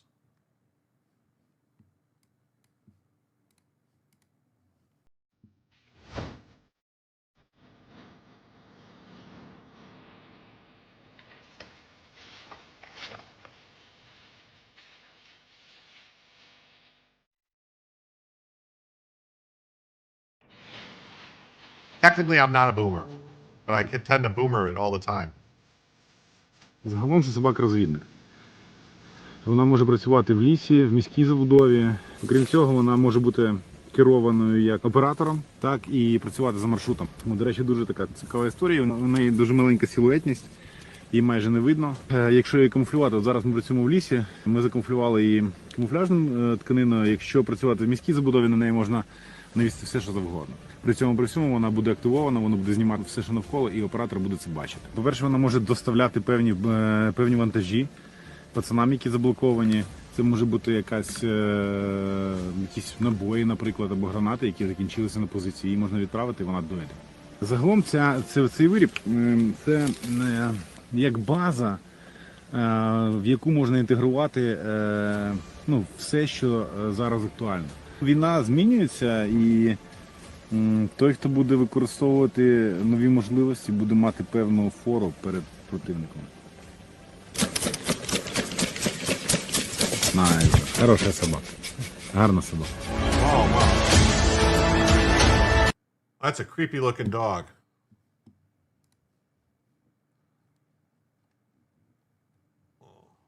And here, just so we get this out of the way, it says robot originates from the Czech word robota, meaning forced labor, drudgery, or servitude. It was introduced in Karel Capek's 1920 play R.U.R. Rossum's Universal Robots to describe artificial biological humanoids. The term was suggested by Karel's brother, Joseph Capek, from the Old Slavic rabata. So, okay, Slav, Russian. I knew it was something like that, Eastern Europeans or something like that. I knew it was something like that. Yeah, robot is Czech for, Robobellas. Yeah, robot is Czech. Run, it has a gun, definitely. Da. He just said that. Yeah. Ukrainian President Volodymyr Zelensky announced Monday Ukraine has captured a Russian position using entirely unmanned robot ground force. Yes, God help us. You ain't kidding. For the first time in history, Ukrainian warriors captured an enemy position using exclusively unmanned platforms, he said during a speech. The future is here on the battlefield, and Ukraine is creating it. God, you imagine how freaky it must be for him to be all coked out of his gourd like he is, all coked out of his gourd, talking about robots and stuff, using robots, basically Terminator, T-1000s and shit to take over.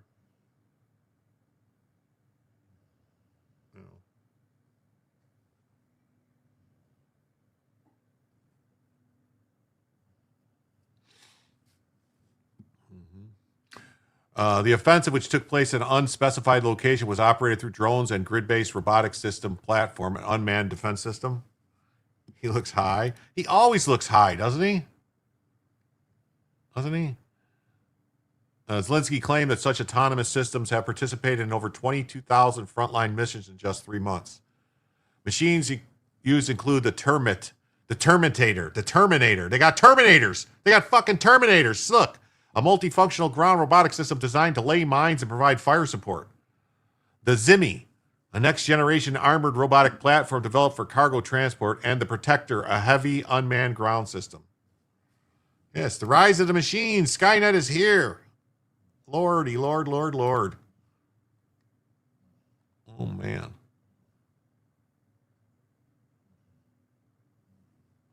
Is it time for Viktor Orban to head for the exits and get to Russia or U.S. or go full January 6th and works for him? Well, they might. He would be better. I don't know where we'd be better off. I don't know where he'd be better off going, Russia or here. I mean, if he comes here, they could always, as soon as the politics change, the Democrats would sell him down the river. Zelensky also touted the country's use of drones, an integral cog in Ukraine's war plans.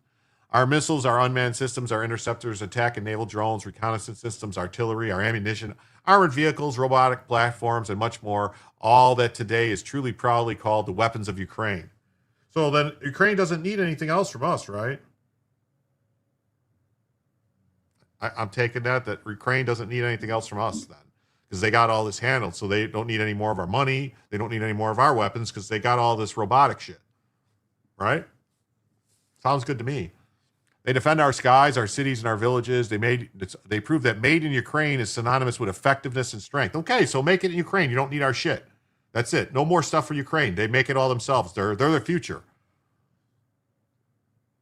Yes, Ukraine can suck it. Yes, they can. Experts and commentators pointed to the growing use of unmanned technology as a turning point in the way wars are fought. So if it starts happening at scale, which is the logical conclusion, would this change the nature rather than the character of war? Probably. I'm not sure the world is fully ready for when ground invasions can be accomplished by Black Mirror robot dogs, said Mike Benz, former Deputy Assistant Secretary of the U.S. State Department. Boots on the ground will no longer carry the political risk of sending our boys out to fight. The temptation for robot-only ground invasions would be enormous. Russia needs the EMF on Ukraine. I'm sure Russia's thinking about it. Ben's reference to robot dogs highlights Ukraine's previous use of autonomous dog-like drones in their ongoing war with Russia. Oh. Wow. Wow. Wow. Wow. Wow.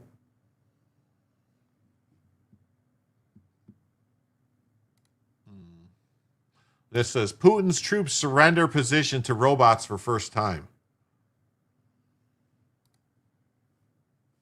Security in that region will also be a real contribution to global security. This matters because energy security and the cost of living, particularly in Europe, depends on their oil, gas, and other resources and stable global markets. And I believe that in Europe, we need to build more close cooperation between Ukraine, your countries, and all European nations to ensure real protection on land, in the air, and at sea. In Europe, we must have full capacity to produce all types of air defense systems and the missiles for them.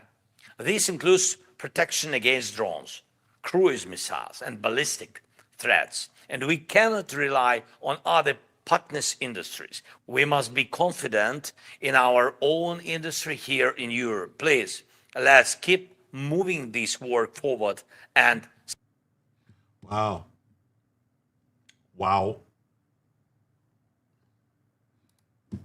No. What happened? We'll close this. Yeah, so I don't know. I mean, it sounds to me like Russia stole all of Ukraine's oil and gas. Line, please. Yeah, and he's not talking about the line to read. He's talking about the line to snort. I got distracted doing lawn stuff, but I'm back. James Yo Jimbo, great to have you here. I'm going bowling pretty quick here. Oh, well, I like bowling. Bowling's a lot of fun. That includes the ones on the mirror. Yeah. How many bumps does it take to get through that bit? Yes. How many bumps does it take to get to the center of a Ukrainian pop?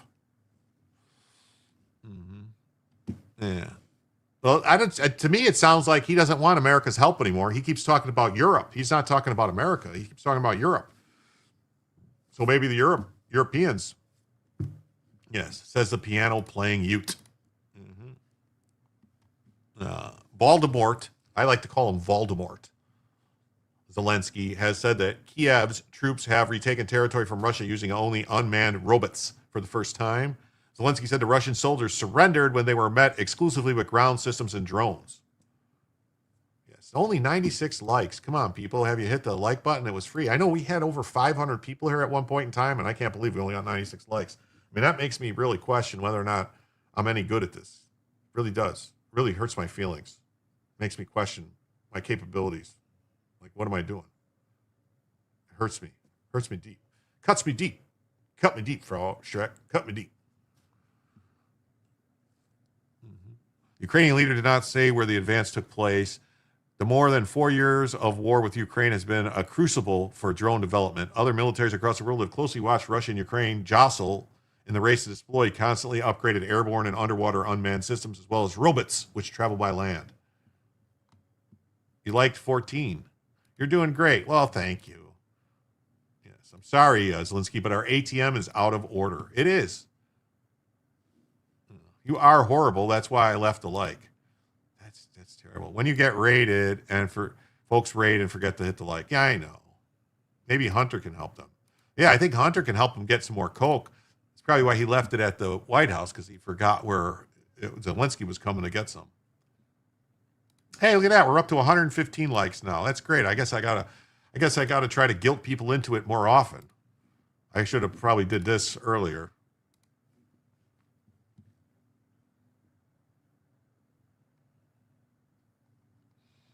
While Ukraine's flying drones and explosive-laden uncrewed boats are well known, Kiev's growing fleet of unmanned ground vehicles attract far less attention.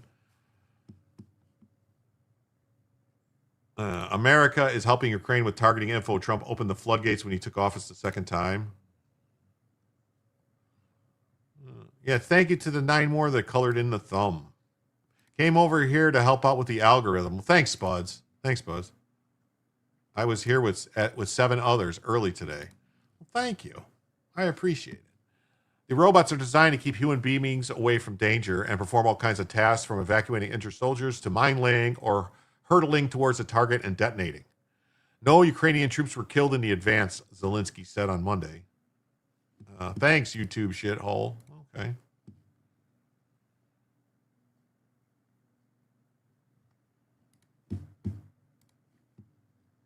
Ground robots have carried out over 22,000 frontline missions in the past 3 months. Ukraine's defense ministry had said earlier this month that ground robots completed more than 9,000 combat and logistics missions on the front line in March alone. So they're just using robots now? It's like a robot war? This is about high technology protecting the highest value human life. Well, it's about time they figured that out, since they were running out of people. Up to 30% of Ukraine's infantry forces could be immediately replaced by robots.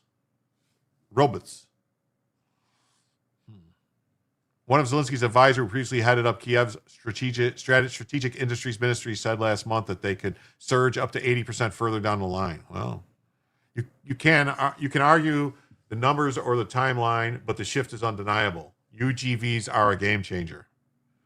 Unmanned ground vehicles. A Ukrainian commander said in February that ground robots are already providing nearly 3/4 of logistic missions around the bombarded frontline city of Kostyantynivka in Ukraine's eastern Donetsk region. How do you even say that word? Kostyantynivka.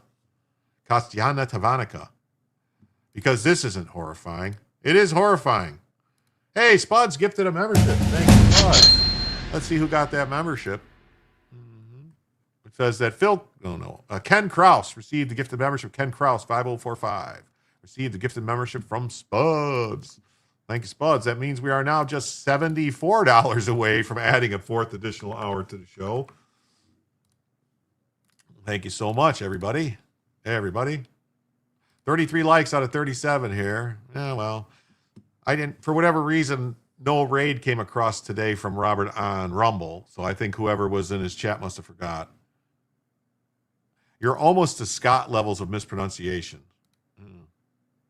Still going, Jim. That back's going to be hurting tomorrow. Well, it'll be all right, Kevin. It'll be all right. You got Ken. Yes, you did. Thank you, brother. Yeah. Russian forces now attack routes used by ground robots, attempting to blow up the UGVs with mines and airborne drones. Antonio Kolikovisky, who heads up Ukraine's 28th Brigade, told Ukrainian media, one Ukrainian ground drone manufacturer said in January its robot had captured Russian troops as prisoners of war, publishing footage purporting to show 3 Russian soldiers discarding their equipment and laying down around the UGV.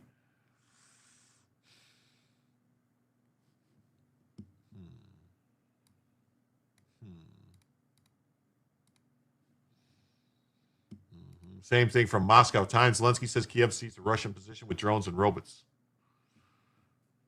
That looks an awful lot like a Browning machine gun on that robot. Doesn't that look like a Madus on that robot?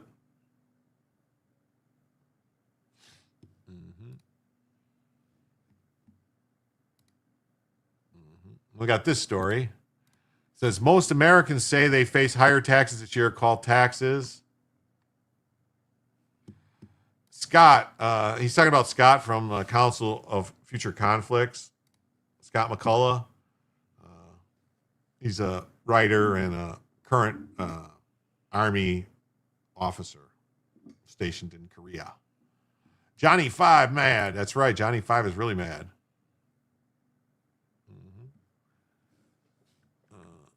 April's the cruelest month, T.S. Eliot wrote in a poem, The Wasteland, this year. It seems many American taxpayers might be inclined to agree with the venerable poet. More people than not say they will be paying more in taxes this year, not less, and call the federal tax code unfair.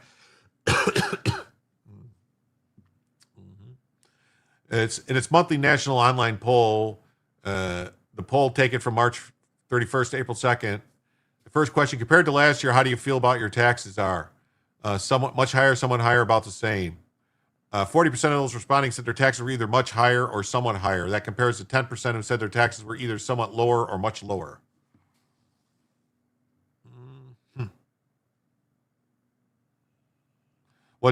While differences emerged among groups, one fact remained: none of the 36 demographic groupings were below 30% for saying their taxes would be higher, and none was over 12% for saying their taxes would be lower. That includes Democrats, Republicans, and Independents. Overall, it was roughly 4-1 in favor of higher taxes over lowers.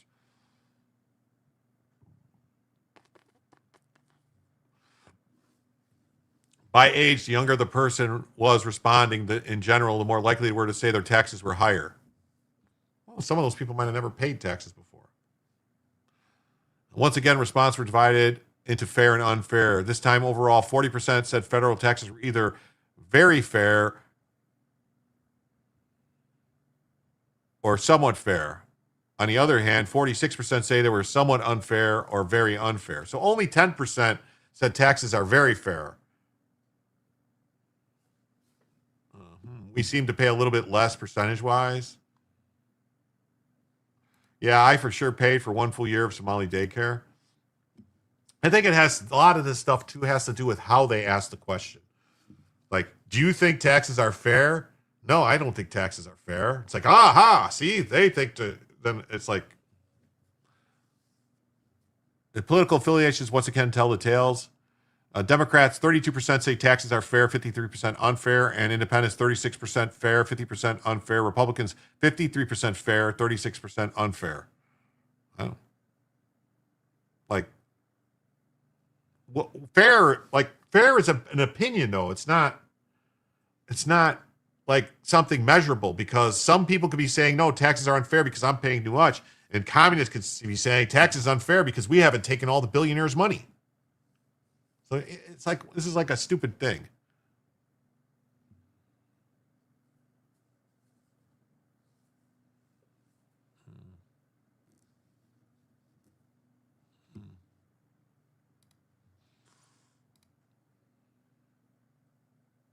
All right, I got to open some more tabs here. It'll just take me a minute. My bad.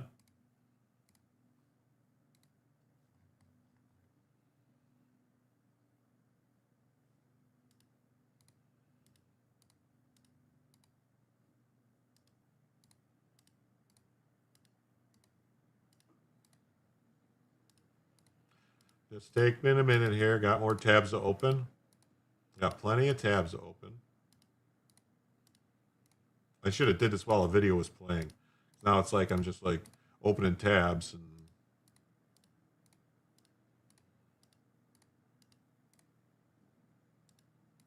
not talking. Ugh, I know that sounds goofy.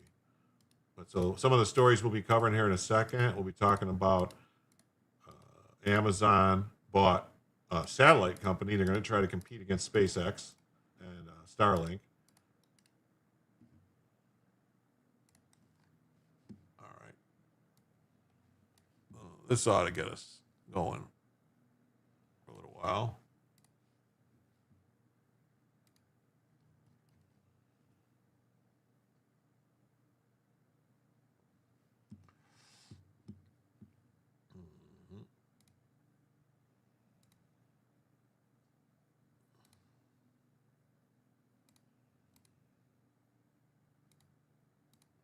All right, here we go. Next story.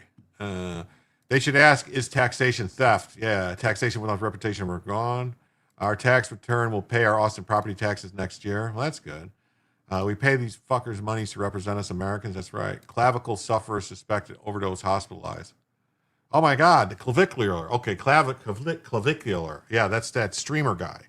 He's that, what's it called? Something like look maxing or something like that, right? Define tax purse fee. My state likes to feed to tax death and tell you it's not a tax. Yeah. So Maryland congressional map changes, biz dies. That's right. So the Maryland governor's attempt to gerrymander the state even more than it already is dies. The first term Demon Rat Governor Wes Moore's bid for a new congressional map in Maryland has died in the state Senate. The state's legislative session ended Monday night with a proposed proposal passed in the House of Delegates 2 months ago remained parked in the Senate committee. Maryland's delegation to the House of Representatives is 7-1 Democrats. It's already 7-1 Democrats.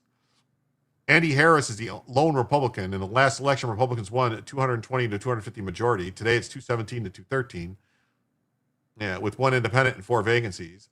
Changes in congressional maps in the middle of the decade began last year in Texas at the urging of the second-term Republican President Donald Trump. That's actually not true. This is actually not true. Texas did it because of lawsuits and because of rulings that came out. That's why they did it, because of court rulings. They didn't do it because of Trump. This is just lying. It's lying. Florida, through a special legislative session starting Monday, and Virginia by referendum vote on Tuesday of next week, are on deck. Senate President Bill Ferguson, among the most powerful of Democrats of state, stood firm in opposition to Moore's plan. In 2021, a congressional map that could have led Harris's seat getting flipped was ruled by a judge a product of extreme partisan gerrymandering. Ferguson said another legal battle and judicial ruling could cost Democrats within the 7 seats they have. His chamber is 34 to 13 Democrats, and full unity was absent on the decision. The House of Delegates is 102 to 39 majority Democrats. Could Amazon be getting satellites to control delivery drones? It's possible. It's possible. We'll get to that story. The map in use today was passed in 2022. The states redraw maps every 10 years after decennial, I don't know. Newly drawn maps approved for 2026 will be in play this year in California, Missouri, North Carolina, Ohio, and Texas. In Utah, litigation produced a new map. Yeah, litigation produced a new map in Utah. Litigation is ongoing for maps in Georgia, Louisiana, and New York. Of the states with changes, Republicans have the potential for a net gain of 3 seats. California has the potential to flip 5 seats for Democrats for a 48-4 representation for the party. And Utah 1 to Democrats, cutting it to Republicans 4-0 representation. For Republicans, Missouri, North Carolina could gain 1 seat each, Ohio 2, and Texas 5. I don't know about that. I don't know about the Texas 5.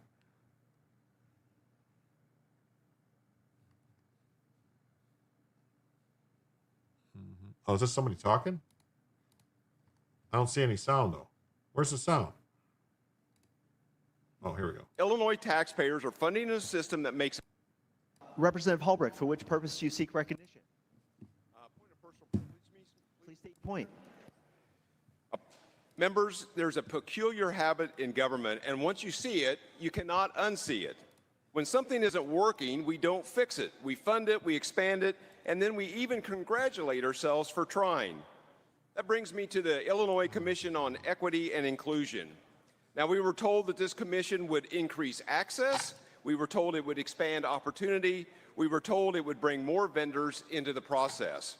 But according to the reporting from the Center Square, what we are actually seeing tells a very different story. Instead of opening doors, this commission appears to be narrowing them. Instead of increasing participation, we see fewer vendors engaged. Instead of simplifying access to state contracts, we are watching the process become even more difficult, more complicated, and more burdensome. And here's the rub. This is not happening for free. We're all paying for it. 7 commissioners appointed and paid well into 6 figures. This is about DEI in Illinois. I don't know why this was on this. I don't understand this. This was supposed to be about redistricting. I don't know why that was about DEI in Illinois. Shelbyville almost got the monorail. Oh, sorry, my screen was too small to see. It's Brad Hallbrook. Yeah, it's a guy in Illinois. I don't know. You guys want to listen to it? This is about DEI. I don't know why. I don't know why this came up on this article, which was supposed to be out to gerrymandering. Around and above $100,000 and a budget that continues to grow. So let me put this very plainly. Illinois taxpayers are funding a system that makes it harder, not easier, for people to do business with their own government. And now in the real world, outside of this building, when someone is paid a premium, there is an exception. It's because of results, not intentions, not reports, not redefinitions of success, but results. If a business loses customers, they don't double down on the very strategy that drove them away. They change course. But here in state government, we seem to operate by a very different set of rules. Failure is not a signal to correct. It is treated as a justification to continue. Members, we should be asking some very basic questions. Why are fewer vendors participating?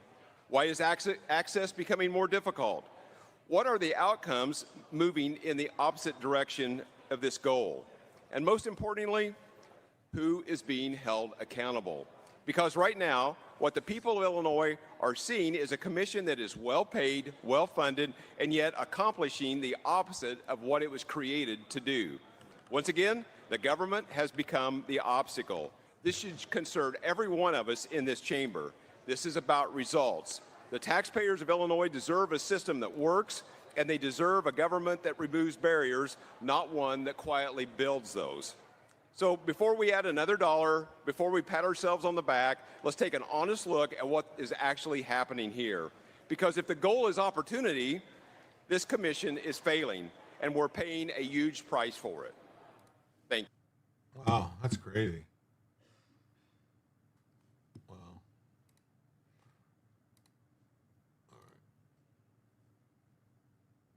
I did it again. I did it again. Damn it. I can't believe I keep doing this. I'm sorry, people. I don't know what is going on with me.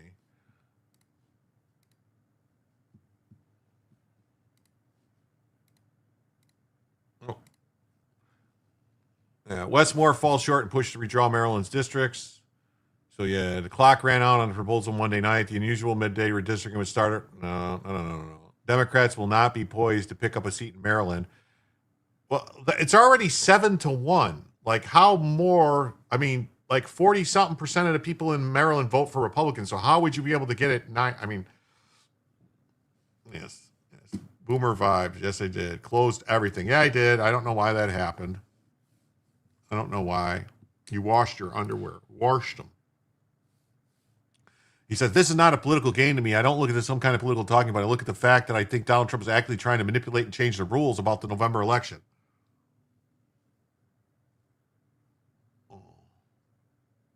Ferguson said the redistricting could actually cost Democrats a seat in Maryland because the inevitable legal battle would ensue. A court could order a new map that would be even less favorable to the party. He refused to budge despite pressure from Moore and U.S. House Minority Leader Hakeem Jeffries.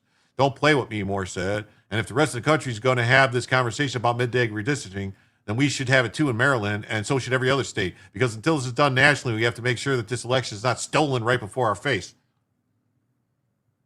What?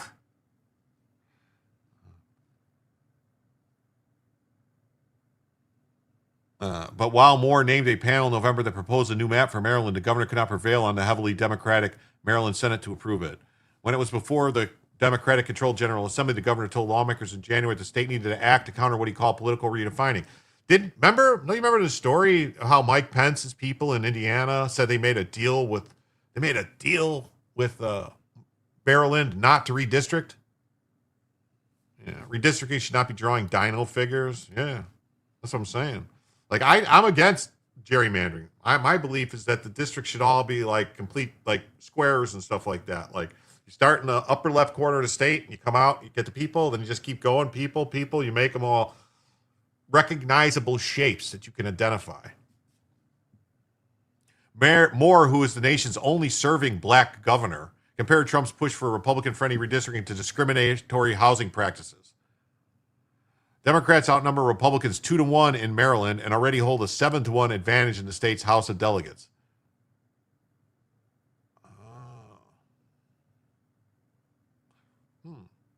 So if it's 2-1 and there's or draw lines around cities and around rural areas, yeah, cities should not be able to draw like they did in Illinois, where they took Cook County and Chicago and drew lines out from there all the way out, basically, to pick up other districts. Basically, like, we'll take a little piece of the city and draw it out here so it offsets all this. We'll take this and offset this. I mean, that's how they made Illinois the way it is. Illinois used to always, have like, 40%, 45% of their representatives would be Republican. Now it's like crazy with the way they did it. They got rid of, and that's why I laughed at Kinzinger when they redistricted Kinzinger out of his seat. The senator pointed out a map adopted in 2021 that would have made it easier to flip Harris's seat was ruled unconstitutional by a judge who called it a product of extreme partisan gerrymandering. Maryland passed another map in 2022, and the parties dropped their legal fight. Yeah, jigsaw districts. Yeah. The Electoral College was to make sure that the rural areas did not take over the urban areas. So that the urban areas did not overrule the urban. Yeah, so Ron DeSantis schedules a special session next week for the Republican-dominated legislature to draw new districts. Currently, 20 of Florida's 28 districts are held by Republicans. Congressional districts in Florida that are redrawn to favor Republicans could carry big consequences for Trump's plan to reshape districts in GOP-led states, which could give Republicans a shot at winning additional seats in the midterm and retaining control of the closely divided U.S. House. Early balloting has begun for the vote on the constitutional amendment for a new congressional map of Virginia. After a cascade of redistricting efforts, Republicans believe they can win a combined 9 more House seats in Texas, Missouri, North Carolina, and Ohio, while Democrats think they can win a total of 6 more in California and Utah. Like, they already redistricted the shit out of California, too. Like, the thing is, honestly, you are really cutting it close when you do weird shit like this, because you could end up losing seats that you had no chance of losing before because you cut it too close. Both sides.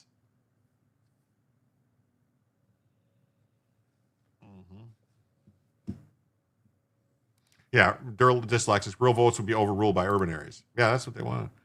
That's what they were trying to protect. They were trying to protect everybody's voice. Westmore falls short and pushed to redistrict Maryland's congressional district. It's already 7-1, so he wanted it 8-0. So like 40%, 40 something. There's always like 4 out of every 10 people vote for the Republican, but they wanted to have them have 0 representation.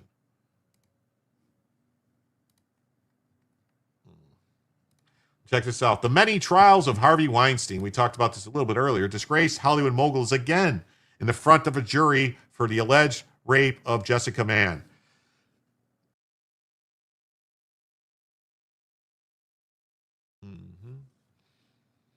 Biden said plain loans illegal to red states during his term. Democrats already heavily gerrymandered to blue states. I don't think Trump is trying to change the rules.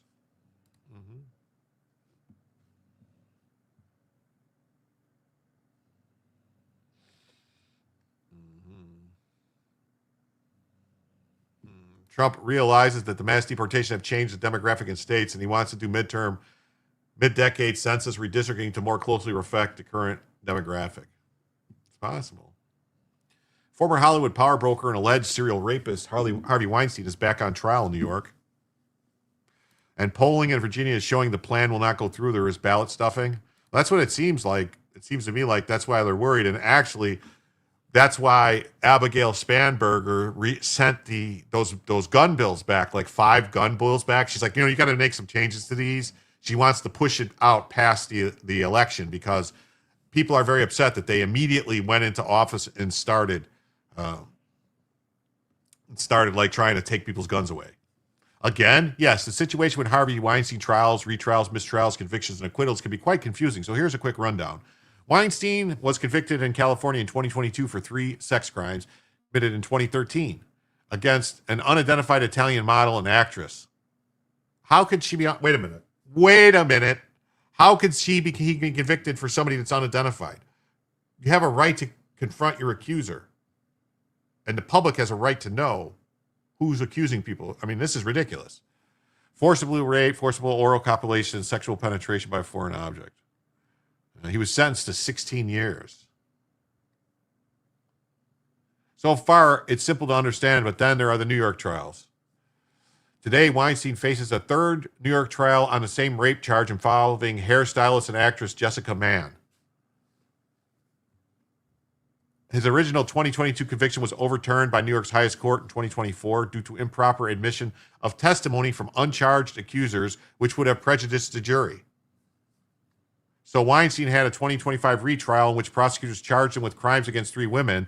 The jury convicted him of 1 criminal sexual count, Mimi Haley, acquitted him of another, and was deadlocked on Jessica Mann, leading to a mistrial. Prosecutors chose to retry the unsolved Mann count alone, with jury selection now starting today. After falling from the heights of Tinseltown fame to the depths of infamy, Weinstein has been locked in a prison cell for the last 8 years since his arrest in May 2018. Weinstein accuser Jessica Mann. She's pretty. Jury selection is set to start as early as Tuesday in the one-time movie mogul's latest retrial. What's Jock say? Trump's one thing?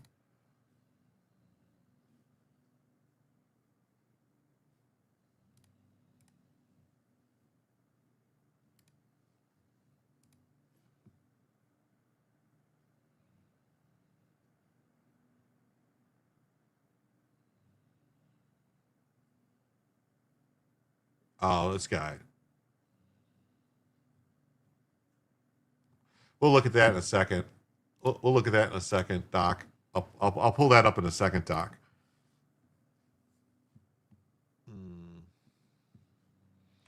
But it's not going to be a mirror image of the last trial. This time, jurors will weigh only one charge based on one accuser rather than an array of allegations that were aired at Weinstein in previous trials in New York. Like, I didn't think you could do that. I didn't think you could have multiple separate crimes tried at the same time like that. I thought that was unfair. Like, I don't understand how that's legal. It should be one at a time, one accusation, one victim, one crime. Unless they were like done on the same day or in the same series of things, I don't see how you could do this. Spamberger has lost her effing mind. But what we have here is a failure to communicate. How many boiled eggs you think you could eat there, Luke?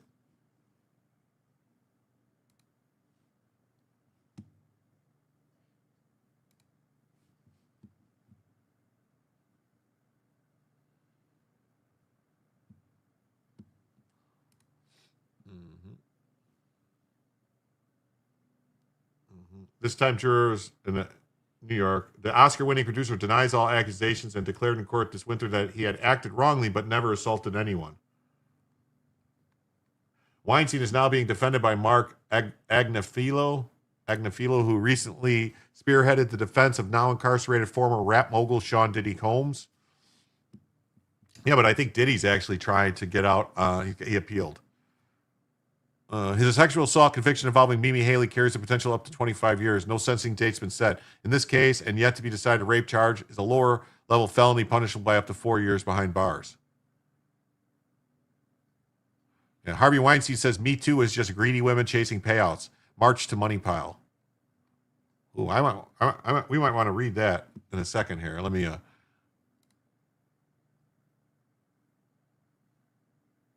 we got a couple of things we're going to go through. Let me pull these over here.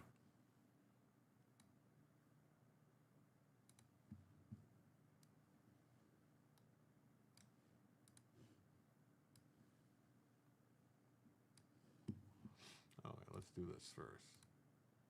Thank God this was stopped. Holy crap, newly released surveillance video shows a high school principal in Oklahoma tackling a school shooter before he could open fire. Oh. GNR, Guns N' Roses. Oh, I always think just Cool Hand Luke. I know that's from the beginning of All We Need Is a Little Patience, but that's the movie Cool Hand Luke is really, really, if you haven't seen Cool Hand Luke, man, it's a movie. It's a good movie. Paul Newman's awesome. All right, let's watch.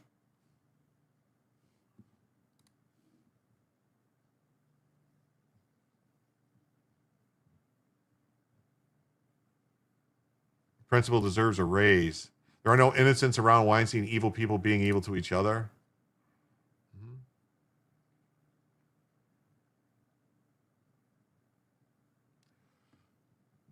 Wow, that is a hero.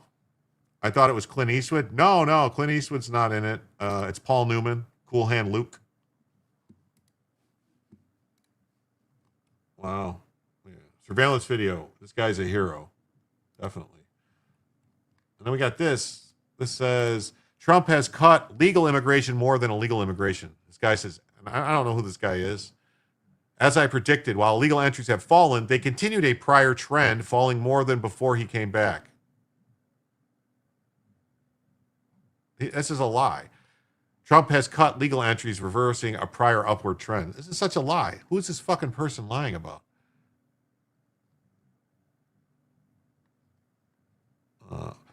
Of the decline in Border Patrol arrests from their peak, 83% occurred under Biden.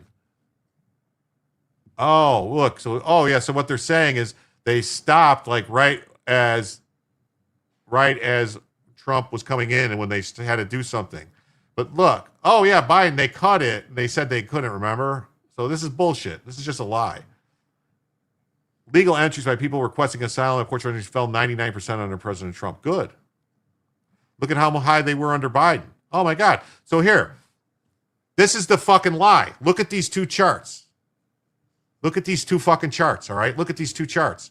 They show, oh, look at how illegal entries fell under Biden.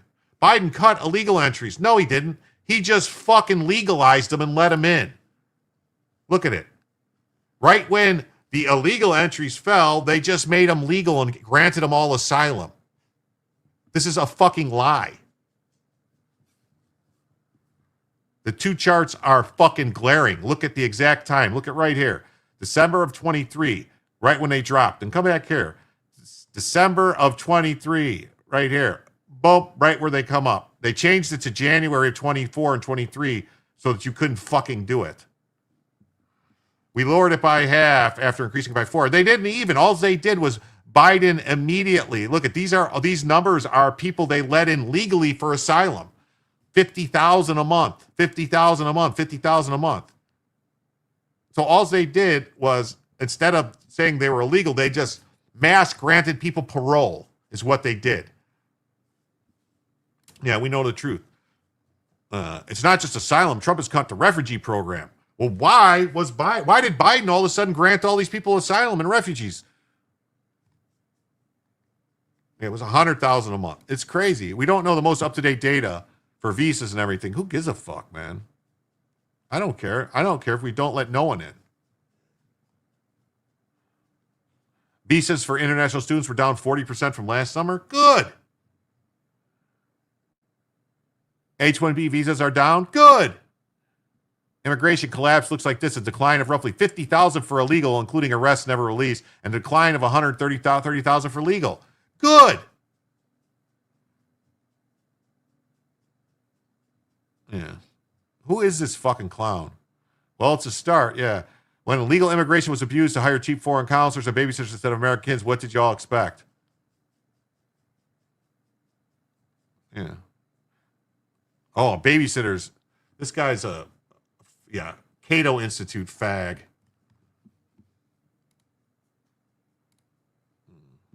Look at this. Holy shit. Outrage in Virginia as Governor Abigail Spanberger signs HB 965 into law, joining the National Popular Vote Interstate Compact. The measure would award the state's 13 electoral votes to the winner of the National Popular Vote, regardless of how Virginians actually vote in a presidential election.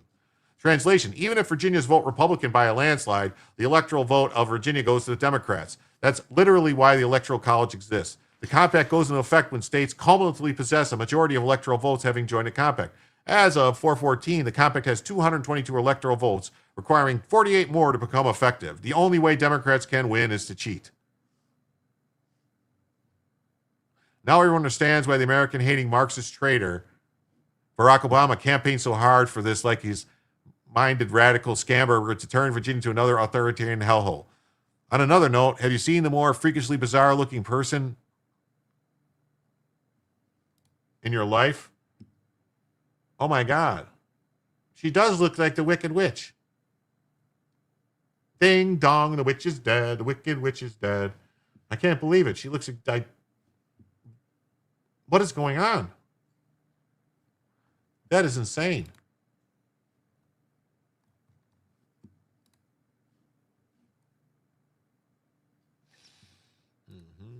Harvey Weinstein tries to shake rape allegation as third New York City sex crime trial begins. He's never going to get out of jail anyway. Why do they keep trying him? He's 74. He faces one count of third-degree rape after jurors last year's retrial were unable to decide whether to convict him. Like, why are they doing this and wasting this money? He's never getting out.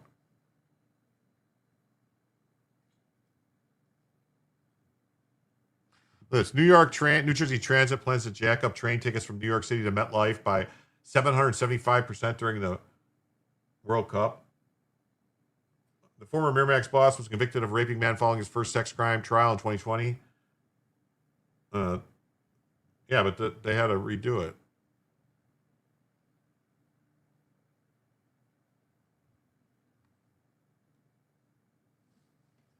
At the retrial, man, formerly an actress, sobbed on the witness stand as she recounted Webster allegedly raping her and discovering the sex fiend's erection-induced drug needle in the trash.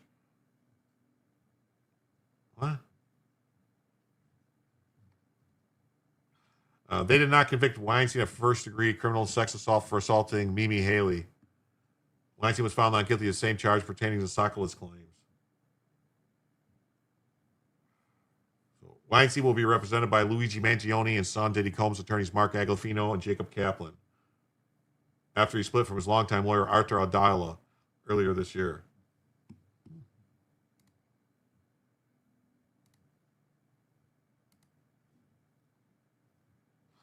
We got this story. Mossad chief. Campaign will be complete only when the extremist regime is replaced. So flying monkeys aren't really that scary in the big scheme of things. No. I'll get you, my pretty, and your little dog, too.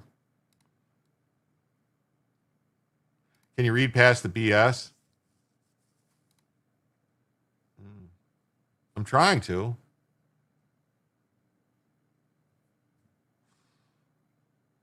Trying to read past the BS. The 1924 Immigration Act did a near pause on immigration for nearly 4 decades. The purpose was to allow immigrants to assimilate into our country. We could probably use another one. Definitely. It's allergy season in Florida. Dogs like when they're allergic to airborne allergens. Lick when they're allergic to.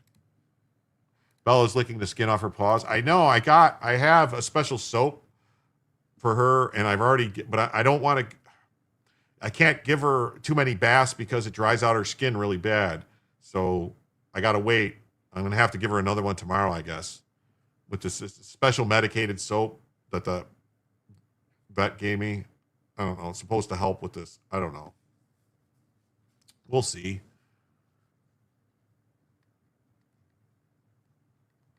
Mossad's head, David Barnea, addressed the campaign against Iran intelligence operations in the heart of Tehran and the continuation of activities in Iran. Barnea delivered his remarks at the Holocaust Remembrance Day ceremony, warning that the threats to the existence of the Jewish people are not a thing of the past. He opened with a stark warning against the international complacency. The naive are mistaken in thinking that Holocaust is a thing of the past, that in today's reality, genocide cannot occur, that calls for destruction cannot exist, and that the hatred threatening a people's existence cannot arise. The Iranian threat has steadily intensified before our eyes and before the eyes of the world, almost unchecked. Yeah, that's right. Drinking from the garden hose has made me immune to so many things. Give her 1 Benadryl for each 25 pounds of weight, problem solved. I don't know. I heard you got to be really careful with Benadryl because they can get like they can get like some kind of condition that they can get from it. You got to be really careful with it. So I only give her, when I give it to her,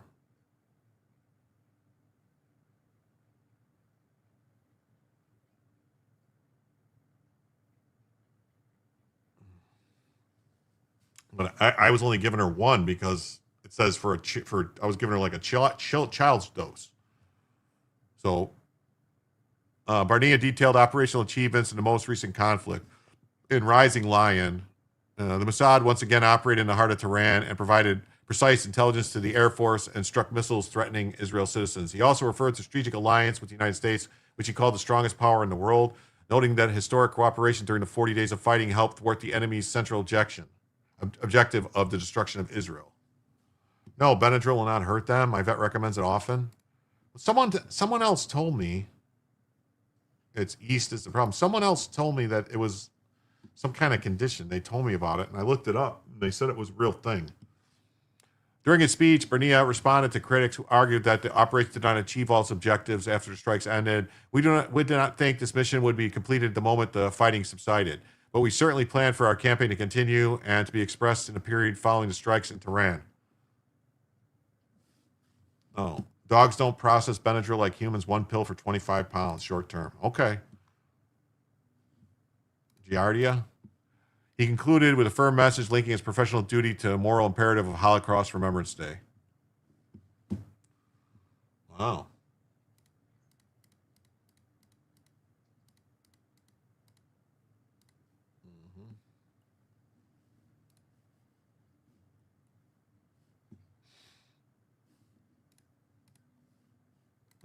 Our mission in Iran will only end when the regime change, declares Mossad chief. We anticipate our campaign will continue. Well, I just saw the cat. She just ran under the bed. I didn't have a chance to grab her, though.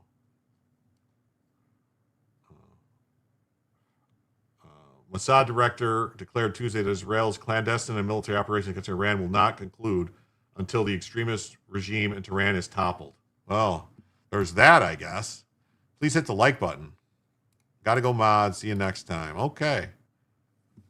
Did he start already?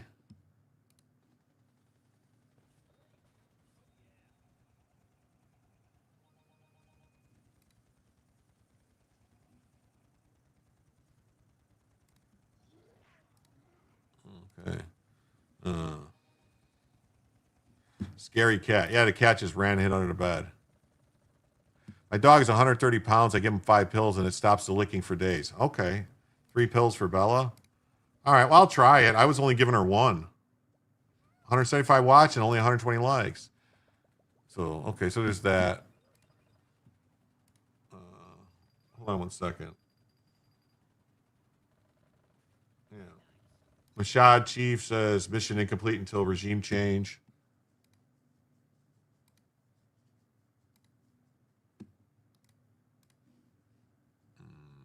U.S. rejects Iran's proposal to halt nuclear development for 5 years as J.D. Vance labels it a red line.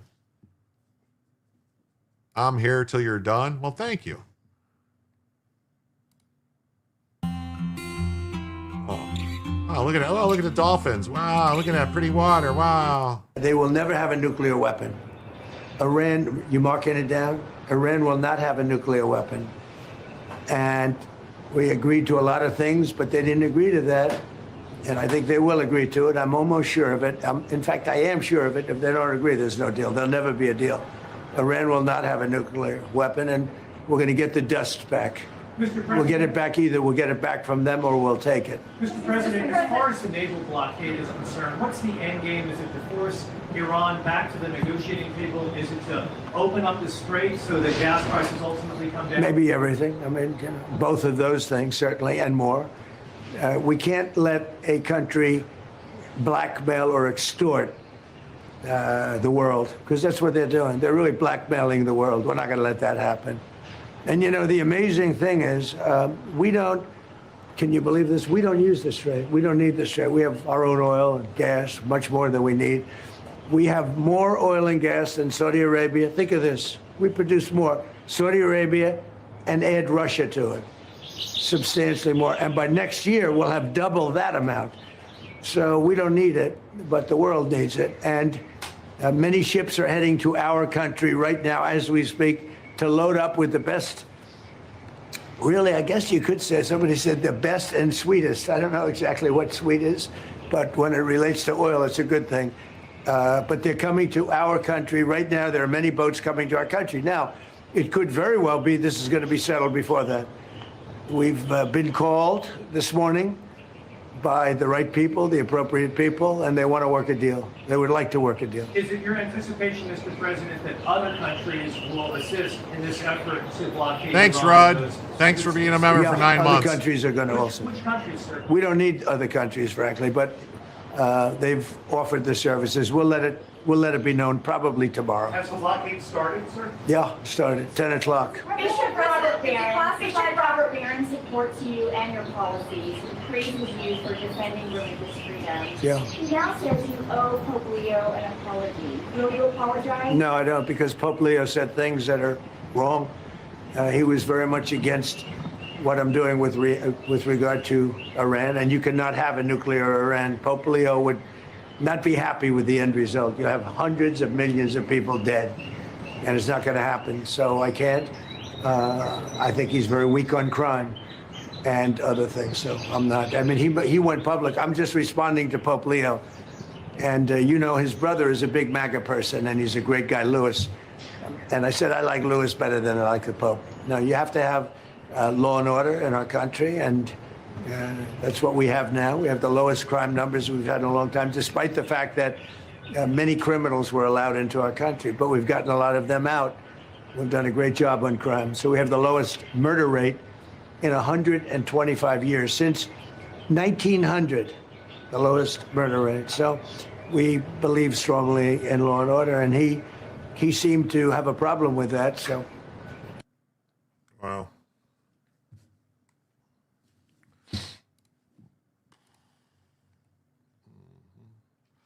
Nuclear negotiations between Iran and the U.S. have broken down in Pakistan.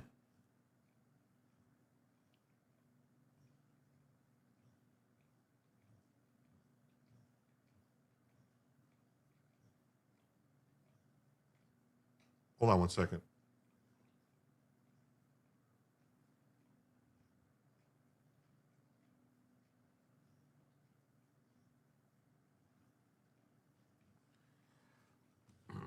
Sorry. After Washington dismissed Tehran's offer to halt uranium enrichment for 5 years, demanding instead a 2-decade suspension, the Iranian proposal formed part of the multiple suggestions put forward by both nations during the weekend discussions in Islamabad, though neither side accepted any of the offers on the table. According to officials from both capitals, the Trump administration maintained its position that Iranian nuclear activities must cease for 20 years. Despite the failing first round, the New York Times reports that further high-level discussions remain possible. Spell check is proper. F YouTube. No problem. Vice President Vance, who's headed the American negotiating team in Islamabad, stated on Monday evening that Iran's nuclear program represents a firm boundary for President Trump. The Pope is for lost causes. He's a fan of the Southsiders. What? I'm a Southsider. What are you talking about? And no, we don't like commies on the South Side. We don't like commies on the South Side. What is going on? How did I get? Oh, what is going on? Oh my God! Hold on.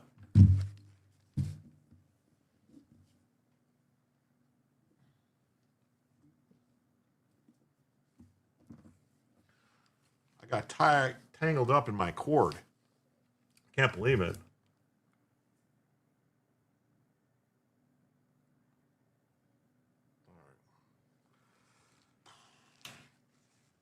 Wow. Oh, look at this. We're coming up on 4 hours. So that means the 7th inning stretch. So that means White Sox. I am a White Sox fan. Yes, I'm a White Sox fan and a Bulls fan and a Blackhawks fan and a Bears fan. But I don't really watch football anymore ever since things. But anyway, we don't want to get into that. But we're coming up on 4 hours. So that means if you're watching on Instagram, you're going to have to go to a different platform to watch because Instagram has a 4-hour time limit on broadcasts. So if you are on Instagram, please go over to like YouTube or Rumble or Twitch or Kick or X and watch the show. And I'm going to say goodbye on Instagram now. Bye-bye, Instagram.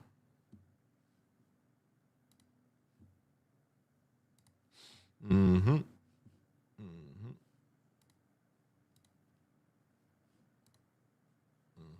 Mm-hmm. Italian Prime Minister Meloni Baloney is more worried than Trump that Trump hurt the Pope's feelings and the nuclear uranium. These people in Europe are delusional. Yeah, well.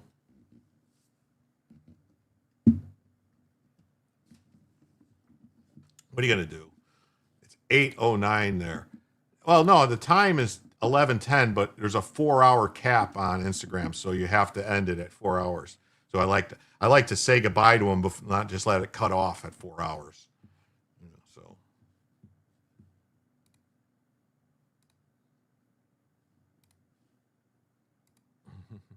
So I don't know.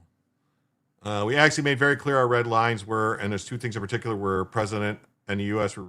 really said where there's no flexibility. The Vice President identified 2 non-negotiable conditions: American custody of Iran's enriched uranium stockpile and a robust verification system to prevent future weapons development. Mr. Vance acknowledged that Iranian negotiators had shifted towards the U.S. position during the talks, but they didn't move far enough. To pressure Iran into accepting a deal, President Trump announced that the American naval forces had commenced a blockade. Vance has accused Tehran of committing economic terrorism, and they basically threatened any ship that's moving through the Strait of Hormuz. Defending Washington's decision to block Iranian ports, Mr. Vance argued that Trump had demonstrated 2 could play in that game. 2 could play that game. U.S. asked Iran to freeze uranium enrichment for 20 years.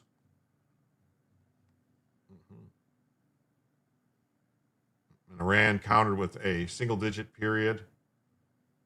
So we'll see. And Al Jazeera says, why are the U.S. and Iran arguing over the duration of uranium enrichment ban? As a diplomatic push to renew ceasefire talks between the U.S. and Iran, Washington and Tehran have been negotiating a deal on Iran's uranium enrichment. Iran's current stockpile of rich uranium and its ability to enrich further have been essential elements. Well, yeah, because we don't want them to be able to enrich. High-powered teams met in Islamabad, Pakistan over the weekend, but they failed to reach an agreement. Why does uranium enrichment mean? What does it mean? Uranium is a naturally occurring radioactive material found in rock, soil, and water, which, when enriched, is used for a source of fuel for nuclear reactors. It comes in the form of 3 natural isotopes, chemical elements that contain equal numbers of protons but different numbers of neutrons in their nuclei. Uranium-234, uranium U-234, uranium-235, and uranium-238. U-235 is highly radioactive, and the other isotopes are not. According to United Nations Atomic Energy Watchdog, uranium enrichment is a process through which the isotopic proportion of U-235 is increased from 0.72% up to 94%.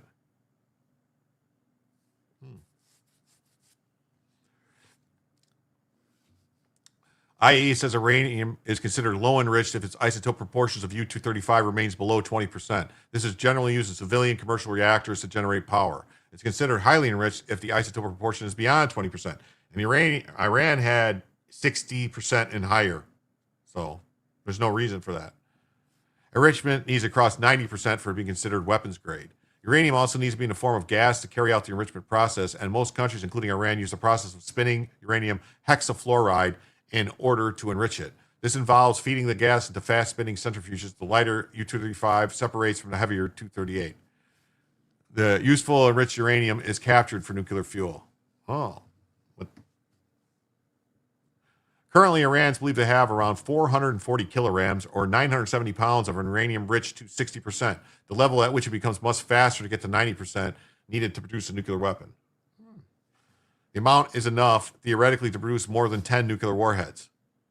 He added that almost half of the 60% enriched uranium was probably still in an underground tunnel complex at Iran's Isfahan nuclear facility. Yeah, 60% is a dirty bomb. It is. An unknown quantity is also believed to be stored at Natanz.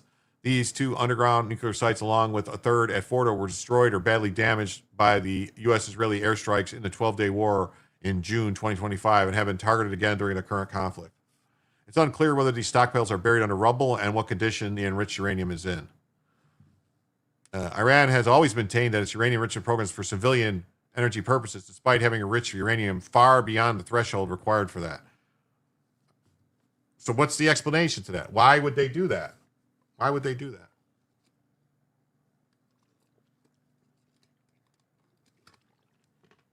Why would they do that?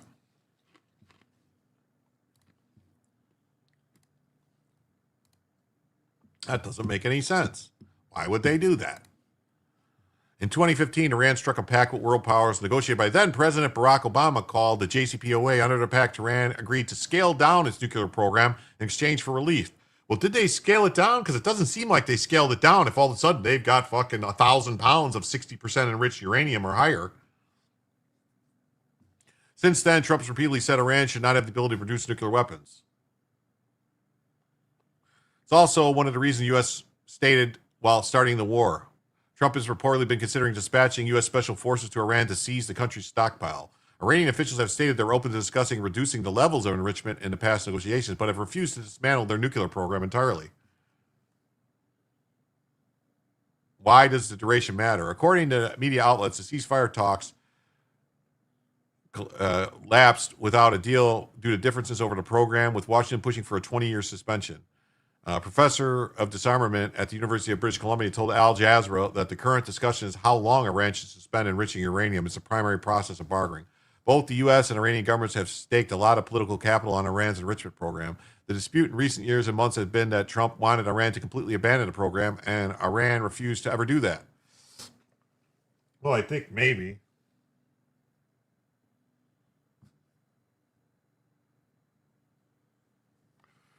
Now they moved a little bit from the position, are trying to stake out positions that are somewhat closer to each other. Under the JCPOA, Iran agreed to cap its enrichment levels to 3.65% levels, enough to fuel nuclear plants. but far below what is needed for weapons for 15 years. It also agreed not to. So they didn't follow it because they're at 60%. I mean, what are we talking about here? They didn't keep up their deal. It also agreed not to build new centrifuges for 10 years and reduce the number of existing centrifuges. Enrichment up to 3.67% was only permitted at Natanz, and Iran's enriched uranium stockpile was to be kept under 300 kilograms. At the point when Trump unilaterally withdrew, Iran was fully compliant with its commitments. So what you're telling me, you're liars, is that they were able to do all this in this short period of time? No, bullshit. Bullshit. In other words, Iran wants to commit to a period of less than 10 years and the U.S. a period longer. For the U.S., they have long held the view that Iran should be prevented from obtaining nuclear weapons, and such, they want to ensure Iran commits to non-enriching uranium for as long as possible. Iran committing to non-enriching uranium for as long as possible is seen as a success. Well,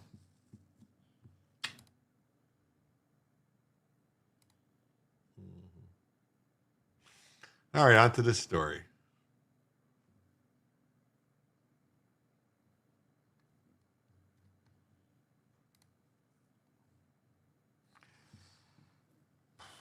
Whoa. Breaking news. Biden DOJ cooked up prosecutions against pro-lifers after abortion industry asked them to. Yeah. China. Yeah. An 882-page report detailing exactly how the Biden DOJ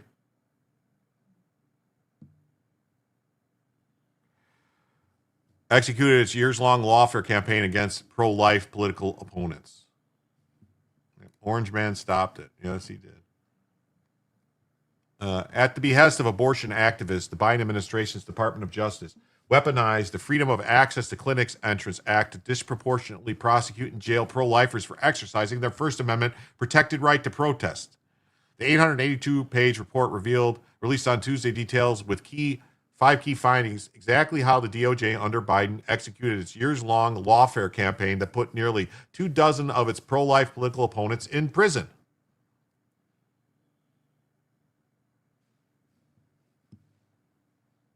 The investigation was triggered by President Trump's 2025 Eradicating Anti-Christian Bias executive order and former Attorney General Pam Blondy's simultaneous restoring the integrity and credibility of the Department of Justice.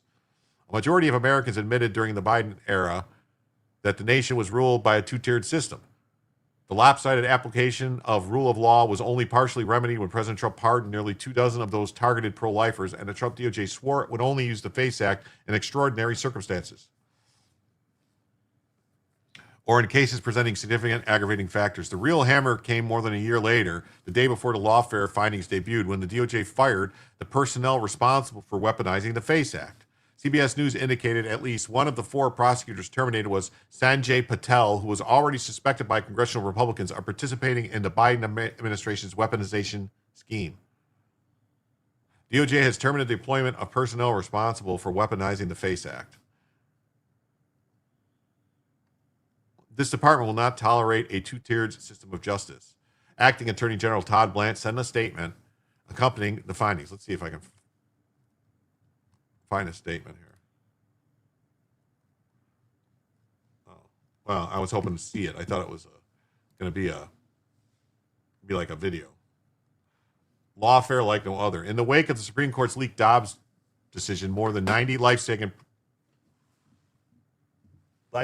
pregnancy centers, pro-life organizations, and churches suffered pro-abortion fueled fire bombings, vandalism, and other attacks.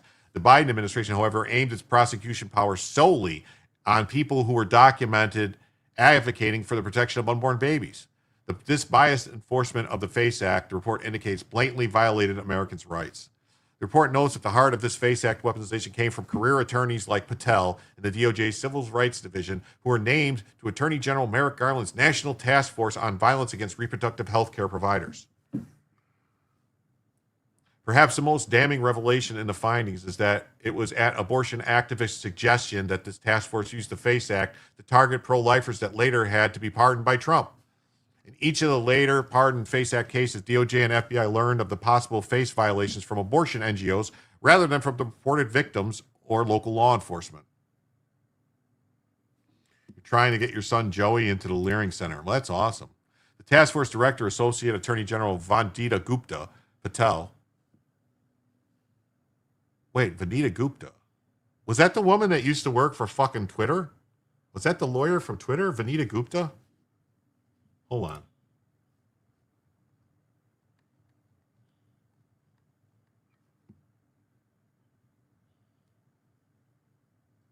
Is this her? The Supreme Court's Dobbs decision was Isn't this the woman that devastating. The court took away a constitutional right, preventing women from being able to make decisions about our bodies, our health, and our futures. Since I rejoined the Justice Department last spring, I have witnessed our lawyers vigorously defending. the fact that this woman comes out and says this for the executive branch talking, she's a lawyer for the Justice Department. She says this about the Supreme Court. How is she still a lawyer? How is this even? This is nuts. This is just nuts. This is just nuts.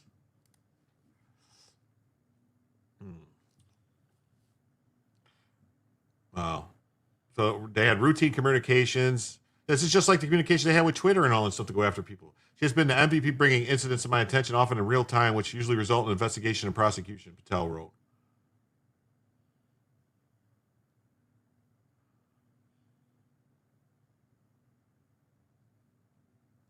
By the time the Dobbs decision debuted, which Biden and his team sought to undermine, Patel and the task force had relied heavily on NAF and other abortion groups' surveillance and dossiers of pro-lifers to fuel their persecutions.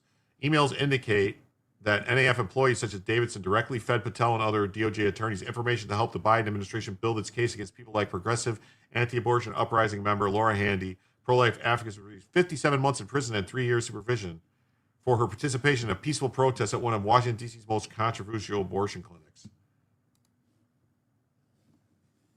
Wow. Nacho Supreme Court. Yeah. That was Vijay Gupta? Okay. I don't know. Is it? Am I a bad person for thinking they're all the same? She is so wrong. All Dobbs did was move the regulation of abortion to the states. Even Ruth Bader Ginsburg said Roe was ruling incorrectly. Yeah, that's what I'm saying. Even Ruth Bader Ginsburg knew that Roe was bad law, but they just liked the outcome. That's the difference between actual constitutionalist conservatives and communist demon rat liberals, is that they don't care. They're worried about the outcome than the actual law, like in following the law. It's like, I don't care that it was wrong as long as it gets what I want. So DOJ's leaned into demands from abortion organizations such as the Feminist Majority Foundation, which lists off several relentless acts of violence to urge the DOJ to preserve criminal charges and nationwide injunctive relief to prevent ongoing and future FACE Act violations. Malfeasance abounds. Ruth Gator Binsberg, yeah. Biden-era prosecutors not only knowingly withheld evidence from defendants' legal teams, but also falsely claimed to not have such information. Prosecutors actively schemed to keep Christians off the jury and privately referred to people of faith as culty.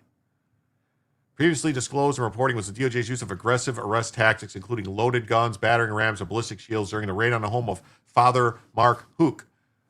Data showed the Biden administration disproportionately focused its FACE Act prosecutions on pro-lifers who prayed, sang, or evangelized at abortion clinics. The finding additionally emphasized that the DOJ under Biden requested and ultimately secured longer sentences for pro-lifers, an average of 26.8 months and 14 months respectively, than pro-abortion defendants who averaged 12 months and 3 months. The cherry on top of the DOJ's FACE Act lawfare campaign was Patel's repeat offer to serve as a reference for NAF's push to secure large grant funding. We found no record of ethics approval for a DOJ attorney to take an interest in the financial outcome of a party having business before the Biden DOJ. Indeed, it's doubtful that the Biden DOJ could validly give any such ethical clearance for this conflict of interest. Wow. Wow. Wow. Wow, wow, wow, wow, wow. That's some crazy shit. Here's it. Right here. So, another report. Biden's DOJ weaponized federal law to prosecute pro-lifers and give them longer prison sentences. Department of Justice withheld evidence and approved aggressive tactics. Well, if they withheld evidence, isn't that Aren't those Brady violations? Isn't that against the law?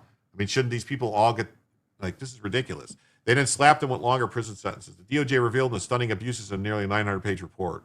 The 1994 law was passed to protect access to houses of worship, religious institutions, abortion clinics, and pregnancy resource centers. But the Biden DOJ was found to have engaged multiple times in biased enforcement, while also collaborating with and even seeking to fund pro-abortion groups.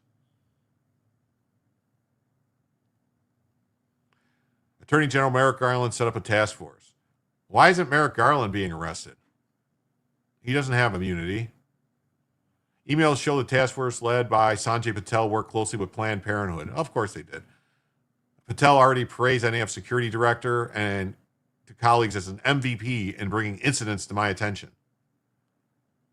The task force director was not clearly as chummy with defense counsel for one of the pro-lifers indicted for illegally blocking access to a clinic that they didn't keep the kind of records the lawyer requested about the total number of prosecutions for vandalism of pregnancy centers.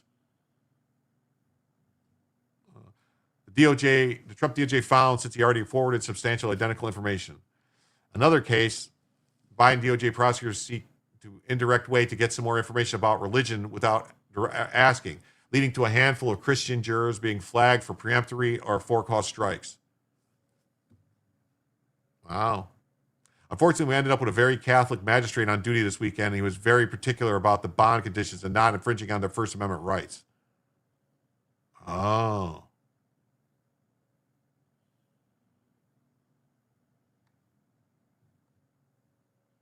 Patel also prodded his team following a Planned Parenthood referral to pursue what looked like a good felony face matter involving pro-like activist Mark Hook, an email that he shoved an employee for an abortion group who harassed his son. More emails the following month point Patel to the incident, even as civil decision expressed reservations and did again so following a year. Hook, a Catholic father of 7, was arrested in September 2022 by 16 armed FBI agents, some of whom were carrying long guns, at his rural Pennsylvania home. U.S. Attorney for the Eastern District of Pennsylvania had declined to pursue a summons in order to allow him to self-surrender, but public backlash caused Patel to place blame on the FBI. The task force claimed the main reason was the public show of force's hope of seizing phones. I think the unspoken reason is because the FBI really likes to make arrests. The Biden DOJ also likes to seek longer prison sentences against pro-lifers. On average, it prosecuted, saw 26, we saw this. On his third day in office, Trump signed pardons for 23 pro-lifers. Hook was acquitted by a federal jury in January 2023 and later reached a settlement with the Biden DOJ. The department will not tolerate a two-tier system of justice. No department should conduct selective prosecutions. The prosecution took place under Assistant Attorney General for Civil Rights, Kristen Clark. Well, here she is. Look at her. Of course. Weaponization that happened under the Biden administration will not happen again. Yeah, it will, as soon as the Democrat gets in power. Internal referrals have been made as required by the Justice Manual. Patel was fired Monday, a source familiar with the exit told the Post. The behavior unearthed in this report is shameful. Office of Legal Policy Assistant for Attorney General Daniel Burrows. Lawyers who should have known better withheld evidence, work to keep committed religious people off juries, and generally allowed the Department of Justice to be used as an enforcement arm of pro-abortion special interests. Wow.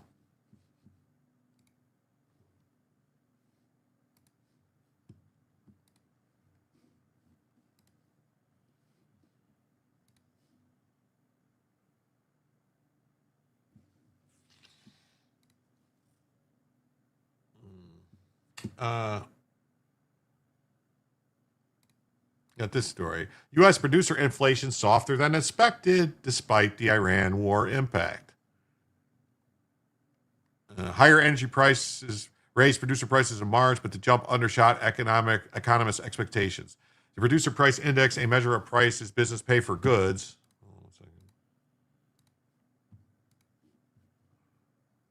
and services jumped by 0.5% in March, according to Bureau of Labor Statistics. It came in below the consensus forecast of 1.1%. So it's almost half of what they said. March's increase was driven entirely by the 1.6% jump in final demand goods and almost a 16% spike in fuel prices.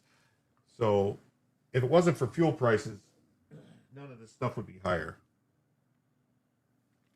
Wow. Wow.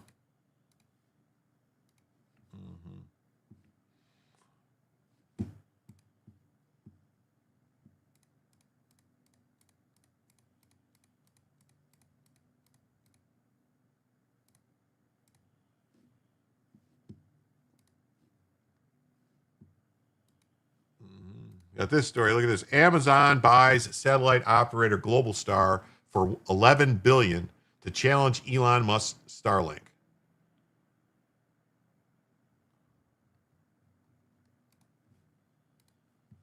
Amazon said Tuesday it would acquire Globalstar, an $11.57 billion deal, bolstering its fledgling satellite business as it tries to catch up with Elon Musk's Starlink. Tech companies are pouring billions of dollars to capture a lucrative market for satellite-based connectivity, but it will be a tall order to match Starlink's 10,000-unit strong network. Through the deal, Amazon adds Globalstar's 24 satellites to an existing network of more than 200. So Amazon has 200 satellites already?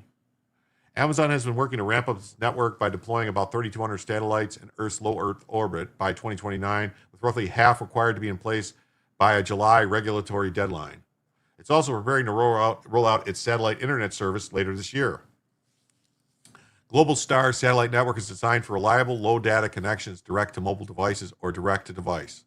The technology removes the need for devices to be connected to ground-based cellular towers, making them crucial in powering emergency services and delivering connectivity in areas with limited cellular coverage. Well, I thought Elon was working on that to have people put it in their phones so that you would be directly connected to Starlinks with your phone.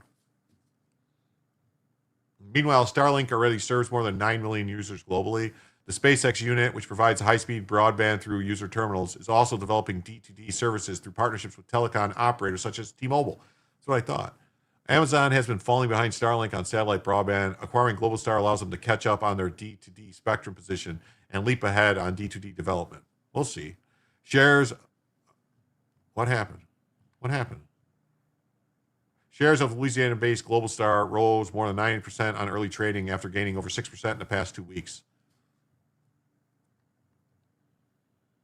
Amazon's move comes closely on the heels of SpaceX moving forward with its plan for a stock market listing. Starlink contributes roughly 50% to 80% of revenue generated by SpaceX. Musk's SpaceX has been deploying Starlink satellites at a rapid pace, dozens at a time, and building the world's largest satellite constellation. Back what?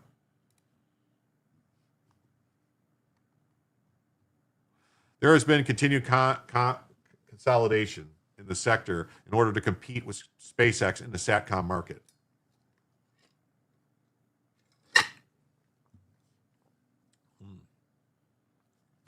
Given SpaceX scale, the virtually unlimited launch capacity, I expect this trend to continue. Under the Amazon deal, the satellite firm's shareholders can elect to receive either $90 in cash or 0.3210 shares of Amazon common stock for each share of Globalstar they own. That represents a premium of more than 31% to Globalstar's closing price on April 1st, the day before the reports of the deal discussions emerged. I have returned. Oh, well, thanks for being here. The acquisition is expected to close next year, subject to regulatory approvals. The deal will also require approval from the FCC, an agency chair Brendan Carr said in an interview. We're very open-minded to the Amazon Globalstar deal. Late last year, Globalstar said a new Apple-backed network under development would expand to 54 satellites, including a small number of backups from about the 24 in low Earth orbit currently. What are you going to do with 654 satellites? I mean, Starlink's got thousands.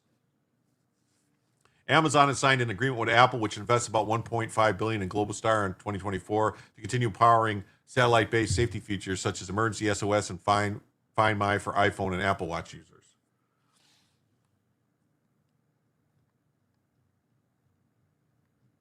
Wow, that's very interesting.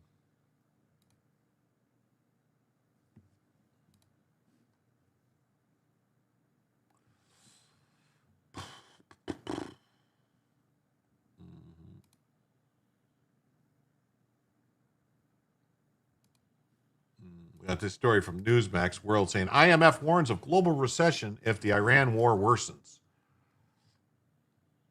The International Monetary Fund cut its growth outlook Tuesday due to the Iran war, driven energy price spikes and supply disruptions, and warned that global economy would teeter on the brink of recession if the conflict worsens and if oil stays above $100 per barrel through 2027. Well, it's not even 100 barrels a barrel right now. We just looked. What is it at? Let's look again. Let's look again. Where's it at right now? It's 87.44 right now. Right now. That's crazy. How do you, with massive uncertainty over the Middle East conflict gripping financial officials gathering for the IMF and World Bank spring meetings, the IMF presented 3 global scenarios: weaker, worse, or severe, depending on how the war unfolds. Like, really? Weaker, worse, or severe? Really?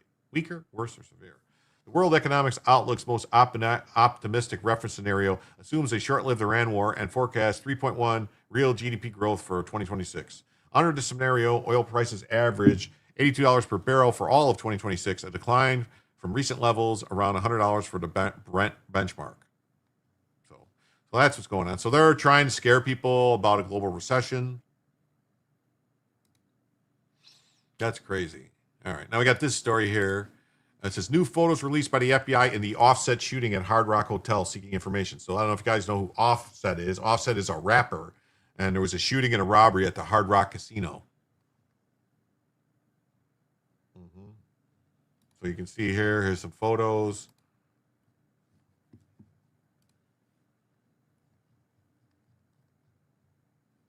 View all 10 photos. How do I see this? It's not letting me see all 10 photos. What are you doing here? Federal investigators are asking the public for help on Tuesday as they continue investigating the shooting of rapper Offset outside the Seminole Hard Rock Casino in Hollywood in early April. FBI Miami said the shooting happened at approximately 7:24 p.m. on April 6th when a large group of individuals assaulted a lone victim outside the casino. During the confrontation, one of the suspects produced a handgun and fired a single shot, striking the victim, identified as rapper Offset. Afterwards, the group attempted to remove the victim's watch, but it was not stolen. Authorities say the suspects fled in 2 Chevrolet SUVs, a Tahoe and a Suburban. Investigators believe the black Suburban fled towards Hollywood while the Tahoe traveled southbound towards Miami. The FBI released the images. Okay, let's see.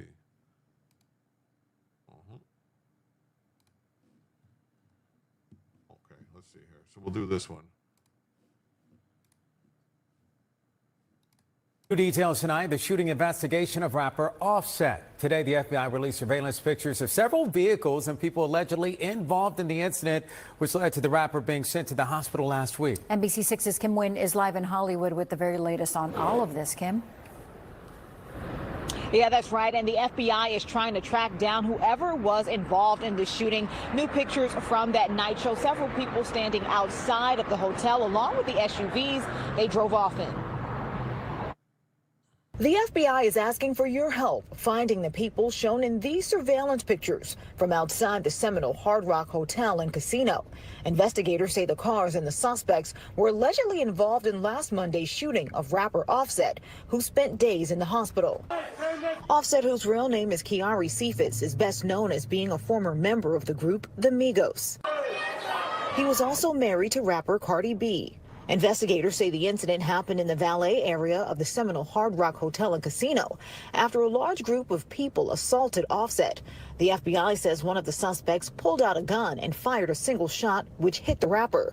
They allegedly then tried to steal his watch. Officials say the suspects then took off in 2 SUVs, a gray Tahoe and a black Suburban. I don't do no damn fighting. Last week, another rapper, Lil TJ, whose real name is Tion Merritt, was arrested in connection with the shooting and later bonded out. According to an arrest report, Merritt allegedly told his entourage to start a fight with another group of men, which included Offset. Police say the shooter was one of Merritt's associates. He spoke briefly with reporters outside the jail. He owe you money? Ask Offset. Do you have issues with Offset? I don't know. Offset posted this message on Instagram Friday after being released from the hospital, thanking his fans and saying he's focused on his family and his recovery. Wow. That's crazy. That's crazy. Stop. What are you doing? Stop. What are you doing? All right.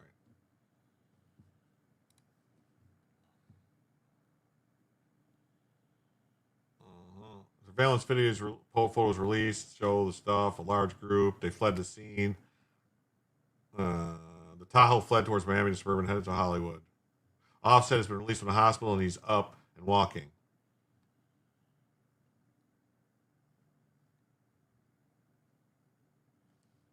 The rapper shared his own statement on social media, thanking everyone who's checking in on me and showed me love. I'm good, but I'm planning to be better. I'm focused on my family, my recovery, and getting back to music, realizing that life is made of quiet wins and loud losses.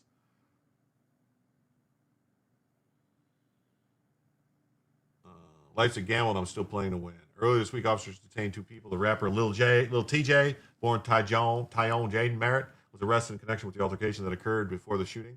And Seminole Police Department in Florida said he was charged with disorderly conduct, operating a vehicle without a valid license. The second person detained at the scene has not been charged. Offset-born Kyrie Kendall Cephas launched his career with Migos, one of the most popular hip-hop groups of all time. The Atlanta trio is celebrated for their rapid-fire, triple-flow, often imitated delivery that changed the trajectory of trap. Oh, trap music. Okay. Them be the faces you can trust. Summit with the ghetto spuds. No, man, it's where all the cool kids hang out. The group had several multi-platinum selling singles, including Bad and Bougie, which went to #1, Stir Fry, and Narcos. Migos released 4 full-length albums across their career. He also previously married to rapper Cardi B. The pair were secretly wed in September 2017 in Atlanta. In 2024, Cardi B announced that she filed for divorce. They have 3 children together. More than 3 years ago, Offset's cousin Takeoff, another member of Migos, was shot and killed at a Houston bowling alley. Jim, there's a conspiracy directed at all these good boys. Definitely. That's what I'm thinking. Somebody's out to get him. The man is out to get him. What was that? What the hell was that movie where they showed the white kid that would go and frame the people? Oh, yeah. Don't something in the hood with drinking your gin and juice or something like that. The one with the Wayans brothers. That one. I can't remember what the name of it was. But the Seminole Police Department and the FBI South Florida Task Force are still investigating. Anyone with information is asked to call. The man is another rapper. Yes. How many kids does Cardi B have? She just had another with Diggs of the Patriot. She got a lot of them. Cardi B's got a lot of them. She's got a lot of them. Got a lot of them. She got a lot of them. Got a lot of them. Well, let me see here. Well, we still got 30 minutes to go. Let me look and see what I can find here to cover.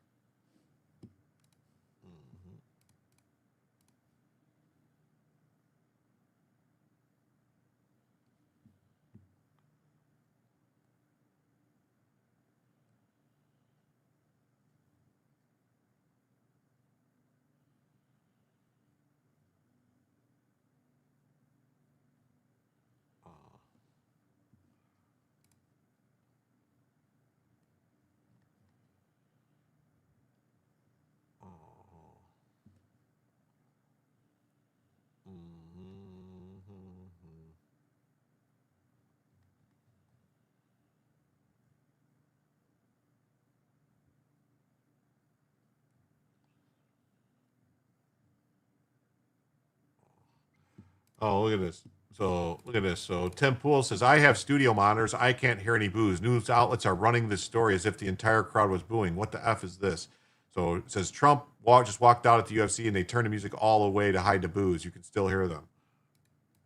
Let's see. I'm not going to play a lot of this because I... The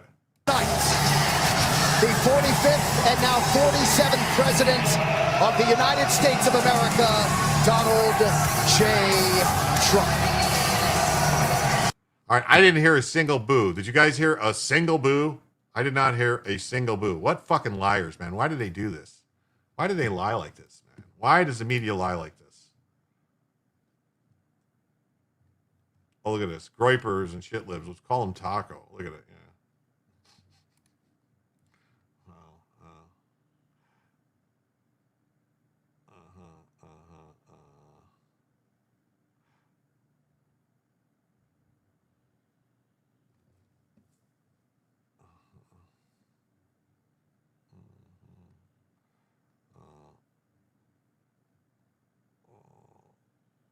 Let me see. Hold on. Oh, there we go. Calls are ramping up for investigation into, if you haven't watched the highlights sometimes, did I see the Blades and Huckett fight? It was wild. I didn't see it. I've been streaming. The media has been the propaganda arm of the DNC for many years. They lie because they are gay. She's got like 13 kids.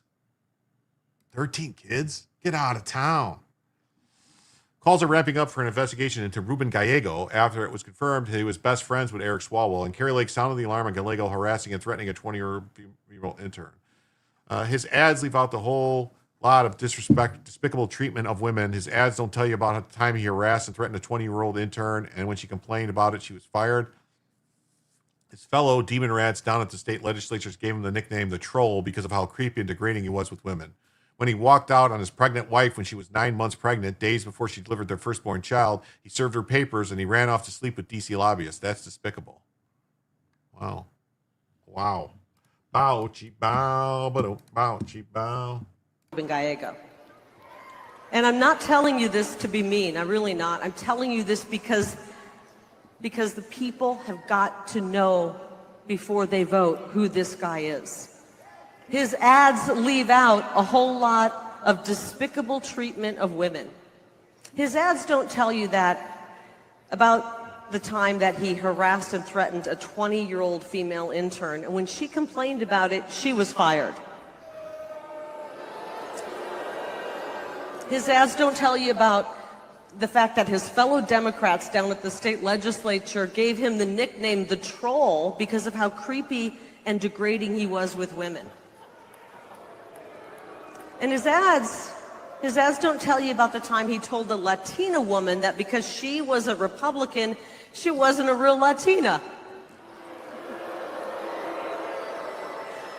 Can I hear it for our incredible conservative Latina women?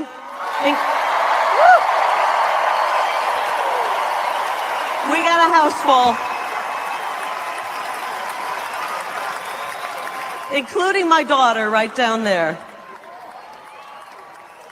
His ads don't tell you, frankly, about the most unforgivable act against a woman. When he walked out on his pregnant wife, when she was 9 months pregnant, days before she delivered their firstborn child, he served her papers and he ran off to sleep with a DC lobbyist. That's despicable.